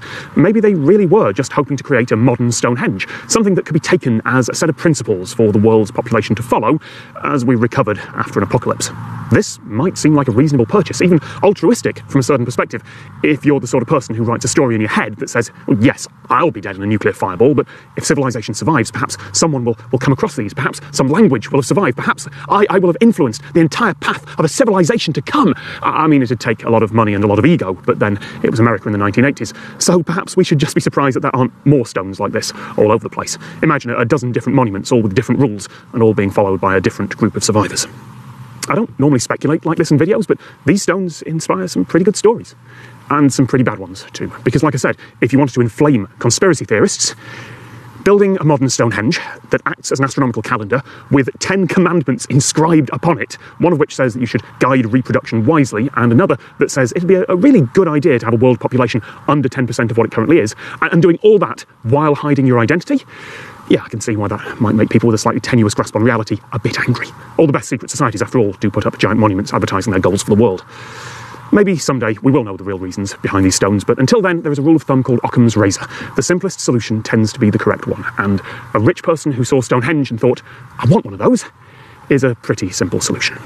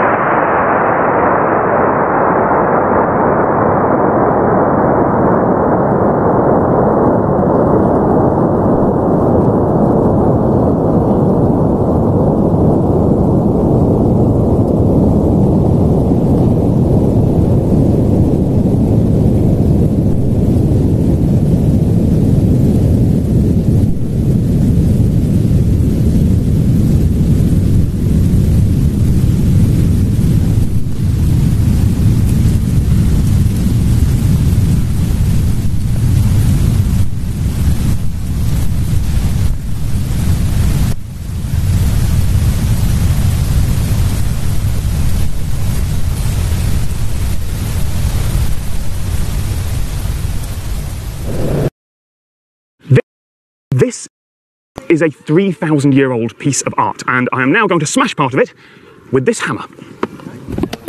We're smashing chalk into the figure of the horse today to preserve its appearance and keep its longevity as people have done for the last 3,000 years, otherwise it wouldn't be here. We're taking new chalk from the quarry just behind me, about 50 metres away, 10 tonnes in all, and yes, that's been applied to the horse by the use of a club hammer. Before that though, the horse is weeded or scoured for the old traditional term, so we can get onto the bare surface. We re-chalk and scour the horse every year now. They're all volunteers. Previous years have been years of neglect, maybe 20 or 25 years, or traditionally back in Victorian times every 7 years, but we're proud of the horse here and we want to keep it looking its best as long as we can. Oxford University back in the 1990s came out with a newly developed sensor back then which was able to determine the last time sunlight touched the bottom of the trenches on which the horse is founded, and that put it to what we know today 3,000 years ago. This is by far the oldest chalk figure in the country. Nothing else comes anywhere near it. We don't know for sure about how the horse was put in or for what reason. We imagine that there might have been a wooden tower constructed from which the seer would be able to direct left, right, missed a bit, that kind of thing. Part of the mystery or the enigma of the White Horse Hill is what makes it so appealing to people can come. You can use your own imagination. What would happen if we didn't chalk the horse? I think it would grow over within 20 or 30 years. That's what we say to the people that have been kind enough to come along today and help us, is that they're actually contributing to living history here. Without that human intervention, it would grass over 25, 30 years and be lost forever. This is art that's been preserved by generation after generation after generation after generation, repair and upkeep that's been going on for millennia. Through the Roman Empire, the medieval period, a lot of invasions, the English Civil War, the formation of the United Kingdom, all the way up to the Information Age. Every so often, groups of people have come together on this hill to preserve this. It is a very real connection with the folks who came before us.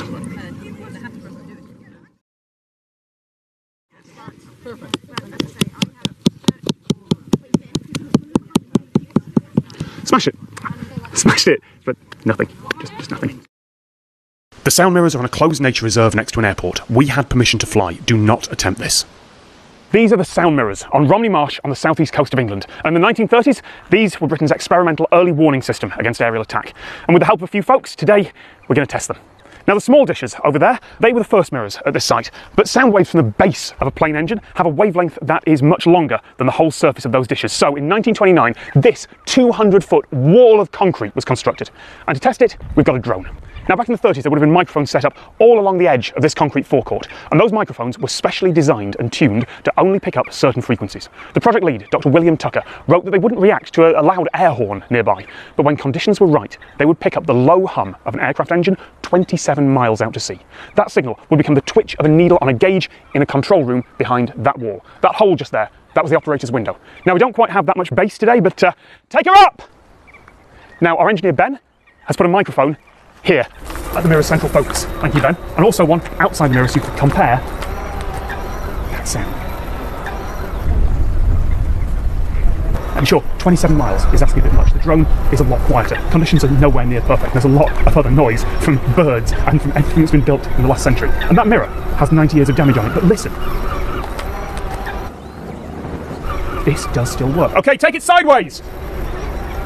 Now the mirror's focal point is different depending on the direction of the incoming plane, so the operators could work out the direction of approach based on which microphone was picking up the sound. So as the drone goes sideways, listen, the focus moves, and that mic doesn't pick up anything. All right, bring her in! Now at one point there were plans for a long string of sound mirrors across the whole of the southern English coast, but there are a lot of problems with that idea. Not only does it require a huge amount of resources to construct and maintain anything like that, it's easily swamped by other noise. Cars and trains and new built houses drowned out the signal. Any other engines in the same direction get picked up too, which meant that you could either have friendly aircraft patrolling, or you could have people listening at the sound mirrors, but never both at the same time. And then humanity invented radar, and building 200-foot walls of concrete became obsolete very, very quickly. So this was never used in wartime, but it does still work. There's not much technology that can survive 90 years of decay. But when your technology is a massive lump of concrete, guess that's a little bit easier. The shortest route between Russia and the United States is over the North Pole. So if the Cold War had ever become hot, the bombs would have been going straight over here. This is Tuktoyaktuk on the Arctic Ocean in the Canadian Northwest Territories. And that behind me with the domes was once the military's dew line, the distant early warning line. Or at least part of it. The dew line was built in the 1950s, 57 radar bases, ranging all the way from the Aleutian Islands to Greenland. They looked to the sky around the clock, and if any aircraft showed up on radar that weren't supposed to be there, well, there was a chance that those were Soviet bombers carrying nuclear weapons to North American targets. And the governments would have somewhere between an hour and 4 hours to scramble some sort of response. Construction of the dew line was an enormous operation. Thousands and thousands of people had to be transported to the Arctic, provided with food and housing, and the hundreds of thousands of tons of equipment and supplies that they'd need to build the line. But the military is good at logistics, or at least the vast number of civilian contractors that they hired were. All the bases were completed in just 2.5 years, and North America was prepared for Soviet attack at the cost of around $500 million from the two governments.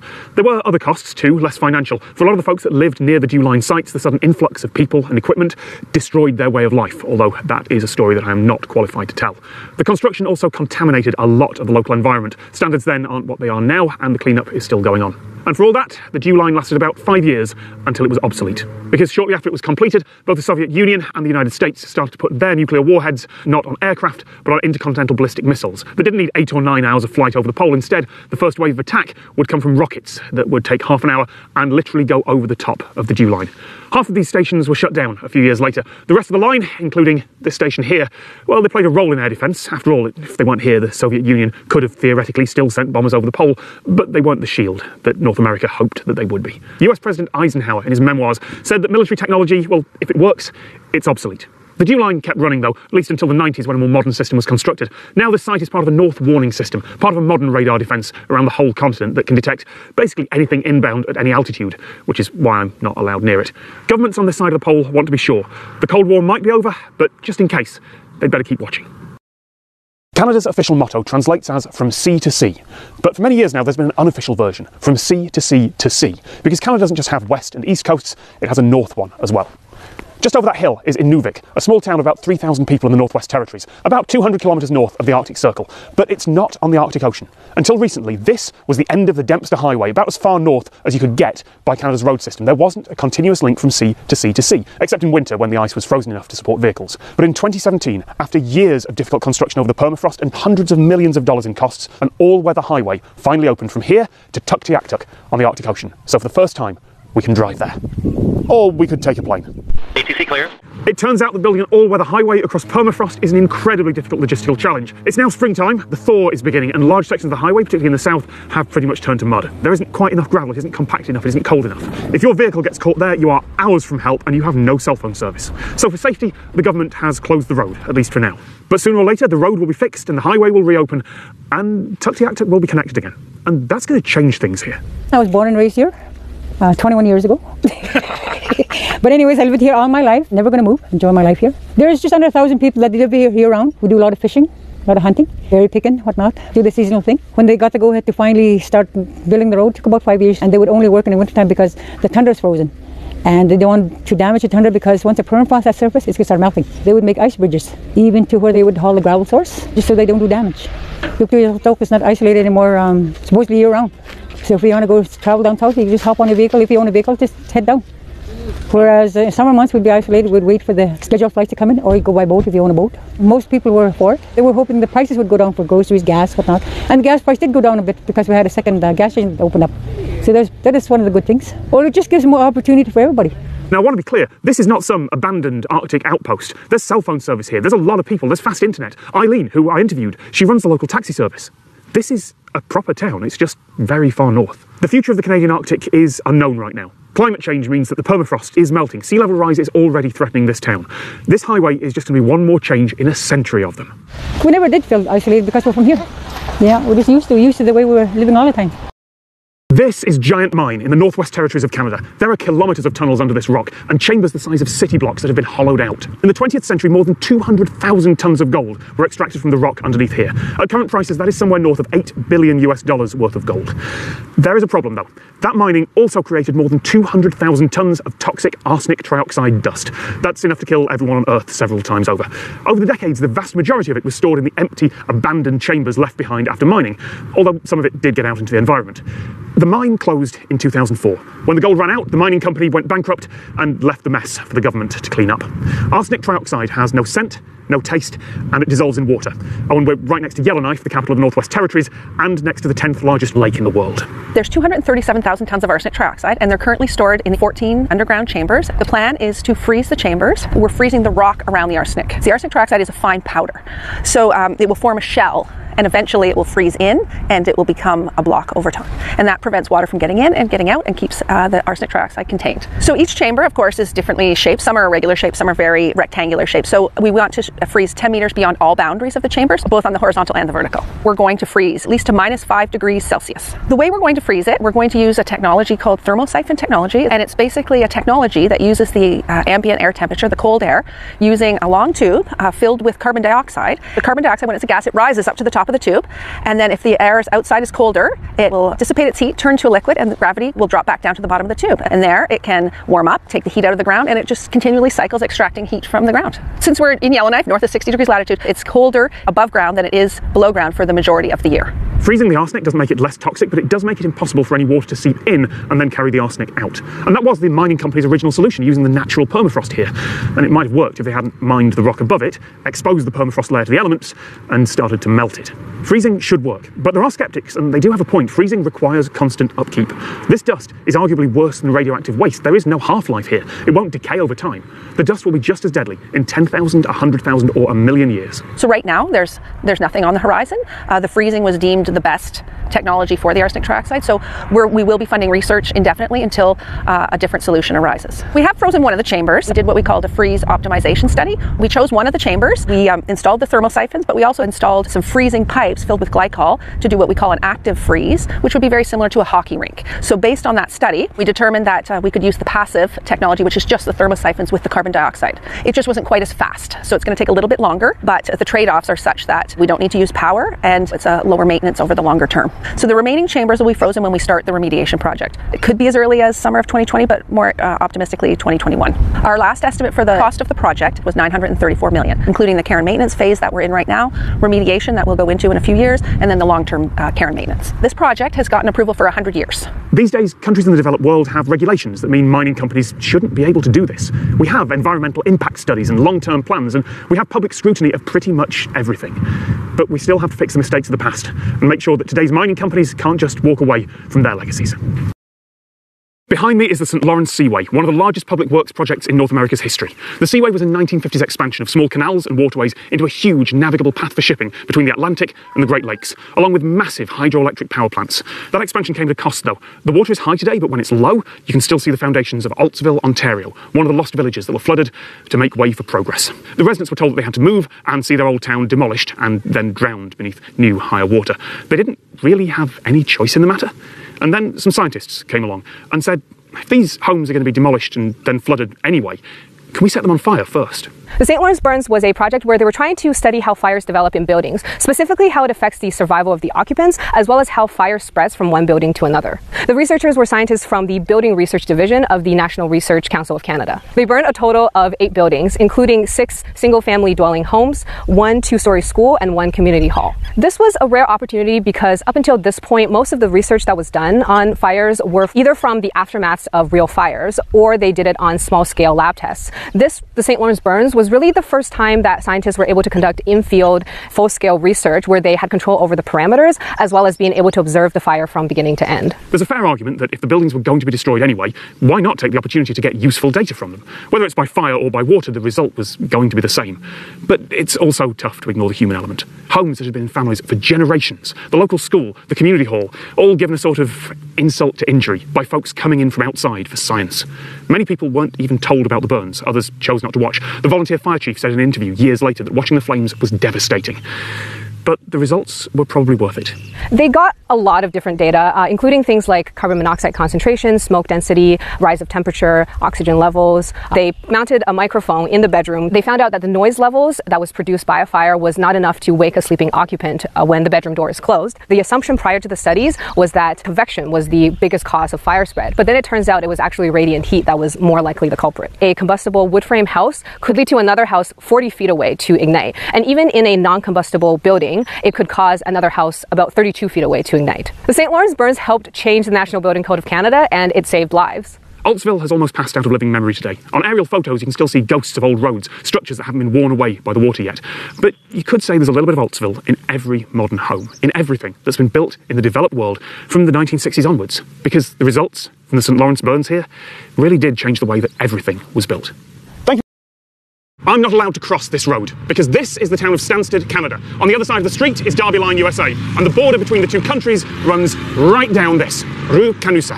For local residents, that can be inconvenient. I lived here all my life, so 63 years. Today, you cannot cross over the line and visit your neighbors like years ago. If you want to cross, you have to report at customs. You know, I used to cross every day. Now I probably cross once a week because I come down to the post office over here. To go through the border, basically, they ask you your passport. They go inside. I guess they look at if you have a record or not. They look at your registration of your car. About a couple minutes and you're gone through. I'm a dual citizen, so I'm American and Canadian, so it's easier. This is a place where the idea of a border as a solid, easy-to-understand line gets a little bit fuzzy. The road doesn't run at exactly the same angle as the border, not precisely. The official line is that this is Canada and that's the USA, but both countries' maps show the road as being entirely in the US just here and entirely in Canada up there. The houses are definitely in separate countries, but the road is not quite as clear. And in practice, if I was driving, I'd be okay. Even on that side of the road, I am considered to be still in Canada, as long as I don't stop and walk up to an American house. It's fair to say that there's a little bit of leniency here if you're just nudging the border by a few centimetres, or if you're on that side a couple of inches. But while I was setting up my camera here, the police turned up, lights flashing, to move along those bikers you saw earlier, who were admiring the view from the other side of the road. It all seemed in good spirits, but they had crossed the border. Well, the library is part on the Canadian side, part on the American side. But you stay on Canadian side, you stay on the sidewalk, and you go through the front door, and it's permitted. On Canusa Street, there's a sidewalk on the Canadian side. So back years ago, it was tolerated that people on the American side could cross over and walk on the sidewalk. So, you know, basically it's a little dangerous to walk on the side of the road. And now today, well, it's not tolerated no more. I think the rule hasn't changed much, but they're more enforced. When you cross, they ask you more questions than they used to, you know, years ago. Before, you went through the border and you knew most of the custom officers, and they used to wave to you, you know. In 1783, this section of the Canada-US border was set at the 45th parallel, a line of latitude. Slightly inaccurate measurements were accepted by both countries, so it was locked in. But as for this specific road, there are local stories about drunk surveyors and pranks, but no one really knows. Welcome to the town of Asbestos, Quebec. These days, asbestos is a word with a sense of doom attached to it, but when this mine was opened in the late 19th century, that really wasn't the case, which is why they named the town after it. This pit, just here, was the biggest asbestos mine in the world. Asbestos is a mineral, easily mined in pits like this. It can be turned into strong, cheap, fire-resistant insulation, and it was used in a huge number of building projects in the 20th century, either as big insulation blocks or in ceiling tiles or just sprayed on as cladding. It was a miracle substance. It could even be woven into clothing like military uniforms or firefighters' gloves. The catch is that it's made up of microscopic little fibrous crystals. If you break asbestos, drop it, sandpaper it, turn it into insulation, spray it around, those little fibres get into the air and build up in people's lungs. Decades later, people who've worked with asbestos or live near an asbestos mine, they tend to develop a particularly nasty type of cancer called mesothelioma. Any exposure to asbestos fibres, however small, can be dangerous. And in this town, there was sometimes so much asbestos dust in the air that kids could write their names in it when it settled. We know all that now, so why haven't they changed the name? In 2006, the town's then mayor tried to change it, but the idea was voted down. And I wanted to find out why, but no one from the town wanted to talk to me. I emailed quite a few places, the local government, the historical society. Everyone either said no, they weren't interested, or just didn't reply. They were polite, of course, they're Canadian, but it wasn't for them. And it took me perhaps a little bit too long to realise why. the name attracts people like me and viewers like you. I knew this video was going to be titled A Town Called Asbestos right away. It's the obvious title, it's got a ring to it, which is why there's already a 5-part series on YouTube from 2011 called exactly that, put together by a researcher who spent years with this town. She turned her PhD into a book, also titled A Town Called Asbestos. Vice.com published a series by a German photojournalist titled A Town Called Asbestos. All the time, people turn up here to document the town with the name. Some of them, like this author, are thorough and sympathetic and take decades of history into account. Some aren't. Some just set up a camera by the mine overlook, turn up for a couple of hours and film something. Others don't even visit, they just make fun of them from the other side of the world. Why? Because the town's name is Asbestos. How do you feel about the name? Why don't you change it? They've answered these same questions for years, and I suspect they're very, very tired of it. The clearest answer that I've found is from an interview in the Globe and Mail in 2016. Guillaume Tessier, Vice President of a local Chamber of Commerce, said, "Asbestos was our lives, it was our heritage." And I think that's the key to why this town is still called Asbestos, because yes, for most of the world, the name is alarming, but here, that's tempered with the fact that this mine, like a coal mine or a gold mine, it was how people made their living. Lots of people worked in the mine, and their parents, and their grandparents, and their great-grandparents. It was part of their identity, a mineral that the world wanted to use. It was made right here by them, and it saved lives, and it really was something to be proud of. Asbestos and this mine was defended by the folks who worked here. In '97, just after France banned asbestos, 4 men from this town, 4 of the luckier ones, ran the Paris Marathon, and they were congratulated in a statement in Canada's Parliament for showing that the risks weren't that great, because the risks were drastically downplayed by management and by government, even after the world at large agreed how dangerous asbestos is. Economics and the desire for profit meant that it was still mined for decades here. This mine only closed in 2012, it's only been a few years. Maybe the name will change, if only to stop jerks like me coming along and going, "Oh, look at this place," but not just yet. These days, American presidents travel around the country on Air Force One. But in the 1940s, there was no Air Force One. Actually, there wasn't even a US Air Force. They were still part of the Army. Franklin D. Roosevelt was the first sitting US president to fly in an airplane back in 1943. But for most of his presidency, he used a very different form of travel. This is the Ferdinand Magellan, officially known as US Car Number 1, 120 tons of armor-plated, bulletproof rail car. The rail car is the heaviest U.S. rail car ever built. They had to build special trucks just to support the extra weight. The reason it only weighs 285,000 pounds is that was the weight limit for U.S. railroads, bridges, and trestles at that time. So the entire car is not armor-proofed, only where the president is. The car has 5/8" thick bulletproof steel through most of the car, up to this point here. You can see where the rivets change from double rivets to single rivets. The regular steel here versus the bulletproof steel here. So there's bulletproofing, there's 12-ply laminated glass, there are 2 escape hatches in the car to get the president out. It was never painted red, white, and blue like Air Force One. It was always painted Pullman green. When they had to park it somewhere, they would hide it with other Pullman rail cars, so it was basically hiding in plain sight. After Roosevelt's death, President Truman used the Magellan for a while, asking the engineers to get the train up to 80 miles an hour if they could. Before television was a way to reach the masses, Truman toured America in this train, campaigning for re-election, travelling tens of thousands of miles between tiny stations known as whistle stops, and making up to 8 speeches a day. And it worked. The famous moment where he held up the newspaper that wrongly announced his defeat, that was just there, on the back of this train. Now, in 1928, air conditioning was accomplished by ice. There are ice bunkers in the car, blocks of ice were put in there, and ceiling fans across the whole car would then blow the cold air as it dropped down. So now we're heading into the armored part of the car where the president stayed. Here we have the dining room. All the rooms in the car had a phone in them. When the car was underway, the phones were hooked up to a radio car called the General Meyer. When they were in stations, they were hot-wired into the phones in the station. This is a desk the president would use. He could sign papers. This is what the windows look like. This is 12-ply laminated glass, about 3 inches thick. So all the windows from this point to the rear of the car are sealed. You cannot take them out, which is why they have air conditioning. Stateroom C here, this is the president's quarters. The president has a fixed bed, giving him a little bit of extra leg room. That is what a commode chair looks like. The back folds down as a sink, and the seat folds up to be a toilet underneath. The wheelchair was built specifically for Roosevelt's use in this car, so you get up and down the narrow hallway. Here we have the presidential bathroom, and the first of the 2 escape hatches are here. What would have been a window has been converted to a steel plate that they could push out, and they could get the president out that way if they needed to. What looks like a soap dish hanging by the door here is actually a cigar holder. Roosevelt would sit in there and smoke cigars. Here we have the observation lounge of the car. This is where presidents would sit in the back of the car and watch the rails pass behind them, entertain the guests that were on the car with them. We also have the second escape hatch, and this was fashioned from a submarine. It was designed if the car was ever knocked over on its side, they could open this door and go out it. This door leads to the rear platform. The door alone weighs 1,500 pounds. That's about half the weight of the car that most people come to visit our museum in. It's fashioned after a bank vault. Out here is the rear platform. This is where presidents would give their speeches. When Truman ascended to the presidency after Roosevelt died, he pretty much lived in this car for a few months as he went across the campaign's trail. And he made more than 350 whistle-stop speeches from this back platform. That's what allowed him to connect with the American people. Of course, air travel became easier and cheaper and safer, and eventually the Ferdinand Magellan fell out of use. Nowadays it's a museum piece, but in an era where the Trump train is just a metaphor, it's interesting to note that there were other presidents whose train was a little more real. America as a country, except for certain parts of the country, doesn't embrace rails the way that we used to. This piece is historic, it is unique, it is harkening back to a simpler place and time and a simpler pace of life. And that's what I wish we could kind of get a little piece of that back. Still keep our cell phones. I'm not giving that up. This is not an artificial swimming pool, and it's not filled with chlorinated, treated water. This is a natural spring in Weeki Wachee, Florida, and it's at the top of a massive system of caverns where the Weeki Wachee River surfaces, hundreds of millions of litres of water forcing its way out the ground every day. But while the spring might be natural, what's going on under the surface definitely isn't. It's created by humans, because for more than 70 years, there's been a mermaid show here.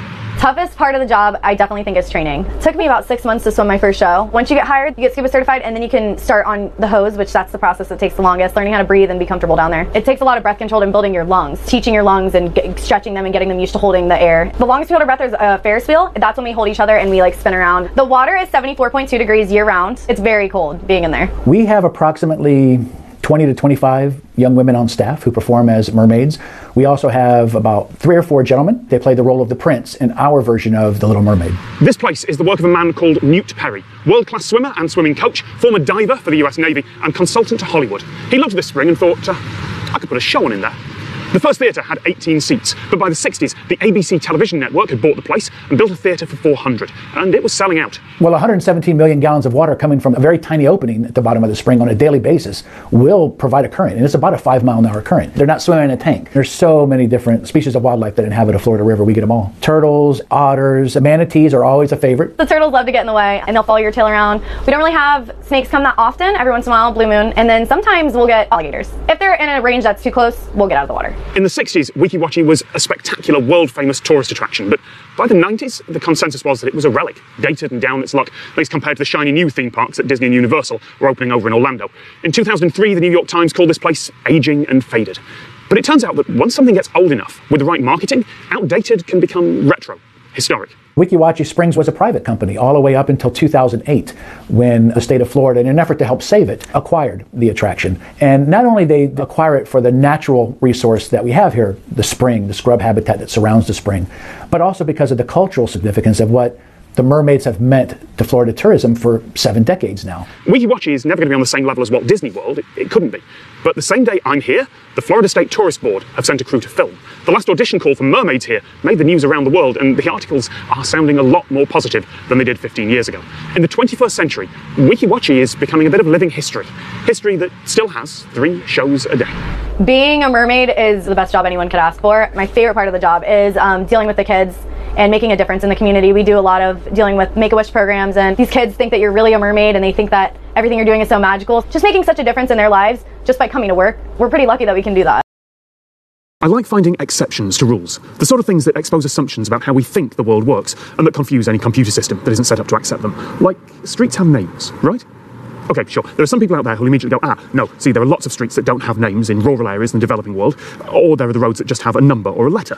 And some of you will go, oh, well, actually, Japan, most of Japan doesn't name its streets, it names and numbers its city blocks. And besides, it's more complicated than that. But, okay, in a Western European nation like Germany, in the centre of a large city like Mannheim, you'd expect there to be street names. Nah. Welcome to the exception to the rule. Here inside the Quadratus of Mannheim, the squares of the town centre, only a few major streets have names. Every other building is referred to by which square it's on as part of a grid. The west half gets the letters A to K, the east half L to U, and that's followed by the number of blocks from the centre. So the block over there is C4, or in German, Sephir, which explains why the art gallery on it is called Zephyr. Given the German reputation for humour, that's a pretty good multilingual pun.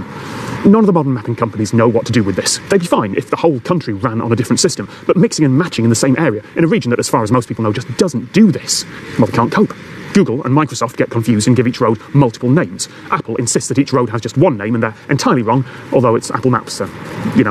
OpenStreetMap, which is community-led, recognises full addresses, but not the individual blocks, although presumably that'll be fixed within a few hours of this video being uploaded. This isn't some modern invention either. This isn't something brought on by future-looking city planners rebuilding after the Second World War, or 80s planners getting ahead of themselves. While the numbering patterns have changed over the years, this bit of Mannheim has had some form of block numbering for a long, long time. Why change it? Just because some programmers can't figure out how to put it into their database. Programmers have only been around for a few years. This city has been around for centuries. The address of a place here in the Quadratus really is just a number, then a block, Mannheim, Germany. Even if some computers don't believe it. Behind me is London City Airport, built on an old dock in East London. They're building a new control tower here to replace the 30-year-old one and to make room for expansion. But that new tower won't have any people in it. It'll just be a tall mast with a lot of cameras. The people will be 18 miles away. We're in the London City Ops Room, which will go live in January 2020.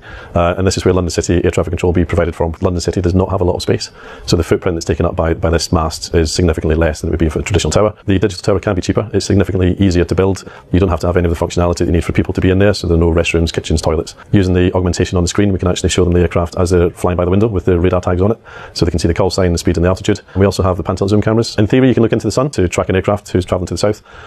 You'd never do that with binoculars, but this system lets you do that. This is a 360 panorama, but it's compressed into 225 degrees.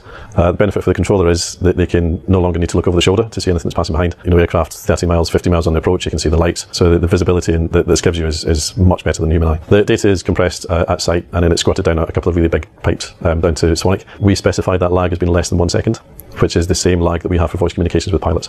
Right now, that new control room is just used for training. The camera mast isn't built yet, so they're just using footage filmed from a crane a few months ago. Now, digital control towers are already used at smaller airports, but this will be the first one in a major city with this level of air traffic. Something like this doesn't just have to fail safe, it has to add no additional risk. Every control is quite conservative by nature, so they have a little what if in the back of the head. So what if a screen fails? What if a feed fails? What if a camera fails? So all these things we put into the design.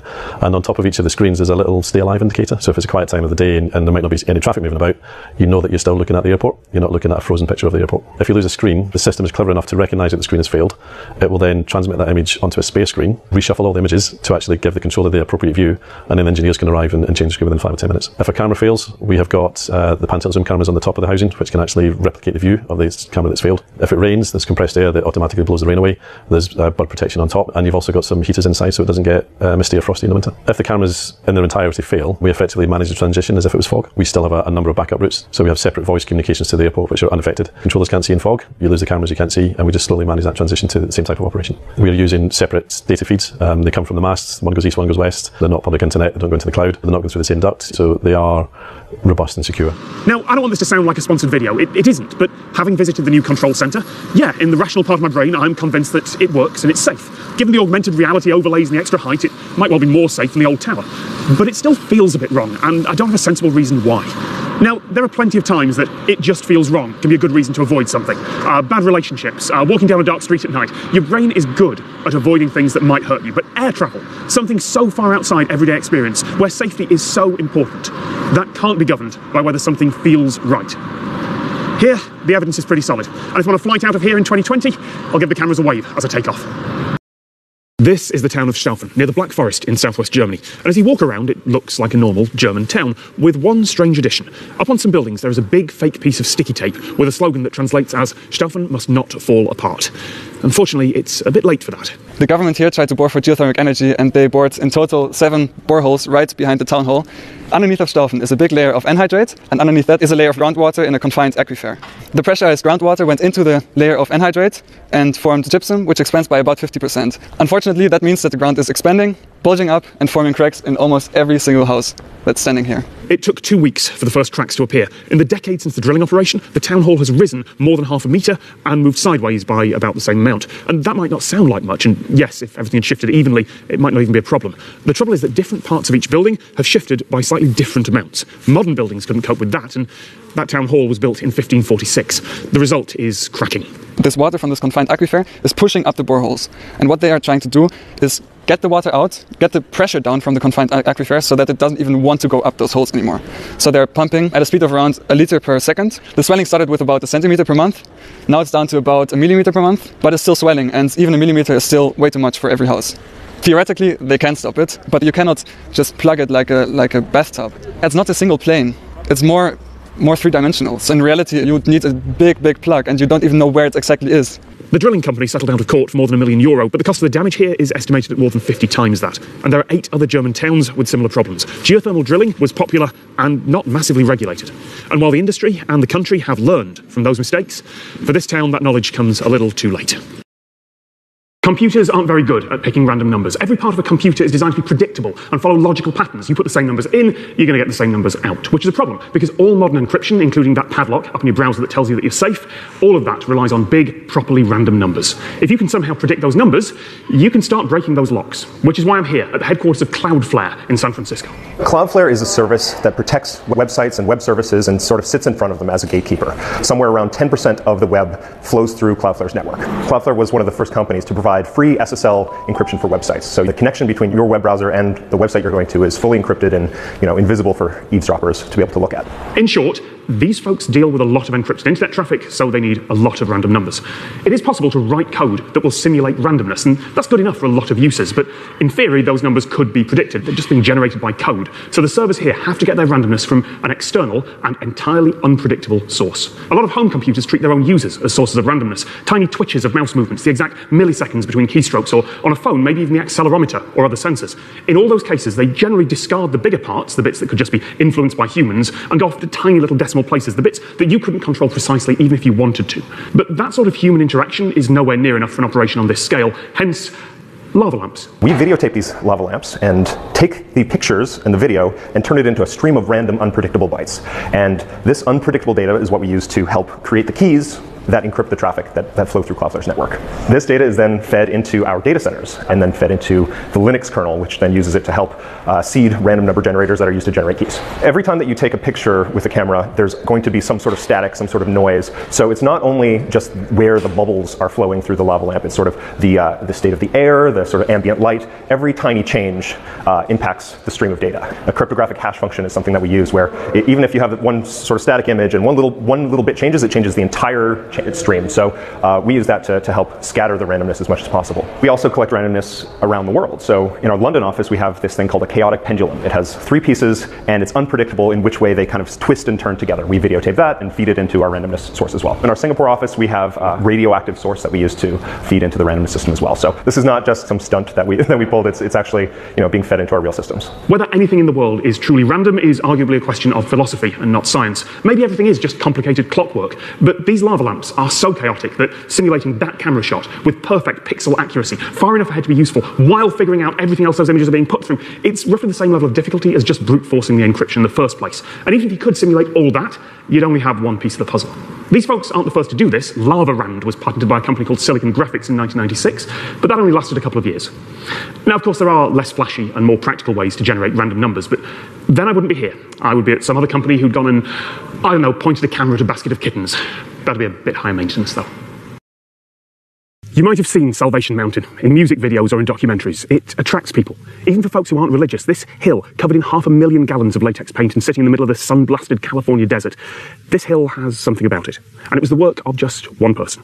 Leonard Knight was a man who was kind of lost, just cruising around trying to figure out what to do. He discovered Jesus, so he had a mission. And then he started doing things, and he made a hot air balloon, like 200 foot, sewed it all together with all these praises to God on it, brought it out here. The desert ended up taking its toll on the balloon, but he stayed and he built this mountain. You really have to look at it to get the big picture. That sand hill, that way, shows exactly what was here. A couple of little straggly bushes and a flat hill of sand. And Leonard built all this. He added extra clay, hay bales, whatever it took to build this all up. He just kept going and going. He was going to dome the whole thing off. And he never really thought of himself as an artist. He more thought of himself as somebody just doing what he was doing. He was a persistent dude. This mountain originally fell after 3.5 years of building. He rebuilt.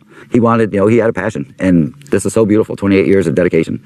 Try dedicating 28 minutes to something nowadays, realistically.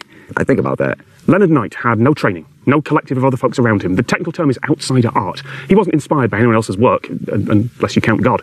He wasn't imitating great artists. He wasn't asking for feedback from friends around him. He just created this, and it resonated with the world.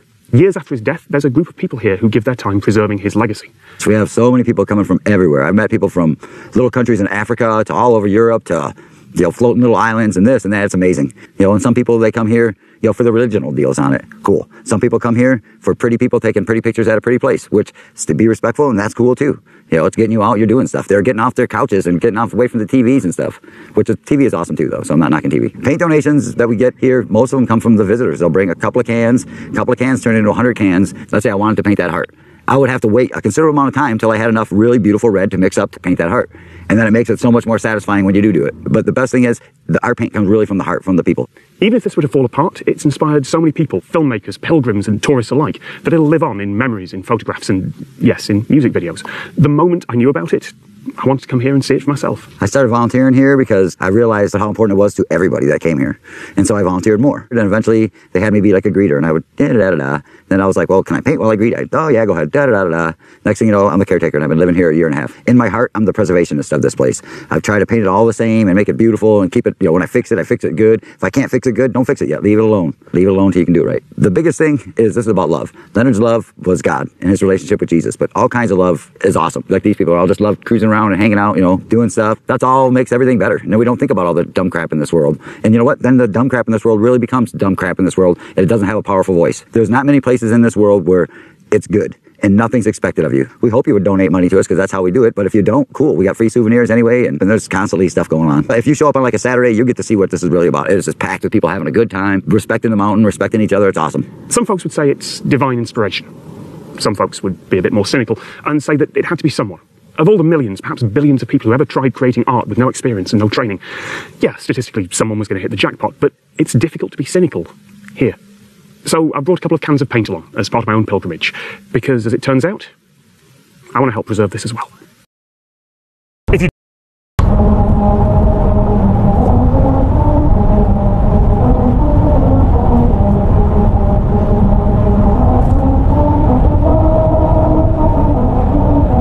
That was the musical road of Lancaster, California, and as you may have heard, it's a little bit out of tune. A lot of money was spent on that road. It was a publicity stunt for a car company who wanted to show off how clever they are. And doing the calculations for something like that isn't really difficult. A musical note is a vibration in the air at a particular frequency. And those vibrations can be made by a violin string or synthesized by a computer, or in this case, made by vehicle tires hitting grooves in the road. The closer the grooves are, the faster the vibrations and the higher the note. So take the speed limit, divide by the frequency of the note you want, and that's how often there should be a groove in the road. And if people travel at the wrong speed, well, it shouldn't really matter. It'll just be like slowing down or speeding up any other bit of music. It'll be in the wrong key, but it'll still sound right to most people's ears. It won't sound like that mess. So, what went wrong? At this point, I'm indebted to David Simmons Duffin, an assistant professor of physics at Caltech, whose interests include quantum field theories and playing Baroque violin, because he was, as far as I can tell, the very first person to figure out what went wrong. And the problem was probably the English language. Whoever did the calculations said that the grooves should be so far apart, let's say 4 inches for the first note, and they meant that there should be a groove every 4 inches. But whoever gave the instructions to the work crew said that the grooves should be 4 inches apart, and that was interpreted as 4 inches between the end of one groove and the start of the next one. They didn't include the width of the groove itself. But your ears definitely do include it. The highest note on that section of the William Tell Overture should be 1 octave higher than the lowest. That means the frequency should be doubled and that the grooves should be half the distance apart, and they are if you don't include the width of the groove itself.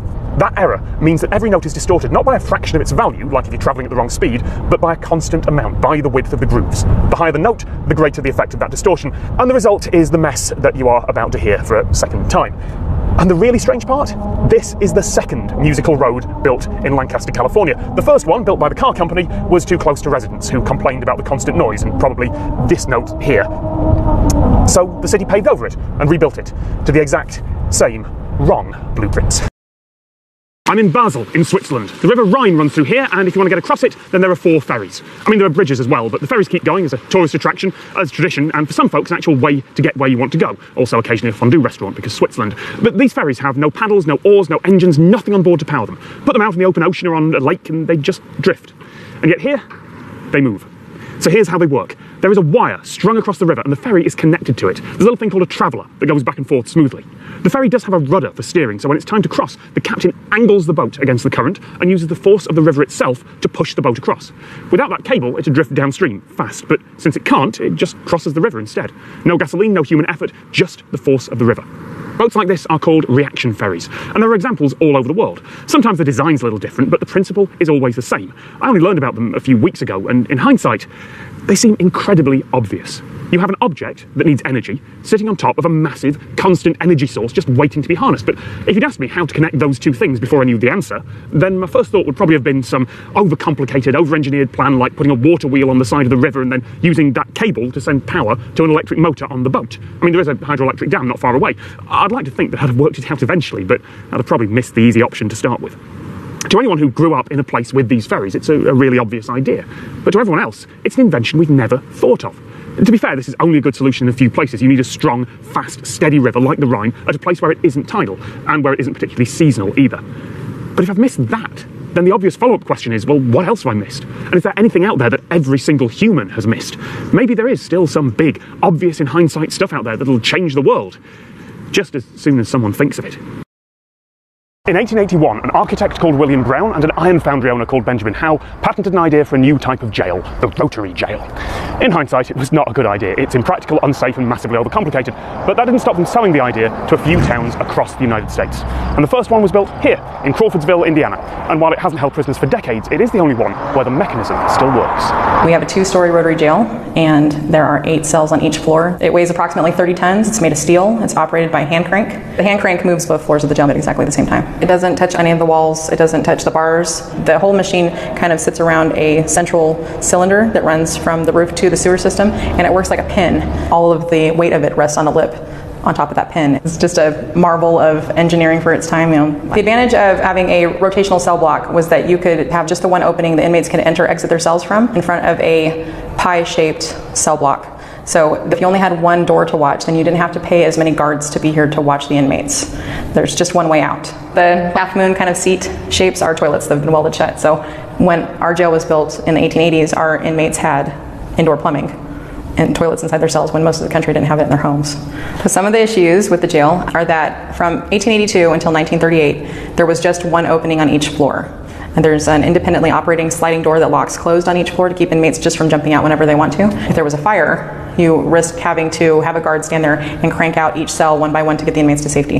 The other issue is that almost 50% of our inmates were arrested for being drunk. Some of them would overspill from the drunk tank and need to be in the cells to make room for other inmates as they came in. So they would fall asleep on the ground, hugging the bars. The machine would begin to move, and essentially the wall would come into contact with their limbs and break them or amputate them. They quit rotating the jail in 1938. They cut an individual door out of every cell and they installed the catwalk. So they quit rotating it because of the problems that they had with fire concerns and with inmates getting limbs chopped off. As far as we've been told, as long as we keep maintaining the machine the way that we do and treating it the way that we do, there's no end in sight. We'll be able to turn it forever. There are any number of ways that this could have been improved. The bars could have spun, not the cells, or you could remove the complicated, expensive rotation part entirely and just, open one cell at a time, which is basically a regular jail. The moral of the story? Just because an idea has been patented doesn't mean that it's actually any good. It just means no one's thought of it before, and sometimes there's a reason for that. I'm in Weldon Spring, near St. Louis, Missouri, USA. And in the 1950s and 60s, this strange, grey, wind-blasted hill wasn't here. Instead, there was a uranium processing factory. And conditions for the workers back then were shocking by today's standards. It wasn't quite the 1940s. You can find testimony from back then of workers hand-scooping uranium ore.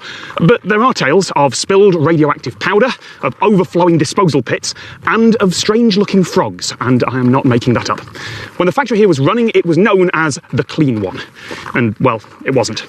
The plant here closed in 1966 as the most contaminated site in the area. PCBs, mercury, asbestos and radioactive waste. In the 1980s, the Environmental Protection Agency declared Weldon Spring a Superfund site, meaning it would finally be cleaned up. And the result is this, a 7-story high nuclear waste dump, the permanent disposal cell, containing more than 1 million cubic metres of toxic waste and hopefully keeping the local residents safe for the next 1,000 years or so. And that was going to be pretty much all the video. If you search this place online, that's as far as a lot of articles go. Except then I did a bit more research, and I found out about Coldwater Creek, a few miles away, where radioactive waste from the Manhattan Project, the project that built the first nuclear bombs, the waste was just dumped there in the 1940s with the government's approval. That waste eventually flowed decades later into people's backyards after flooding. That was in 2015. Then there's the West Lake landfill on the other side of St. Louis, where an underground trash fire has been burning very close to another radioactive waste site for 7 years.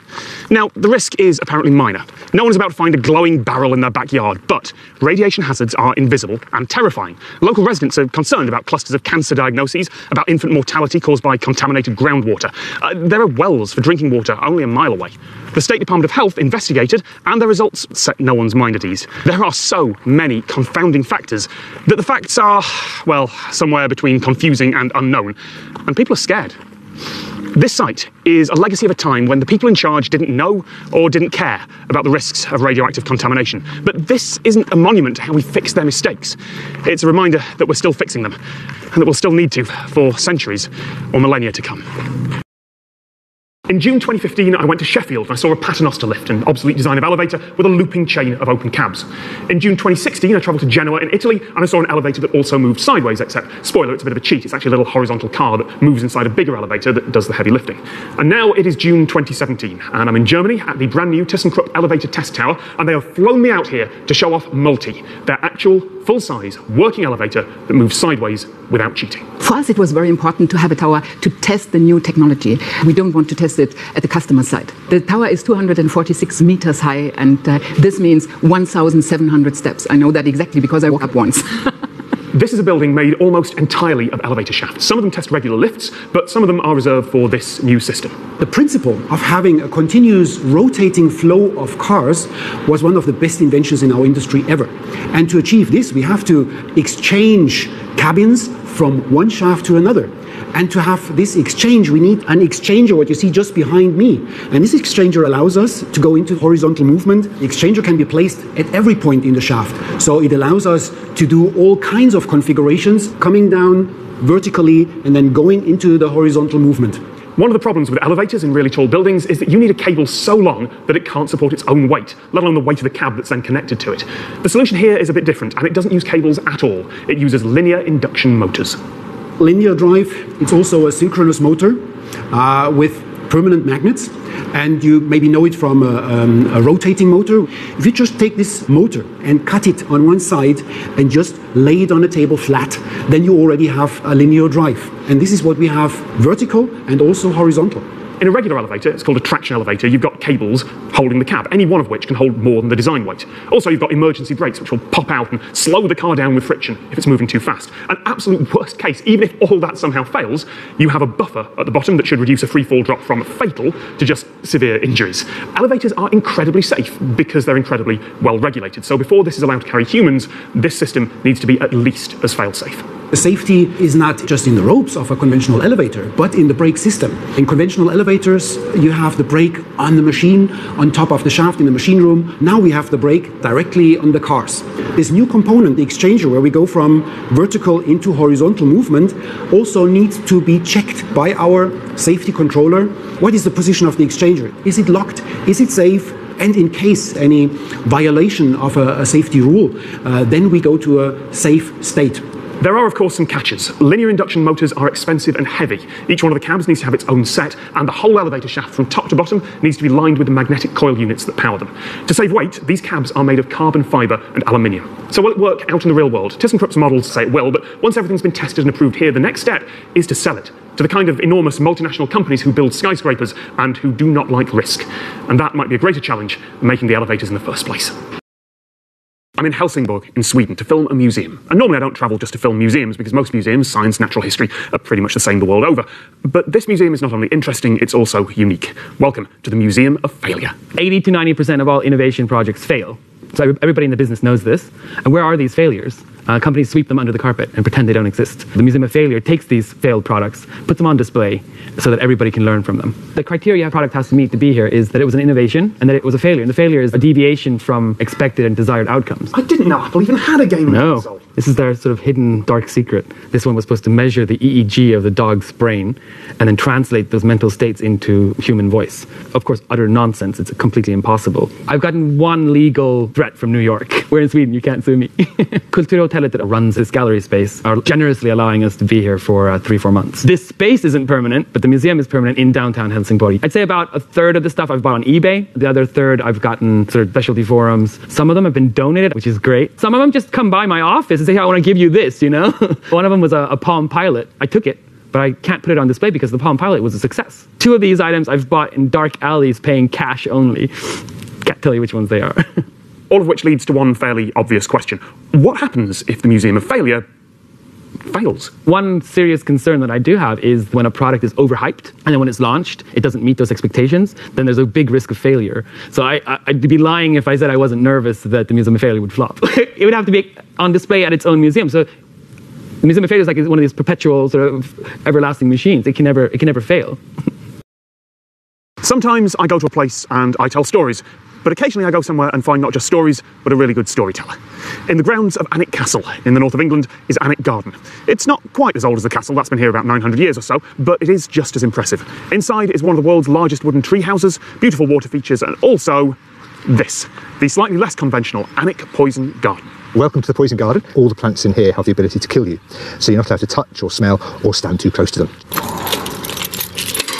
This is Ricinus communis, and you can see that it has very architectural leaves. But the issue with it is that you can, under laboratory environments, take out ricin. Ricin's the deadliest poison known to man. Here we have Atropa belladonna, deadly nightshade, a native plant to the UK. These flowers that you can see here will produce a black, grape-like berry. 4 of those berries are enough to kill a child. Very toxic indeed. In Italy, especially around Venice, the ladies used to squeeze the berries to get the juice, and then use the juice to put in their eyes to dilate their pupils to make them look more attractive to gentlemen. Because it's toxic, slowly you start to lose your vision.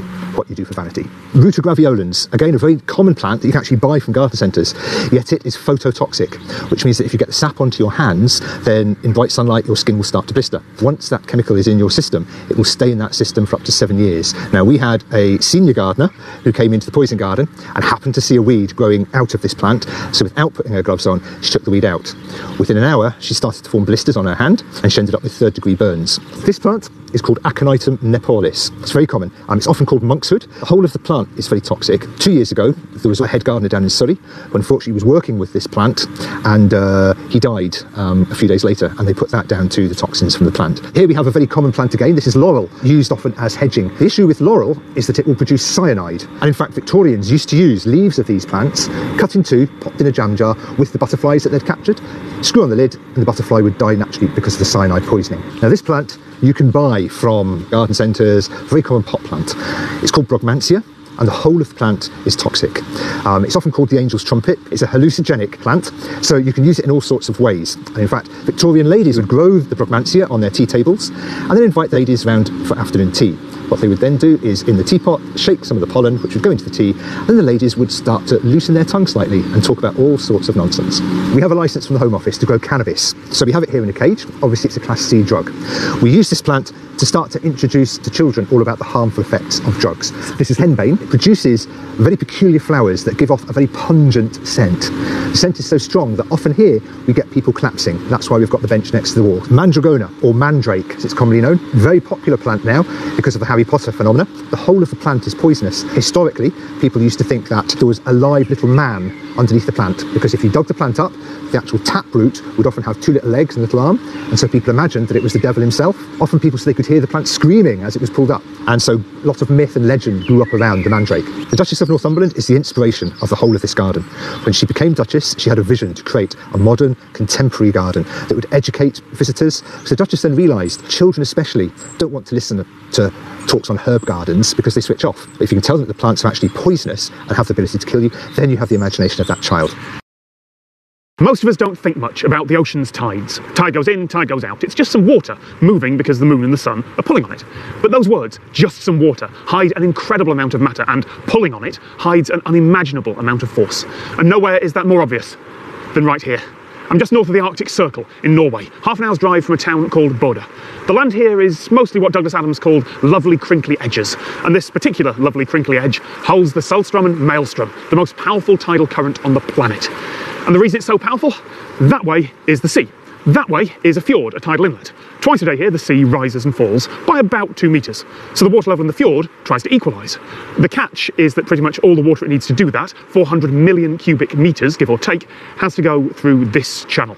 There are other routes that it could take, but the land masses make those slow and shallow. They're winding country roads, whereas this is like a 12-lane freeway. It's a perfect storm. There's a huge mass of water on both sides providing pressure, and the channel starts wide and steadily narrows to the centre both ways. It's the right width and the right shape to create this maelstrom of whirlpools and currents and vortices. What surprised me the most coming here and standing next to it is how much it changes moment to moment, second to second. Every little twist in the tide and the water creates a new vortex and a new boil. I had to get close enough to stick my camera in on a long pole, and honestly, it terrified me. Tour groups can take an inflatable boat out into the channel, and you'll see occasional fishing vessels taking advantage of all the marine life that gets shunted through here. But unlike the whirlpools of myth and legend, this maelstrom isn't going to pull a modern, buoyant, powered boat down to the depths. Although a swimmer on their own would be in a lot of trouble, and a large ship might lose control and be dashed against the rocks. But all this force, all this water, this is just a fraction of what's being pulled around out on the ocean. It's just here. It's visible. It's on a human scale. It's threatening. So here, we pay attention to it. This is Bruges in Belgium, famous for chocolate, lace and beer. And this is the Half Moon Brewery. There's been a brewery on the site for somewhere around 5 centuries. There used to be 30 in the city, but modern production and making enough beer to meet the export demands of the world make that difficult. The Half Moon Brewery moved their bottling operation outside the city years ago, about 2 miles, but brewing stayed here. This was the last brewery in Bruges. There have been new brewers coming along with new ideas recently, so now we are not the only one anymore, but we're definitely the oldest one. Who are we to change the location of this brewery? Logistics are tricky when your entire city centre is a World Heritage Site. Getting ingredients in was tough enough, but having to also bring tanker trucks through narrow cobbled streets, fill them up with beer and then drive them out to the bottling plant 2 miles away, well, they needed a better solution. So they built one. The beer gets into the pipe right from the brewing room, which is here, and goes from one tank here in the city centre of Bruges to another tank on the other side in the bottling plant. The pipeline is about this size, that's the outer diameter, and inside that one you have 4 pipes which are approximately 8 centimeters diameter. The beer goes through at a rate of about 5,000 to 6,000 liters per hour. It's not such a high flow rate that it is under pressure. It's relatively slow. So it takes a batch of beer about a small hour to get to the other side. The beer enters our site here. It goes in one of the big tanks. The lagering process goes on for 3 weeks. Then the beer has to be filtered, pasteurized. We add sugar and yeast, and then everything goes into the bottle. Yeast inside the bottle has to do the second fermentation, and that's happening in a warm room. After the transport, we clean our pipes with cleaning products. We put disinfection inside of the pipe. Then we flush it with around 300 liters of water before we put beer into the pipeline again. Outside the city centre, along highways, sure, regular excavators were fine. But here, some more creative approaches were needed. Getting permission for this project wasn't easy, but we were lucky to have some forward-thinking people in our city that agreed with this idea and gave us the permit. It runs only under public domain, so only under the streets, not under houses or private properties. And they actually drill from a distance, so they make a hole kind of like on every corner of the street. And then they have a kind of guided drilling, whereby they don't need to open up all the streets in order to drill. 4 months of construction isn't normally a project that's welcomed, but the locals of Bruges seem to think that this was something special. The locals initially thought it was a joke, I think. People really took to the idea and actually joked a lot about tapping off the pipeline and getting beer in their own home or kitchen. It wouldn't be possible to connect a pub or even a house along the pipeline. However, that's why we invented actually the crowdfunding. That's where the idea came from. So people could crowdfund to actually get some beer for life, which was the replacement of having a little beer tap in their own house. I can't see any of this. I can't see the mountaintop or the yawning chasm in front of me, and this isn't some magical drone camera hovering out in midair. This is the Mixed Reality Lab at YouTube Space New York, and if I want to see anything around me other than these green walls, I'm going to have to wear this headset. The challenge with virtual reality is that while the person who's in it is amazed and waving their arms around and experiencing it, the rest of us don't know what's going on. And so mixed reality is a way of letting everyone else see what it would be like if we were there too. We have an actual camera that is filming you in the headset in front of a green screen, and then the game just needs to know where the virtual camera should be. We're using an HTC Vive for the VR, and if we use a third hand controller and attach that controller to the camera, now the game understands where the camera is. And so we can have both the actual camera and the virtual camera moving through the space and recording what it would be like if we were inside there with you. In our kit, we're using a PC that's spec'd out with the highest end Intel processor, 32 gigs of RAM, and the current high-level consumer video card, which is an NVIDIA GTX 1080. We're rendering at 4K, and anything less than that is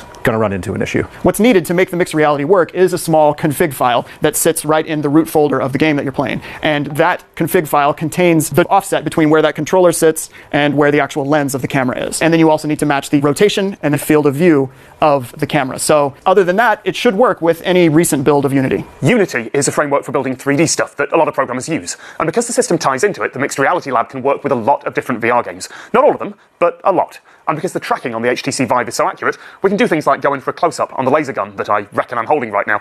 Granted, there's a Vive controller sticking out of the middle of it, but the positioning is pretty much perfect. When you're playing in VR, normally all the computer needs to output is the view that you see in the headset. When we're doing mixed reality, we also output the view as seen from this third controller, this virtual camera. And so what that gives us is 4 views instead of just the one. The 4 views are, yes, the headset view, as usual. We also see the background as seen from the perspective of this virtual camera. And then we have 2 layers of foreground. One of them is the image itself, everything that should appear in front of the player. And then we have just a Luma layer to help you key out the black space. The Steam VR plugin automatically selects the foreground and the background based on the position of the headset. And anything that is between the headset and the third controller is foreground, and anything that's beyond the headset becomes background. Here in our studio, we're doing a live composite on the fly, and this is a rough idea of what you'll get in your final edit. The live composite is a bit rough around the edges, but you can also take the original assets and do a much more detailed composite in post-production later. Now, virtual studios aren't a new thing. The BBC have been using one for election night for years, although it uses carefully pre-arranged graphics, lots of expensive broadcast quality equipment, and the host has to rehearse and hit all their marks exactly for things to look right. And let's face it, replace this headset with a helmet of justice and you've got 1990s British kids show nightmare.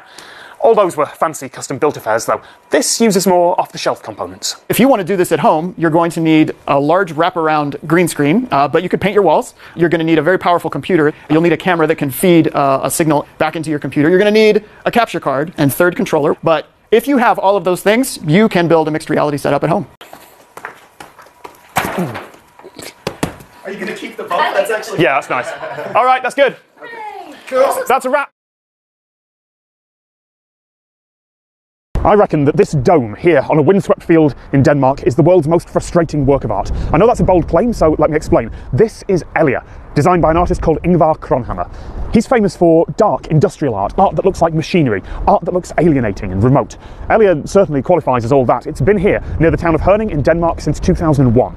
32 metres high, if you include those chimneys. The steps up to the viewing gallery are uncomfortably large. It feels like it wasn't designed for humans. Comparisons to an alien spaceship that's landed in the middle of rural Denmark, well, they're cliche, but standing here, they feel about right. Something feels wrong about this sculpture, which is all very impressive, but that's not the frustrating part. In the middle, just between those four pillars, there is a gas burner, and it shoots a massive flame 8 metres in the air, a huge blast of fire. It's one more ominous, unsettling thing about the sculpture. It might burst into flame at any moment, but it probably won't, because it does that, on average, for just 25 seconds, about once every 2 or 3 weeks, at random, decided by a computer. It might be months between eruptions, it might just be a few days, and according to an article in the local news, it won't go off if the wind is too high, which it probably is today, or if there are any people too close. Elia's website doesn't tell you when the flames are going to be, it just archives the time and date of all the ones that you've missed. They keep that up to date just to taunt you, I guess, I don't know. And sure, there are a couple of photos or videos from people online who've been lucky. You can go online and see that. But you can go online and see the Mona Lisa in much higher resolution than you ever could in person, in incredible detail. That doesn't stop people crowding into the Louvre in Paris to fight with selfie sticks. There is something about being there. So if Elia calls to you, if you want to see the fire in person, you are going to have to camp out and watch it 24 hours a day, maybe for months. As for me, I've got about an hour left until I have to leave to catch my flight. So here's hoping. Behind me is Lake Constance. It is a big lake near the Alps in the middle of Europe. This bit of me is in Germany, and this bit of me on the other side of that sculpture is in Switzerland. They took down the border fence and they replaced it with sculptures. A few miles away behind me over that horizon is Austria, and all three countries have a shoreline on Lake Constance. But if you look at a map, you will notice that something is missing. The lines that denote where the international borders are, the lines that I'm standing on right now, stop at the lakeshore. Lake Constance is a condominium, which is a fancy way of saying that it belongs to more than one country. But no one's entirely sure who. We are used to the idea that the Earth is divided up and different countries own different bits of it, which is kind of a strange idea when it's put like that, but since most of the world agrees on it, we stick with it. Laws, taxes, rights and responsibilities change at formal, defined lines. Okay, there are international waters, and Antarctica is a special case, and okay, there is that one bit of Africa where two countries both don't want to claim it, but generally, each bit of the world is owned by one particular nation. And sure, sometimes borders get complicated because of treaty glitches or land disputes, but this isn't one of those. It's just that no one ever bothered to actually put down in an international treaty where the borders are. According to Austria, over there, Lake Constance is a true condominium, shared equally by all three countries all the way across. If you are on the lake, then you are simultaneously in Germany and Austria and Switzerland. Switzerland is not happy with that. According to them, the border runs straight down the middle of the lake. And Germany is basically like, no one really has a problem with this. If there are any legal issues, they're settled on a case-by-case basis. So if you're wondering what happens if someone gives birth in the middle of the lake and what citizenship their kid would have, or what would happen under salvage laws if someone pulled up sunken treasure from the middle, I mean, the answer is, we'll sort it out when we have to, and in the meantime, no one's really going to mind. The only people that this lack of defined border affects are cartographers, map makers. There is no option on most digital maps for computers and people don't know where to draw the line. These days, if you want to simulate something in the physical world, you use a computer. But what if you couldn't? What if it was, say, the 1950s, and you needed to work out if a bold but questionable plan to dam the San Francisco Bay was a good idea? The answer is this: the US Army Corps of Engineers Bay model. The Bay model model is 1.5 acres or more. What you're looking at is one of our former scientific hydrodynamic engineering testing facilities, and this was the tool, the instrument that they used to see what the unforeseen consequences of the John Reber plan was going to be. In the 1940s and 50s, a man named John Reber had a plan to completely change the San Francisco Bay. Enormous dams would create freshwater lakes. There'd be brand new reclaimed land for industry and for air and naval bases. Reber said it would make the bay a defensible military fortification, move people safely inland, and the newly dammed rivers would provide huge amounts of drinking water. Reber was not a professional engineer. He was a theatrical producer who'd done a lot of research, but because he worked in showbiz, he knew how to promote something. And by most accounts, he was a friendly, sincere, convincing man. So, unlike other ideas for giant engineering projects, the Reber plan actually caught on. Debate went back and forth for years, but eventually, Reber's plan seemed realistic enough, at least to politicians, that the US Army Corps of Engineers were tasked to see if it was practical. And they were given $2.5 million, that's about $25 million today, to find out. And with it, they built this. This model, when it was built, was the next level, the next generation. It was extremely accurate as an instrument at the time. There really wasn't anything better. There's 250,000 strategically placed little copper tabs in the bottom of the model to keep the salt water and the fresh water from going in and out too quickly, but also to duplicate any little protrusions sticking up out of the bottom of the bay. The model is 1 to 1,000 scale horizontally, 1 to 100 scale vertically, and 1 to 100 scale in time. That means about 200 times a day the tide comes in and the tide goes out, because San Francisco Bay has tides, and therefore, so does the model. Everything was hand operated for the first 30 years. It took probably anywhere between 12 and 15 people to operate it. Sometimes there was as many as 60 people here at one time working on various different experiments, and everybody had to be totally in sync. It was like an orchestra. And the interns were out there in chairs, in lab coats, in the water, measuring the various different ebb and flow of the tide. It took 3 years for Reber's plan to be tested here, and in that time, Reber passed away. And for his supporters, the results from the model were devastating. It looked great on paper, convinced a lot of people, but when it was tested, they found that it was only good on paper. The end result was it failed on 99 different accounts. Wild and unpredictable, catastrophic flooding was just one of them. The dams wouldn't create lakes, they'd create evaporation ponds. The tide would create dangerous currents and waves. In short, not only would the Reber plan have been a disaster, it would have been $1 billion disaster. The ecosystem would have been devastated too, but it was the 50s, so no one was really thinking about that. The Corps of Engineers, their job done, figured the model would come in useful again someday. And it did, helping to test smaller and more practical schemes across the bay for decades. These days, of course, computers can do all that for a fraction of the time and the money, but it's still a good educational resource.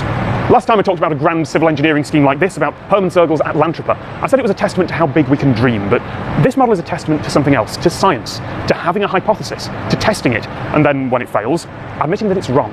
There shouldn't be any shame in that. Sometimes we follow bad ideas, and changing your mind based on new evidence and allowing others to do the same is something our world should be built on. And it's exactly what this model made happen.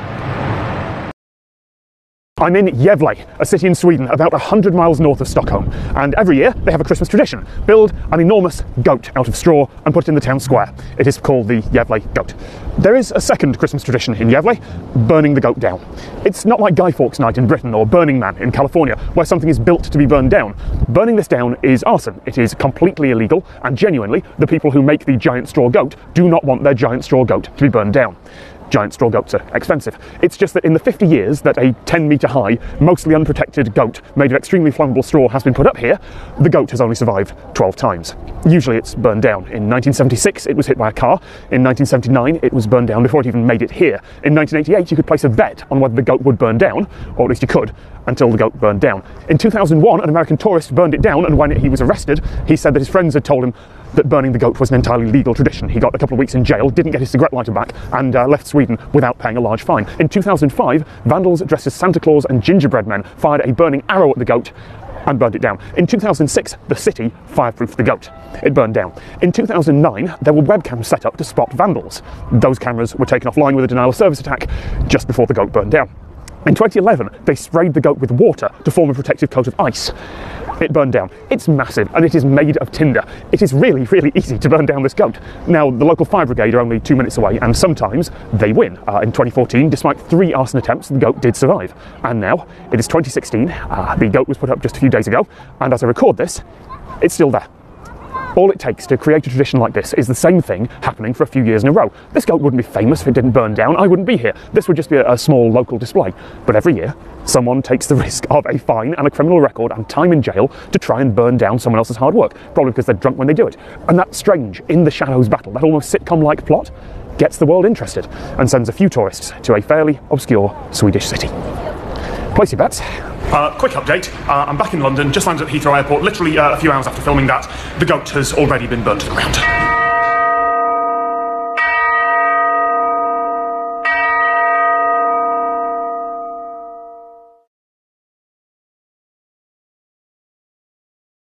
The world's most dangerous path, the world's most treacherous, the world's most deadly. This got all those descriptors and more. This is El Caminito del Rey, near Malaga, on the southern coast of Spain. And, well, once this was the world's most dangerous path, or certainly something very close to it. It was built between 1901 and 1905 by sailors and prisoners who were either used to working at height or didn't really have much of a choice. And it was used to get people between two hydroelectric power stations. And yes, apparently there were hydroelectric power stations in 1900 Spain. It surprised me too. It was named El Caminito del Rey, the King's Little Pathway, after it was walked by King Alfonso XIII. But it didn't look like this back then. It was just some metal hammered into the rock at 45 degrees and then some concrete put on top of it. And maybe there'd be a bit of a handrail or a safety wire, but it was certainly not safe by modern standards. And over time, the path fell into disuse and fell into disrepair and then just started to fall apart. But that didn't stop thrill seekers. As the internet and the web started to spread news of it, this attracted people from all over the world to come and walk this crumbling but apparently just about safe walkway. And there are photos all over the web of 2005 and 2006 of people clanging onto safety wires and walking across very narrow bits of metal to try to get to the next bit. But that's not what it looks like now. The trouble was, people kept falling to their deaths at the rate of one every couple of years, and eventually the local government said, well, no, this is enough, we are closing this. Which of course just made the problem worse, because now thrill seekers wanted to do the most dangerous path in the world that had been banned. So eventually they found a solution. Build a brand new path on top of the ruins of the old one and build it to 21st century standards with 21st century technology. There are safety helmets now, there are handrails, there's wire, there is a guard at the entrance checking tickets, and there is Wi-Fi and toilets at each end. And you know what? It works. It's still thrilling, but it's also safe, and now there are a heck of a lot more people who have access to this incredible site and the views. But online, this is still the most dangerous path in the world. You will still see the old blog posts from the 2000s. You'll still see the old image sharing sites and YouTube videos from 5 years ago saying, oh yeah, this is still dangerous. This is still terrifying. And of course, no one bothers fact checking online, so, oh, this still gets forwarded everywhere. But this isn't that dangerous anymore. It used to be as dangerous as, say, a base jump. It used to attract thrill seekers, the real adrenaline junkies, and now it attracts tourists who are okay with heights. And I reckon that's better. Even if the clickbait might not be true anymore, a heck of a lot more people have access to what is an incredible place. This is one of the personal rapid transit pods at London's Heathrow Airport. It will take you from one of the car parks to Terminal 5, and from Terminal 5 to one of the car parks, and that's about it. When it was installed in 2011, oh, this was going to be the future of transport, but it hasn't really worked out that way. And more than that, they got beaten to the punch by 35 years. Because in 1975, West Virginia University opened this, their own personal rapid transit system. The pods here in the city of Morgantown might not be quite as sleek and rounded, but there's 70 of them. They carry more people, and they go to 5 stations along an 8-mile track. This really is personal transit. You push a button, and a car arrives to take you where you want to go, non-stop. At peak times, there'll be a car along every few minutes for each separate destination. PRT never shuts down. We have run 40 years without any major incident. 10 inches of snow and we'll be fine. That's because we have a heated track here. Kids don't like it because we keep the school open. There are no variables. If I'm going from point A to point B, if it's 8 minutes, it is 8 minutes. Back in the 1970s, the only option for getting students between all the separate university campuses here was a fleet of buses. But Morgantown's a city with steep hills and narrow roads, so the result was gridlock. And at the time, American politicians were actually having a bit of a craze for systems like this. Richard Nixon announced that there was development money available, and West Virginia Senator Robert Byrd, who was famous in part for just how much money he managed to bring back to his own state, he managed to get Morgantown selected as the testing site. The Boeing company and NASA's Jet Propulsion Laboratory were involved with getting the system to work. The system right now can carry well over 4,000 passengers an hour. Every vehicle when it departs the station has a route. Every time an assigned vehicle moves over a presence detector, that location is monitored by the station electronics, which then conveys that message back to central control room, and then that message is depicted by the mimic board in central control. And each one of those blinking lights represents a presence detector, but it also represents 5 seconds in travel time. In the train world, all the switching is done on the track. So the track physically moves to orient a vehicle down a different pathway on a different rail line. In our system, the vehicle switches on board. The result of all that 1970s engineering was, well, it was massively over budget, and a little rough around the edges to start, but that happens with prototypes. The important part was it worked, and it worked well enough to be expanded and to be kept updated into the 21st century. Well, all the problems we're having today is with obsolescence of parts for the vehicle as well for the electronics for the system. And back in the 70s, the Minuteman missile system was the basis for the design of the electronics for this system. There's a company called Thales, and they are here on site now upgrading the electronics and the software for the system. The old system uses a little bit different technology to run the cars up and down the guideway. The cars did not know where they were located or at on the guideway. In the new system, the Thales system, they will know where they're at. So that's a big help when you're trying to ask a car where it's at. The technical manual for the system is online on WVU's website, and it is 1970s engineering genius. Just like the pods at Heathrow decades later, this was going to be the future of travel. So why wasn't it? Why aren't systems like this everywhere? Well, in most cases you can do almost everything that this can with regular light rail, with less upfront cost and less political risk. Sure, the PRT is a bit faster and a bit more efficient, and it's a bit more pleasant to ride because every journey is non-stop. But the rest of the world went with cheaper, simpler systems, just with much less charm. It's the spine of our transportation network. It is also an icon for this institution. We do have some challenges, but we have an excellent crew, a dedicated, passionate crew that just finds a way to make the system work and keep going. It's that little engine that could. Tucked away in a valley in the Allegheny Mountains in West Virginia is this, the Green Bank Radio Telescope, the largest steerable radio telescope in the world. Now, if you're building an optical telescope, something that looks at the stars, then you want to be on top of a mountain. You want to get to as much of Earth's atmosphere as you can. But a radio telescope needs to be isolated from all the radio noise that humanity produces. Now, one way is to build it in the middle of a load of mountains. Solid rock does a pretty good job of shielding. But another way is to get everyone around you to just shut up. Welcome to the National Radio Quiet Zone. This is where I would have used a big sweeping drone shot to get the dramatic picture, but remote control isn't allowed here. The job of the Green Bank telescope is actually really flexible, from looking at objects in the solar system to looking at objects halfway across the universe and further. It was instrumental in uncovering the molten core of Mercury. It helped to resolve a sort of controversy in astronomy about the distance to a nearby star cluster. And that might sound a little bit mundane, but measuring distances in astronomy is very hard. And one of the biggest projects that the telescope does right now is also looking for living things out there in space. It's called the Breakthrough Listen Project, and it's a search for extraterrestrial intelligence using the Green Bank telescope and other facilities like it throughout the world. The Quiet Zone is roughly a rectangle, about 100 miles on each side. And since 1958, the US government has put strict limits on transmissions within the zone. Partly for this telescope, and partly because of a much more secure military facility 30 miles away that listen to more earthly communications. Some folks writing about the Quiet Zone, they say that all transmissions are banned for the whole 100 miles, but that's not true. There are cities within the wider parts of the zone, and the folks there happily use Wi-Fi and cell phones. It's the quiet zone, not the silent zone. Out there, the rules are about big transmitters, the kind that put out TV and radio signals. They're required to use low-powered directional antennas rather than just spraying signal everywhere. Within 10 miles of here, though, the rules start becoming a bit more strict. This telescope is sensitive enough that if it was pointed the right way, it could pick up a signal with the equivalent energy of one snowflake hitting the ground. And even if it's not pointed right at you, it's got 2 acres of surface area to hear your phone screaming for cell towers that just aren't there. Living in a place without a cell phone is definitely an interesting change.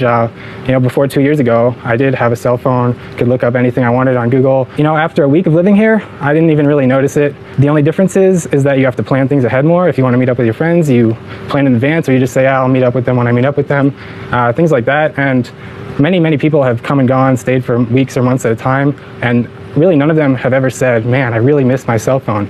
In the nearby town of Greenbank, anything that transmits, whether that's baby monitors or wireless doorbells, is banned. So is anything that might cause interference. Microwave ovens aren't allowed. Power lines have to be buried 4 feet underground. The observatory buildings near the telescope are huge Faraday cages, keeping all the emissions inside. So this is the anechoic chamber that I test in. I first test the device itself to see what the emissions are, then design a box for it, put it back in the chamber, and see if I did a good job or not. Things like cameras, for instance, need to see high frequency electromagnetic energy, namely light, and yet we're trying to keep them from emitting lower frequency electromagnetic energy. Usually we use a mesh embedded in glass that's very fine, and so it doesn't distort the image too much.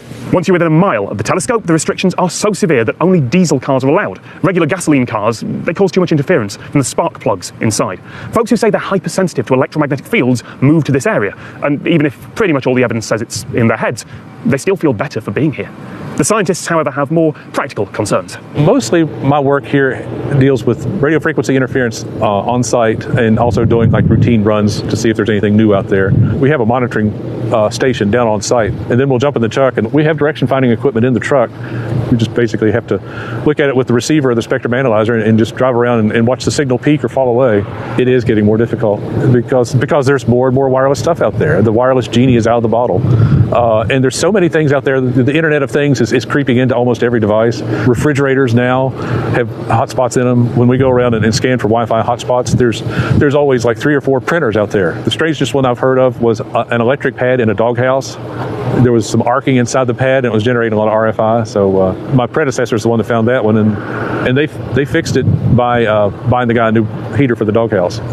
Thank you to everyone at the Green Bank Observatory and all the staff at the radio telescope. I am kind of overwhelmed to be up here. I am so grateful to all of them. Please pull down the description, check out the links, and go see what they do.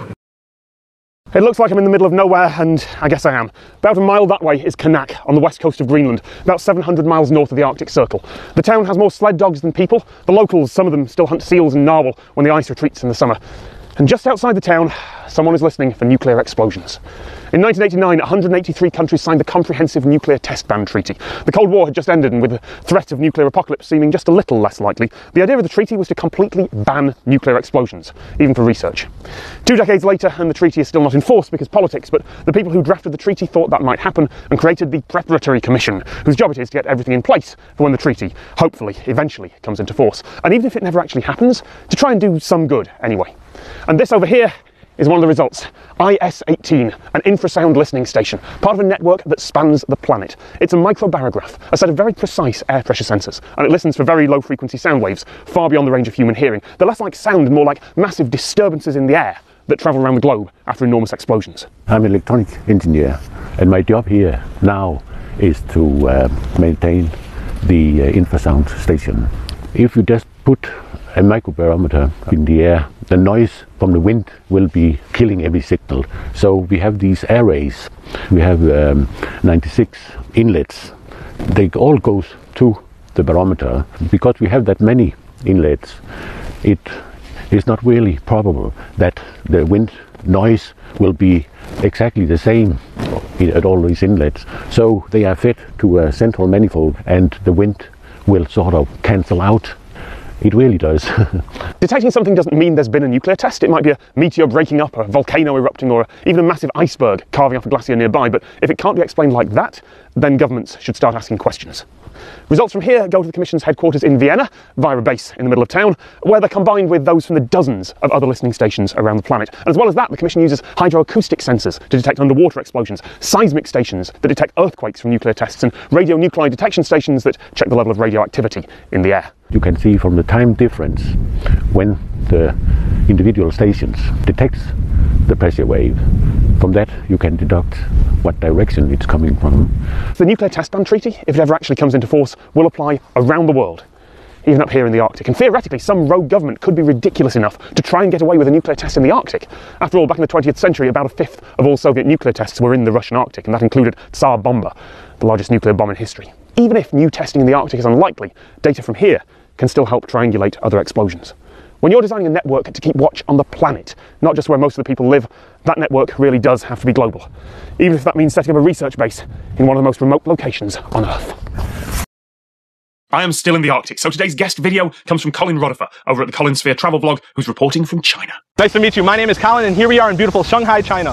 Home to tens of millions of people, Shanghai is one of the most populated cities in the world. You might know some attractions that Shanghai has to offer, such as the Bund, Nanjing Road, and even the newly opened Disneyland. But despite the enormous population, you might be surprised to find out that here lies within this city are fully built, newly constructed towns that remain virtually empty. Modern-day ghost towns. Located at the end of Subway Line 9 lies Thames Town, an English-style ghost town with street names such as Prince and Harry Street. It's what you might expect from a replica town, which even sports many statues of well-known figures from English history and culture. This town was originally built to serve as a thriving community, and with shop signs that read open, you have to take a closer look to realize that the fresh fruits that are on display in the windows are actually fake and that these shops are, in fact, abandoned. On the chance that you do encounter people, it's not hard to see that this town serves more as a place of tourism, and even more so, a backdrop for wedding photography. Completed in 2006, Thames Town was one of 9 Western-style towns to be built on the outskirts of Shanghai in order to alleviate pressure and congestion within the city center. It was reported that it cost 5 billion yuan to complete and could house up to 10,000 people. Its sole purpose was to house students and staff at 9 universities in nearby Songjiang University City. As you can tell, 10 years later, it just hasn't met that purpose. After walking the perimeter of the town, which only occupies 1 square kilometer of space, and seeing nothing but empty residential after residential, I decided to test my luck and head into the city center to see what kind of lively events Thames Town has to offer on a summer's weekend night. Nothing. So why did this happen? Why did this fail? Well, once the town was completed, majority of the properties were bought up by wealthy investors and individuals looking to make businesses and this place their second home. And naturally, as demand rises, prices rise, and in this case, prices skyrocketed, making it unattainable for universities to provide accommodation for their students and staff. So with the majority of properties purchased, you end up with a lot of empty shops because you have all these businesses trying to provide service for about 1,000 people when the population should really be about 10 times that. When you think of a ghost town, you may picture the classic Western American towns we see in movies with the ever-so-classic tumbleweeds being blown into the distance. The difference between a town like that and this is that those towns at one point had developed communities and now we just have the remains of the buildings, whereas here, everything is new and clean and is just existing. Walking through this town, you definitely get an eerie feeling here, and it kind of almost feels like the Truman Show, as in, you know there's people living here, however, something about it just feels fake. The best way to describe it, I would say, is it kind of feels like a Hollywood set. But behind closed doors, it doesn't feel so Hollywood and you get a totally different feeling. Searching around, I was able to get into a small coffee shop called Andy Coffee, and with the couches turned over and the chairs thrown around, you get the feeling that the previous owners just up and left the place, like they had to be suddenly evacuated. In that moment, I was rather paranoid about being in there, but in hindsight, I really should have just sat down and brewed myself a cup of coffee. The thought that I keep trying to shake is that this is an actual community where people actually live their lives, rather than just being a tourist attraction, and there's reasons why there have been many comparisons to the Epcot Center, and I have to keep reminding myself that I can stay as long as I want and that there is no closing time. It's quite interesting to say the least, and would I live here? Definitely, if I could afford it. If you were to ask me how English does this town actually feel, I would say that other than the Chinese characters around every corner and other telltale signs such as bamboo scaffolding, you would have a hard time differentiating between Thamestown and an actual English town. Of course you can nitpick the small things like windows being larger in comparison, but this is just a preference of Chinese culture. The middle ground lies somewhere in both the English and Chinese undying love for tea. Now whether this town is deemed as successful or not, that's not my call, and although the town didn't meet its initial purpose, the fact that the majority of the properties were purchased, coupled with the fact that China is now building another one of these towns in Beijing, tells me that they see something worthwhile in building these little western towns. I'm in Crystal Palace Park in South London, and there are dinosaurs. Models of dinosaurs, anyway, and inaccurate models at that. But that's because they're more than 150 years old. These were the first ever life-size models of extinct creatures built for the gardens of the enormous Crystal Palace that used to stand on top of a hill over there. They were made by the wonderfully named Benjamin Waterhouse Hawkins. We now know that they are utterly wrong in many significant ways, but at the time, they were a marvel. Look at what once walked the earth. Now, in England, there is a list of buildings that have special protection under the law. Buildings on that list are called listed buildings, because they're on the list of buildings.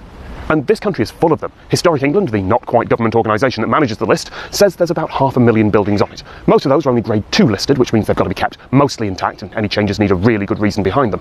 But more than 10,000 places are Grade 1 listed, which means they must be preserved.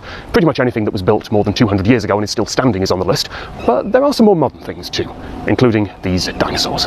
Yep, Grade 1 listed dinosaurs. Can't be changed, moved or demolished, have to be kept in good condition. And they can't be updated to reflect what modern paleontologists now know, because that would involve changing them and destroying not a dinosaur display, but a display about what we once thought dinosaurs looked like. Something that's notable not because of what it represents in itself, but because of the history in the sculptures.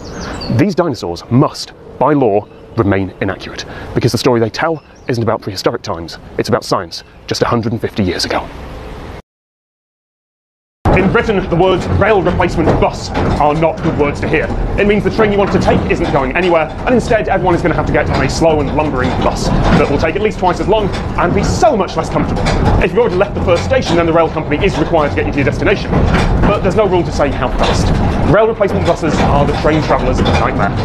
Which is why I was surprised to learn that for just a few days, things were happening the opposite way around. Here, between two remote villages in the lowlands of Scotland, there is a very rare sight, the bus replacement train. The normal schedule here is to run every weekend, usually from Easter to the end of September. The bus replacement service was an idea that was born out of some discussions between some villagers and the volunteers on the railway, and then once we realised that there would be enough volunteers to run this week, we devised a timetable and we've now got a daily service for this week. The B797, the tiny road between Lead Hills in South Lanarkshire and One Look Head in Dumfries and Galloway, is shut for service. The diversion takes about 45 minutes by road, but by luck, there happens to be a volunteer-run narrow gauge railway between the two. As all volunteers, there are no paid employees at Lead Hills at all. We all just give up our time for free. Tomorrow I'll be the guard, but today I'm the driver, and we cover all of the different roles. It's being used by people going to doctor's surgery, for people commuting to work at the Museum of Lead Mining, and a few other places besides. And yes, it looks a little bit ridiculous, but you know what? It works. And it's not often that you'll find a disruption to your journey can actually make your day better. The response has been great so far this week, and the villagers are enjoying it, and we've also had a few extra tourists that we wouldn't normally get on a weekday coming to see us, so it's good publicity for the line and it helps the villagers. Welcome to Genoa, a beautiful port city in the north of Italy. It's a very vertical city, built on a lot of hills. So many hills, in fact, that the city has several funicular railways and elevators tunnelled through the rock, shortcuts that get around miles of twisty, congested roads or thousands of stairs. And the strangest one of these is the Ascensore Castello d'Albertis Montegaletto, or the castle elevator. Years ago, you'd have to walk through 300 metres of tunnel yourself to reach the lift, but now if you start at the bottom, an odd little square box comes to pick you up. It looks a bit like a regular elevator car, only going horizontally. You get on, it takes you the 300 metres through the rock, past some control equipment, and then, after a bit of shunting around with another box that's headed the other way, it goes vertically, right up to the castle at the top of the hill. Now, you might think, it's a great idea in theory, it's like a Star Trek turbolift, but surely that's dangerous, and I say that wearing a red shirt. Elevators need to have all sorts of protection systems, so one bad cable can't snap and cause disaster. How can they possibly make one that has all that protection when it's got to detach itself and move off? Well, the answer is they can't, because that's not what it's doing. And in hindsight, the solution is kind of obvious. There are two separate systems here. It's the same hack that Disney use for the Tower of Terror at their theme parks. The bit that the passengers get into can only go horizontally, on its own. It attaches to a cable that pulls it along. When it reaches the lift shaft, it's actually getting into another, bigger elevator. It attaches itself firmly to that, and then it gets hoisted up and down in safety, as if it were a regular passenger elevator. It's a brilliant bit of engineering. And it's also people don't have to walk 300 metres to a regular lift.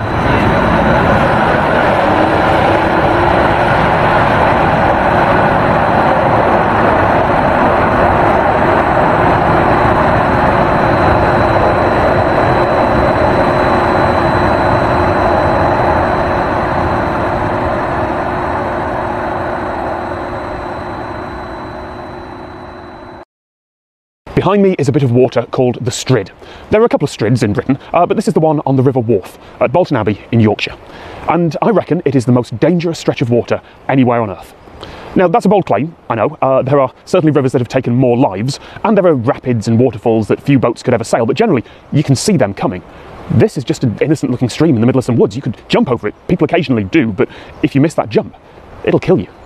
This is what the river looks like about 100 metres upstream. Same river, all that water went down. Thanks to the local geology, the river basically turns on its side, gouging out passages and tunnels in the rocks below. Those banks are actually overhangs. There isn't any riverbed just below the surface, it's a deep, boiling mass of fast and deadly currents.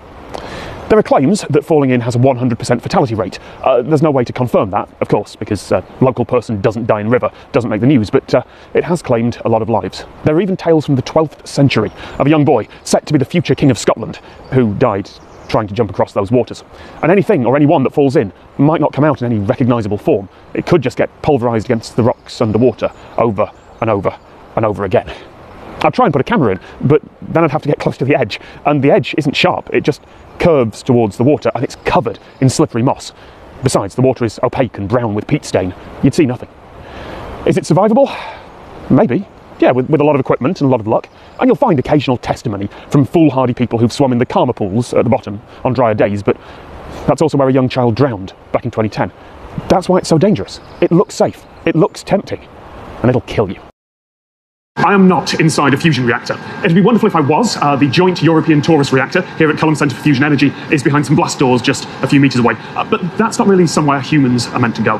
Not even for maintenance. It's not really dangerous in the same way that current nuclear power plants are, but it contains toxic beryllium and low-level radioactive stuff. This is the mock-up version of the reactor used for training. And by the way, if the camera work here seems a little bit odd, that's because it's being done by, meet my camera operator. Say hi. I was going to say that my camera operator is a robot, but that's not strictly true either. This isn't a robot. It can't carry out anything automatically. Instead, it's a remote handling arm. Basically, it's an extension of John over in the control room. It's not as versatile as a human arm, but it's got enough degrees of freedom. You are actually there at that point and not detached from it in a control room. You don't even realise you're doing it. You're actually thinking about the job as you're there, and you're imagining all the components around you. Certainly from the views, we have a VR model as well, which gives us good detail as well. So from that, you actually work at the coalface, imagining that the items are there right next to you. It's a very good feedback, you know, even down to something as thick as a layer of tape. If you were to put that on a smooth surface and run the grip across it, you'd be able to feel that level of detail. We have to service the ceiling as well, so the transporter will drive the manipulator upside down and up into position. So obviously the operator stays in this position, but gravity changes, so we have to teach the operators to deal with that as well. There are all sorts of cool technologies for remote presence that could be used one day. Virtual reality, gesture recognition, 3D cameras, all of which would be great, if they work reliably, every time, and if they'll still work and be supported after 10 or 20 or 30 years of use in a radioactive environment. This system can't be experimental, it can't be risky, because the only way to fix or upgrade this robot arm inside a reactor is to send in a human. You don't take risks for something like this. You use something that is known to work safely. And I did ask if I could have a go controlling the remote handling arm. For all those same reasons, the answer was yes, but very, very slowly. Right, let's go to Russia. Let's go to Russia. Russia.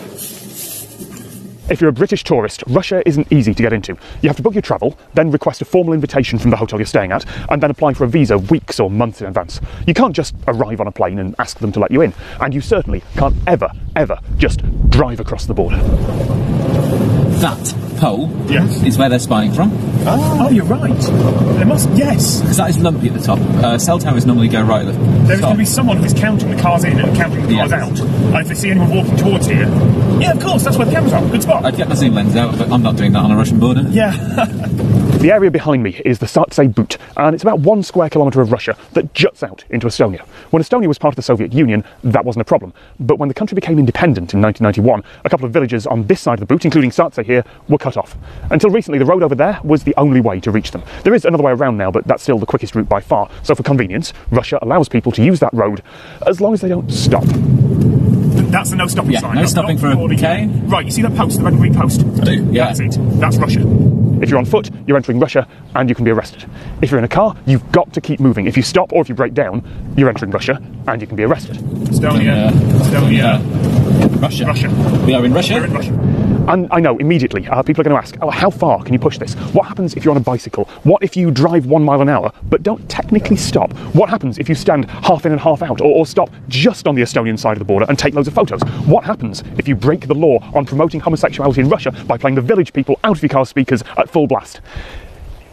The answer to all of those is, I don't know. It depends on if any border guards see it and how they feel that day. They might just escort you back to Estonia.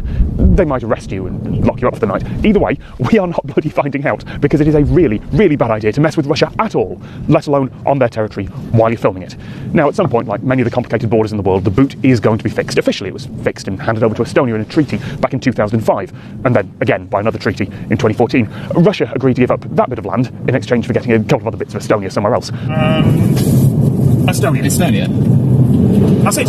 Yeah. But diplomacy is slow, and so is government bureaucracy, and right now it is still possible to drive through a little bit of Russia without a visa. Just very, very carefully. We just drove through Russia without a visa. Wow. It's actually a bit of anticlimax. Yeah. I got an email that said, do you want to come and see our satellite clean room? Yes. Yes, I do. How do you get into this thing? This is the clean room area. We have a working environment here for the people to work clean. Basically, this is a box in a box, and on the roof we have some filters, and also in the walls we have ventilation. So the air is always going downwards, and this is also a laminar flow clean room. So the air is also going straight down instead of in vortexes. This is innovative space logistics in the Netherlands. Originally a spin-off from TU Delft's engineering department, they now launch CubeSats, like this one. Okay, it's a model, that's why I'm allowed to touch it, but they launch satellites like this into actual space. I mean, the rockets go up from all over the world, but some of the satellites that are on board, put together right here. The gate behind me is a customs area where we have the satellites enter the clean room, but not the Netherlands. And that's for export reasons. Technically, we're exporting the satellites to a country which is the country of launch, but they are exporting to space. And space doesn't have a box on the forms. There are international standards for clean rooms. They go from ISO 9, which is just normal air, to ISO 1. Now, this room is only ISO 7, which doesn't sound very impressive until you realise it's a log scale. Each level of that standard requires 1/10 of the dust and particulates. So this room guarantees less than 1% of the dust outside it. So the main contamination source, and that's also why I'm wearing all of this, is particles that are released from our own bodies. Dead skin cells, hairs, if you smoke even, air you exhale, beard in my case because I have a beard mask on, cardboard, paper, Velcro, basically stuff that can hold particles and release it when you don't want to. And it's not just the dust particles that you can see. Those are actually pretty easy. Clean rooms also have to remove microparticles, things smaller than a bacterium. You don't have to get them all, but you do have to get most of them. This is a small communication satellite called Naive 1, and this satellite will be a communication experiment and also will be used in classrooms for teaching about space. Schools can pick up the signals from this satellite, decode them in the classroom, and teach about space, teach about radio. In here, the worst case scenario is contamination on a camera lens or a vacuum gyroscope that fails while it's doing 10,000 RPM in space. This down here is an actual satellite. It's headed for space later this year, and I've got to stand back from it, because if I lean over, dust from me or spittle from my mouth could fall down. Won't break anything right now, but in zero G, in vacuum, with direct solar radiation shining down it, you can't exactly call a breakdown service to fix your satellite. So, for safety's sake, it is kept very, very clean. But those ISO 1 clean rooms, they're for very different missions.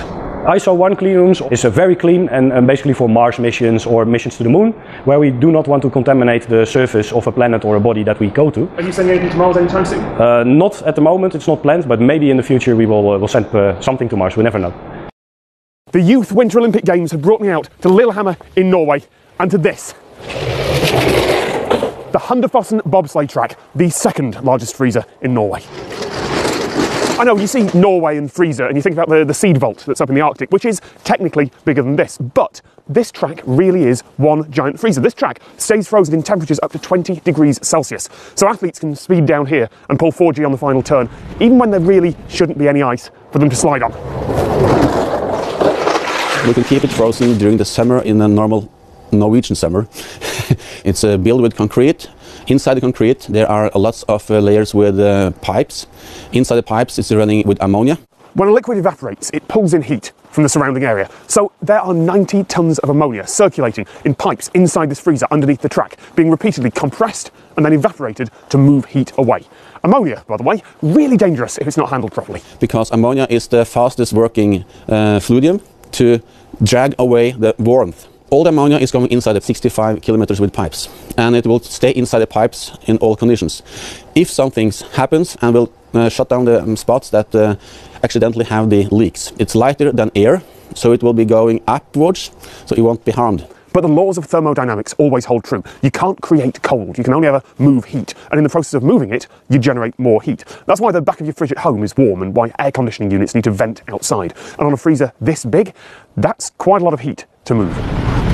First thing we're doing, we are cleaning the track with the normal hoses with water. Yes, the cleaning from the summer. In the start of the season, we are running with on luge the first week, and then we start with the skeleton bob after approximately 10 days, because then the ice thickness is thick enough to compare with the bob and skeleton. And with bobsleigh and luge runs being measured in hundredths of a second, keeping the ice consistently frozen is important for what is called competitive parity, basically making sure everyone has a fair shot. A little bit more or less friction over a day could change the result, and when there's this much riding on how fast someone goes down the track, turns out having a big freezer is really important. There's a reason that the old retro-futuristic dreams of monorail travel didn't come true. Nowadays, monorails are mostly known as attractions in theme parks or short systems around airports or as impractical, expensive boondoggles. Sydney, Australia actually demolished theirs a few years ago. Sure, monorails looked cool, but objectively, they're a pretty terrible idea. But in some places in the world, they do work. This is Wuppertal in Germany, where they don't just have a monorail, they have a century-old suspended monorail that still carries around 80,000 people a day along miles and miles and miles of track. Never mind your 1980s dreams of world's fairs. Construction on this started in the 19th century, and it's been kept up to date ever since. It's like something out of Thunderbirds. There's a fantastic story about it once carrying an elephant, which panicked, fell out into the river, and amazingly survived. So why are monorails such a terrible idea? Well, compared to other options, they generally fail on cost and reliability. First, you need a constantly elevated track. The term is grade separated along the whole route. Even in the rare case that it's down at ground level, you've got to put huge concrete blocks down for it to run on, rather than just some rails. And given all that cost, governments generally just build one track. So if something breaks down, the whole system fails and passengers have to be evacuated from a great height. You can solve exactly the same problems as a monorail with light rail that doesn't always need an expensive elevated track, or a tram that can run alongside existing streets with just some rails laid down. Or you could just use the simplest option, a bus. Doesn't look as cool though. This is John Neese, and this is the Soda Pop Stop. This is Selco Soda Pop Stop. Right now we have about 700 different kinds of sodas. We have 700 different kinds of beers. We have everything you can't find, and some things you'll just look at and say, I didn't even know they were made. This is actually a cucumber soda. And this one started here, and it became Soda of the Year in 2010. It's wonderful. This one right here, it's an Ouzon, and it's a licorice flavored soda. I don't like licorice, and I tasted it and I went, oh my goodness. We were in an Italian grocery store, and the neighborhood was changing. And then at about that same time, the supermarket chains bought the distribution channel for the little markets and closed them down. We were being put out of business. And it wasn't nice the way they were doing it. And I started thinking about it, and I said, you know what? You should be happy that Pepsi-Cola doesn't own your shelf space and you can sell anything you want. So I went out and found 25 little brands of soda, put them on the shelf, and what you find out is that other little people in business, they're still out there. You're in glass bottles, you're using real ingredients, you're using cane sugar. I mean, what more can people ask for? You said cane sugar in there. Oh, you want to know about the United States and our corn syrup? Beware. I mean, you want to go to the supermarket, you can pick up frozen foods, you can pick up candy. It doesn't matter what it is. You can pick up a loaf of bread and it'll have corn syrup in it. Where it didn't have it in there 25 years ago. Everything you do has corn syrup in it. Why? This was the first soda put in a bottle. It was actually sold as a tonic just to calm your stomach. If you try to drink it like most people drink a soda today, you're going to get carbonated cough medicine.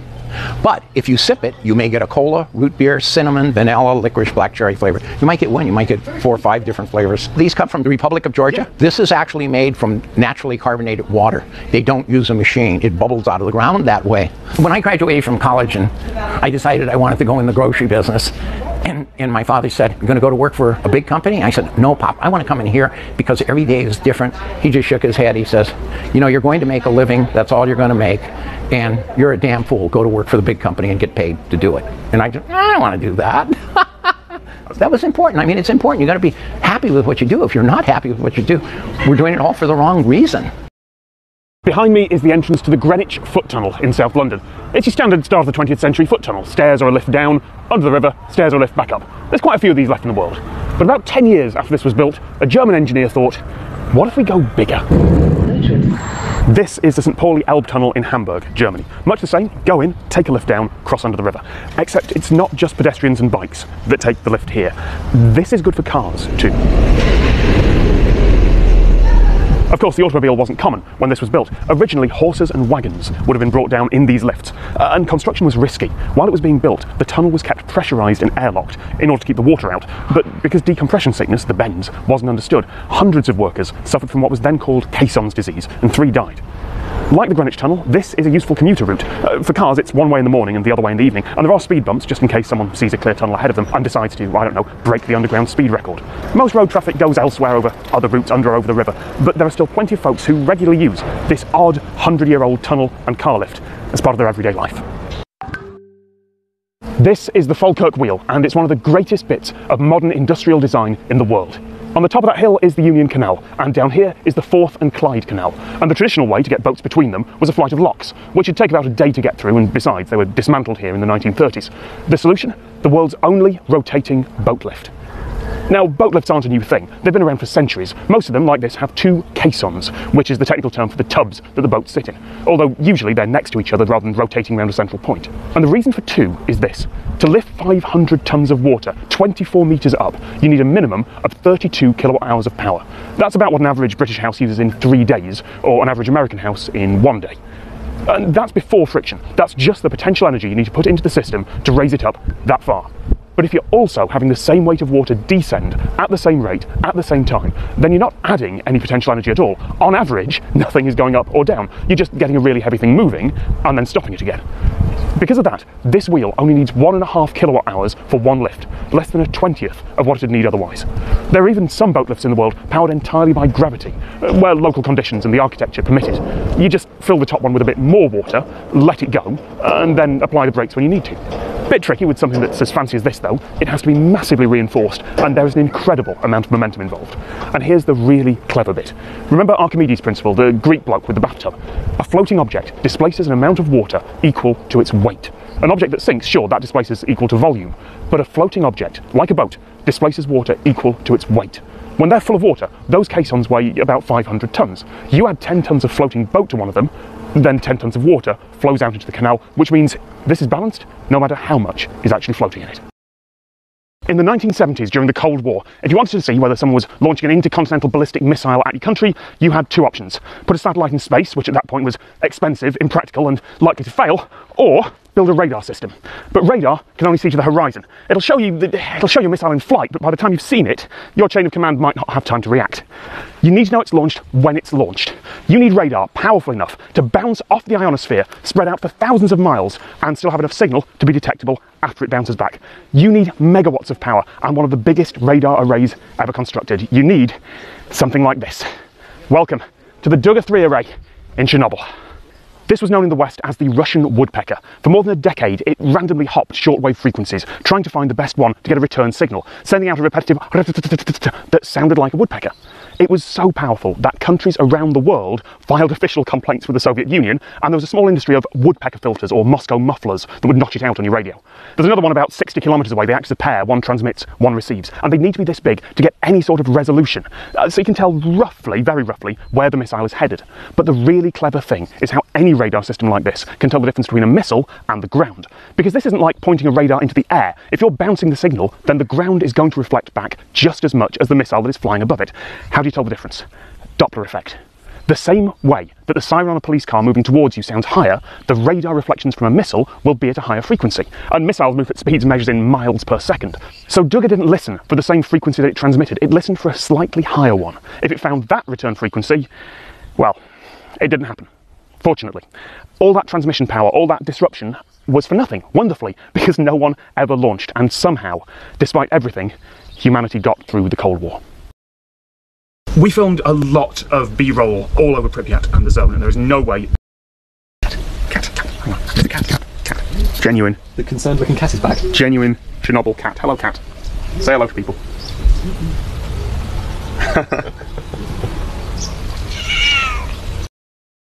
I'm in the abandoned city of Pripyat in Ukraine. 3 kilometers away is the Chernobyl nuclear power plant, which exploded in 1986, and nuclear power plant and exploded are never something you want to hear in the same sentence. It caused the worst nuclear accident in humanity's history. So I am here, and I have brought a banana, for scale. Because bananas are radioactive. They are a great source of potassium, and a tiny fraction of that potassium, about 1 part in 10,000, is an unstable radioactive isotope. Every second, a few hundred potassium atoms in this banana decay, which is enough that a container full of bananas can cause false alarms at shipping docks where they're looking for radioactive bombs. Bananas are called a legitimate radioactive material. So, why are we still eating them? Well, that much radiation is basically nothing. There is something called the banana equivalent dose. It's not a serious measurement, particularly because your body regulates your potassium levels anyway, and you just get rid of it. But it's a good way to get an idea of how dangerous something is, and how dangerous this city is. If you just spend a night sleeping next to someone anywhere on Earth, you'll get half a banana's dose. We've got potassium in us as well, so we're all very slightly radioactive. Being here, in this city, next to the world's worst nuclear accident, 3 bananas an hour, rising to 20 or 30 in a few areas. That sounds like a lot, until you realise that the cosmic radiation I got on the airplane flight here was about 100 bananas, or about a chest x-ray. The actual danger here, in most parts of Pripyat and Chernobyl, is not from background radiation. Nearer the plant and in some less travelled areas, yes. The workers who are building the new confinement structure have very strict limits on how long they can linger. But the danger here is from fallout, from the material left behind in the 1986 explosion. It's from the vegetation that's very good at pulling radioactive particles into itself. It's from kicking up dust and breathing it in. It's from things getting into your system and staying there. I'm not allowed to put any of my belongings down on the ground, just in case they pick up dust, and I'll be scanned for radiation when I leave, just in case. Radiation isn't some terrifying spectre, if it's managed properly. If it's not, well, even now, nearly 30 years after the Chernobyl disaster, everyone in Europe is still getting about an extra 20 or 30 bananas of radiation every year. This is how you contain the worst nuclear disaster in humanity's history. This is the new safe confinement structure at Reactor 4 at Chernobyl. In 1986, the nuclear power plant here exploded, and that is a sentence you never ever want to hear. The local area was evacuated, and it won't be safe to live in for millennia. To get here, you need special permissions, although it's become a bit easier in recent years. In the months after the disaster, a concrete sarcophagus, it's called the shelter object, was built around the damaged reactor. It was constructed rapidly and desperately. It cost a lot of lives, and it used a megaton of concrete and metal, and it worked, but it won't hold forever. And it was built on top of the unstable debris of the old reactor. But over there is its replacement, still under construction. It's the new safe confinement, and it has cost more than $1.5 billion US. It is enormous, a steel arch 100 meters high. When it's done, it'll be hauled by steel cables on enormous tracks over the reactor over the course of a week. And once it's there, the sides will be filled in and the reactor will be contained again, ready to be decommissioned safely. This is the world's largest movable structure, although it's only going to have to move once. And it's got some pretty astonishing design requirements. It can't let anything leak out, and it has to withstand everything that Ukraine's weather can possibly throw at it for 100 years. But just think about that. $1.5 billion for something that'll last 100 years. That's great, provided in that 100 years we can find the money, time and technology to save and dispose of all the radioactive waste that's currently in there. Will we do that? Or, once there's not an imminent threat of disaster, will we kick it down the road for a future generation to deal with? In 100 years, when this arch is at the end of its lifespan, will we be dismantling it and celebrating a job well done? Or will we be spending another huge sum building its replacement?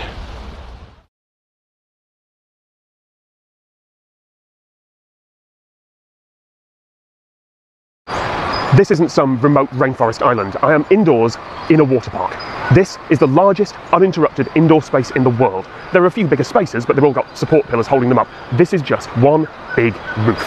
In terms of volume, this is bigger than NASA's Vehicle Assembly Building. You could fit the entire Houses of Parliament in here twice, and still have room for some more water slides. Along with the slides and some cabins you can rent overnight, there is a tethered balloon that will take you up the rafters, or it will take 6 passengers and go for a fly around inside. Those panels up there, they're transparent to UV light so that trees grow here, which means that you can get sunburned indoors. But in winter, this place stays at tropical temperatures. The amount of heating, cooling, water recirculation required is ridiculous.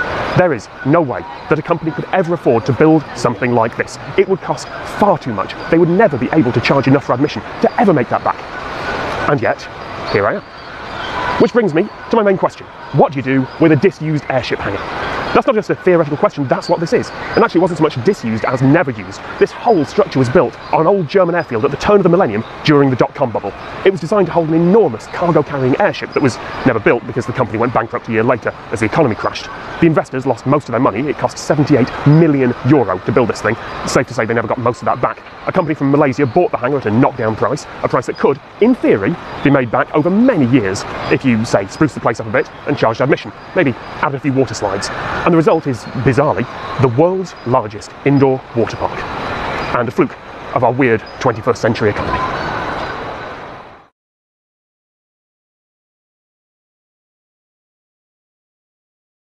Gun control is a tricky subject. In some countries, like the UK, guns are heavily regulated. It's difficult to even get a license to own one, and even most police officers don't carry guns. In America, the right to bear arms is a constitutional right and a political battleground. And then you have Svalbard. Welcome to the Arctic Circle, 78 degrees north, where polar bears are a genuine and very lethal threat. This one, obviously, not a lethal threat. In 2011, a group of school children camping about 25 miles from here were attacked by a bear. One of them was killed and others were seriously injured. In 2015, someone camping here for the solar eclipse was mauled by a bear. Because of that threat, Svalbard is the only place in the world where carrying a gun is legally required. There's a town in the southern US where owning a gun is required, but the law was a political statement. You don't actually have to carry it with you, and no one enforces the law. Here, though, the regulations on Svalbard require any group travelling outside the main settlements to keep at least one rifle with them, along with someone who knows how to use it. And if, like me, you don't have a gun permit, then you venture out on guided tours only. Meeting a bear is unlikely, but it is a risk you do not want to take.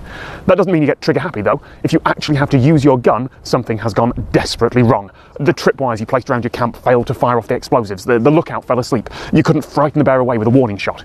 If you actually have to kill a bear, there will be a long and serious police investigation, but that is better than the long and serious police investigation that will follow after you've been mauled to death. I shot an enormous amount of footage in Svalbard, more than I could ever use in regular videos, so I thought I would take some time to show you that footage and at the same time explain how to get there, what you can do there, and whether it's actually worth going on the adventure. I'm actually away from there now. I'm in the old fortress in Oslo, which is kind of the staging point on the way back. Tim and Matt, the folks I went with, they're going off and doing their own things. We've been together for 3-4 days and are sick of the sight of each other. But I thought I would do some frequently asked questions and also show you some really nice footage of the Arctic. Svalbard is not nearly as inaccessible as it was just a few years ago.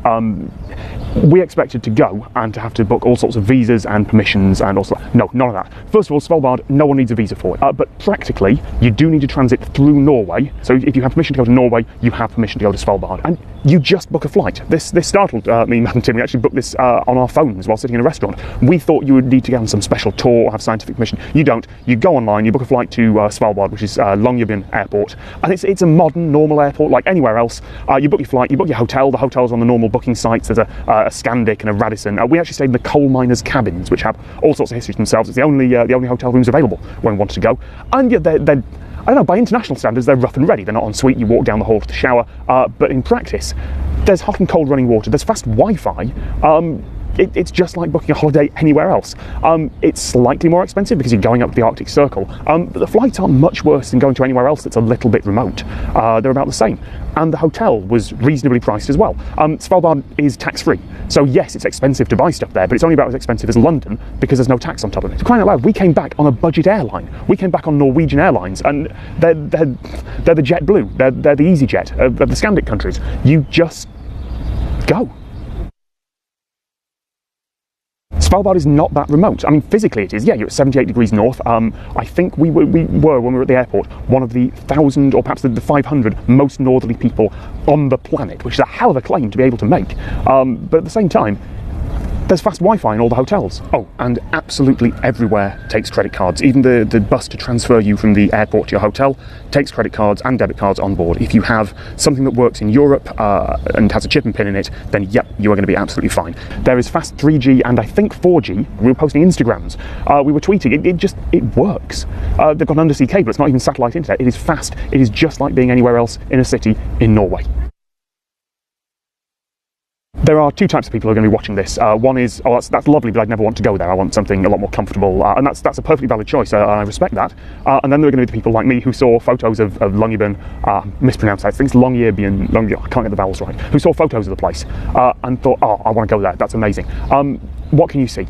If you are a tourist, and let's be honest, unless you're there as part of one of the scientific expeditions or you're doing a degree in polar microbiology, which is someone we met on the bus from the airport, unless you're doing that, you're going to be a tourist. There are tour companies, and they're just like tour companies anywhere else in the world. You do research on the internet, you Google it, you look at the tour companies, you go, I want to go on that, I want to go on that. So we took a minibus tour around the local area, which I would thoroughly recommend, because first of all, you can't leave the settlements without a gun, and it's also quite a long walk. But we got to see the seed vault, we got to at least look at the solar research station that is there, and we got to hear stories about the town and the people who used to live there, so I'd recommend doing that. We also went kayaking across a fjord, which is very hard work. My muscles ache now, but if you want to do that, you can only do that in summer. If you go in winter or spring, then you can go snowmobiling or ice-mobiling, whatever you call it, across the fjord.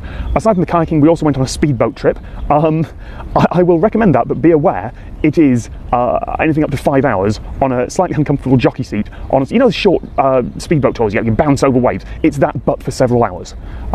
If you want to do that, go for it. It's amazing. You get to see glaciers. You get to stand on something that looks like it's the moon or Mars. It is just. There are no trees in the Arctic. It is geology and geography like nowhere else on the planet, and you get to go and do things that you can't do anywhere else. Other options, there is husky dogs. You go sledding on wheels, depending on the time of the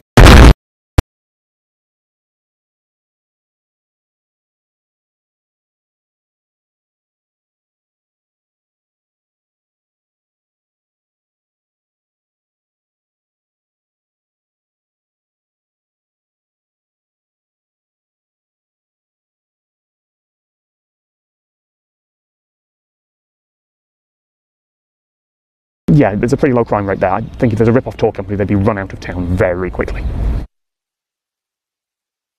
You need to take appropriate weather gear for whenever you're going. We actually went when it was about as warm as it gets, which is about 6-8 Celsius, so low 40s, mid 40s Fahrenheit. And we were fine with big windproof, waterproof coats, gloves. You don't really need much more than that if you're going there. If you're going in winter, I will assume that you know how to survive in the Arctic, because you will need to. You need to take sunblock in summer. Just because it's cold doesn't mean you need sunblock. We were constantly slathering it on. You absolutely must do that. You should also take a set of shoes that you can just slip on and slip off. So you need big outdoor shoes, ideally that are easy to lace up and unlace, and then you need some indoor shoes as well. The reason is, it is Svalbard custom that if you go into a hotel, a restaurant, anything like that, you take your shoes off, your big, muddy, icy outdoor shoes off on entry, and you put on something more comfortable. So it's going to be significantly easier for you if you take something that's comfortable rather than the disposable, dodgy plastic ones they have for people who forget that. And it's going to be much easier for you if you are able to undo your shoelace and your big stompy boots quickly. I did not bring easy to lace shoes, and I basically had to leave my hotel room, go out of that building, put my shoes on, walk about 10 steps to where I was going to get breakfast, take my shoes off, take some comfortable shoes, and take some that are easy to lace. Make sure you've got good gloves. For whatever you're doing, you'll need good gloves. But other than that, sunblock, decent shoes, gloves, and a camera. Pretty much everything's provided by the tour companies if you go with them, and there are shops there. This is not, I keep saying this is not a remote outpost. It's a city. It just happens to be a long way away from anything else. If you're sensible, you don't need to avoid much in Svalbard. Don't leave the settlements, follow your guide's instructions. Yeah, you will be absolutely fine. There really isn't much to be concerned about. I'm removing any kudos that I would get for going to the Arctic here, but it's just another tourist destination like any other. It's an obscure one, it's a remote one. It sounds really impressive, but it's much, much easier than it was 10, 20 years ago. You can just go. I'm going to level with you. This is going to be a fairly disappointing video, because when I found out there's a sundial that works 24 hours a day, I thought, I'll go there, I'll film it. And then But when the skies are clear, this sundial can work 24 hours a day. Or at least it can for more than 3 months of the year, because this sundial is in Longyearbyen, in Svalbard, in the Arctic Circle, and this should be the midnight sun. It is the summer equinox today as I record this, and we are so far north that even now, close to midnight, hence the whispering, the sun is up in the sky. It will be there for another couple of months, rising and falling, but never dipping below the horizon. And importantly, it will never be high in the sky either. This part of the Earth is never pointed anywhere even close to the sun, so the sun always appears low and close to the horizon. For that same reason, the gnomon here, the bit that casts the shadow, is steeper than any other sundial in the world. And there's a really clever bit of design here that only makes sense on a sundial like this. Most sundials have a gap at noon. You have to account for the thickness of the gnomon. So in the morning you read from one side of the shadow, and in the afternoon you read from the other. It jumps that little gap in the middle. But this sundial also works at midnight, so at some point it has to switch back. So here it overlaps. It's a little overlap. You could also solve that problem with an incredibly thin gnomon, but then it might not stand up for 4 months of constant Arctic night and winter, when it won't work at all. It's 1 AM. We are halfway home on the mile walk back to our hotel, and the sun's come out. If you believe the media hype, then the Svalbard Global Seed Vault is preparation for doomsday. Inside here, and no, I'm not allowed in, much like the rest of this tour group, inside here on the edge of the world is a giant freezer that keeps plant seeds, storing them frozen at -18 Celsius, safe from any disaster. The vault is earthquake resistant. It is high up a mountain in case of sea level rise, and deep in that mountain 150 meters in case of asteroid strike. And in theory, even in a Cold War nuclear apocalypse, there will be a lot of missiles flying overhead over the North Pole, but no one is actually going to bother getting one to land on this Arctic wasteland. It's a good story, isn't it? The Doomsday Vault, ready to kickstart the Earth after most of humanity is wiped out. But it is just a good story. In reality, the Seed Vault is an off-site backup. Many countries in the world have their own version of it for their own local seeds. The US has one in Colorado, and Britain has one in West Sussex. If a plant goes extinct, hopefully, it can be recovered from there.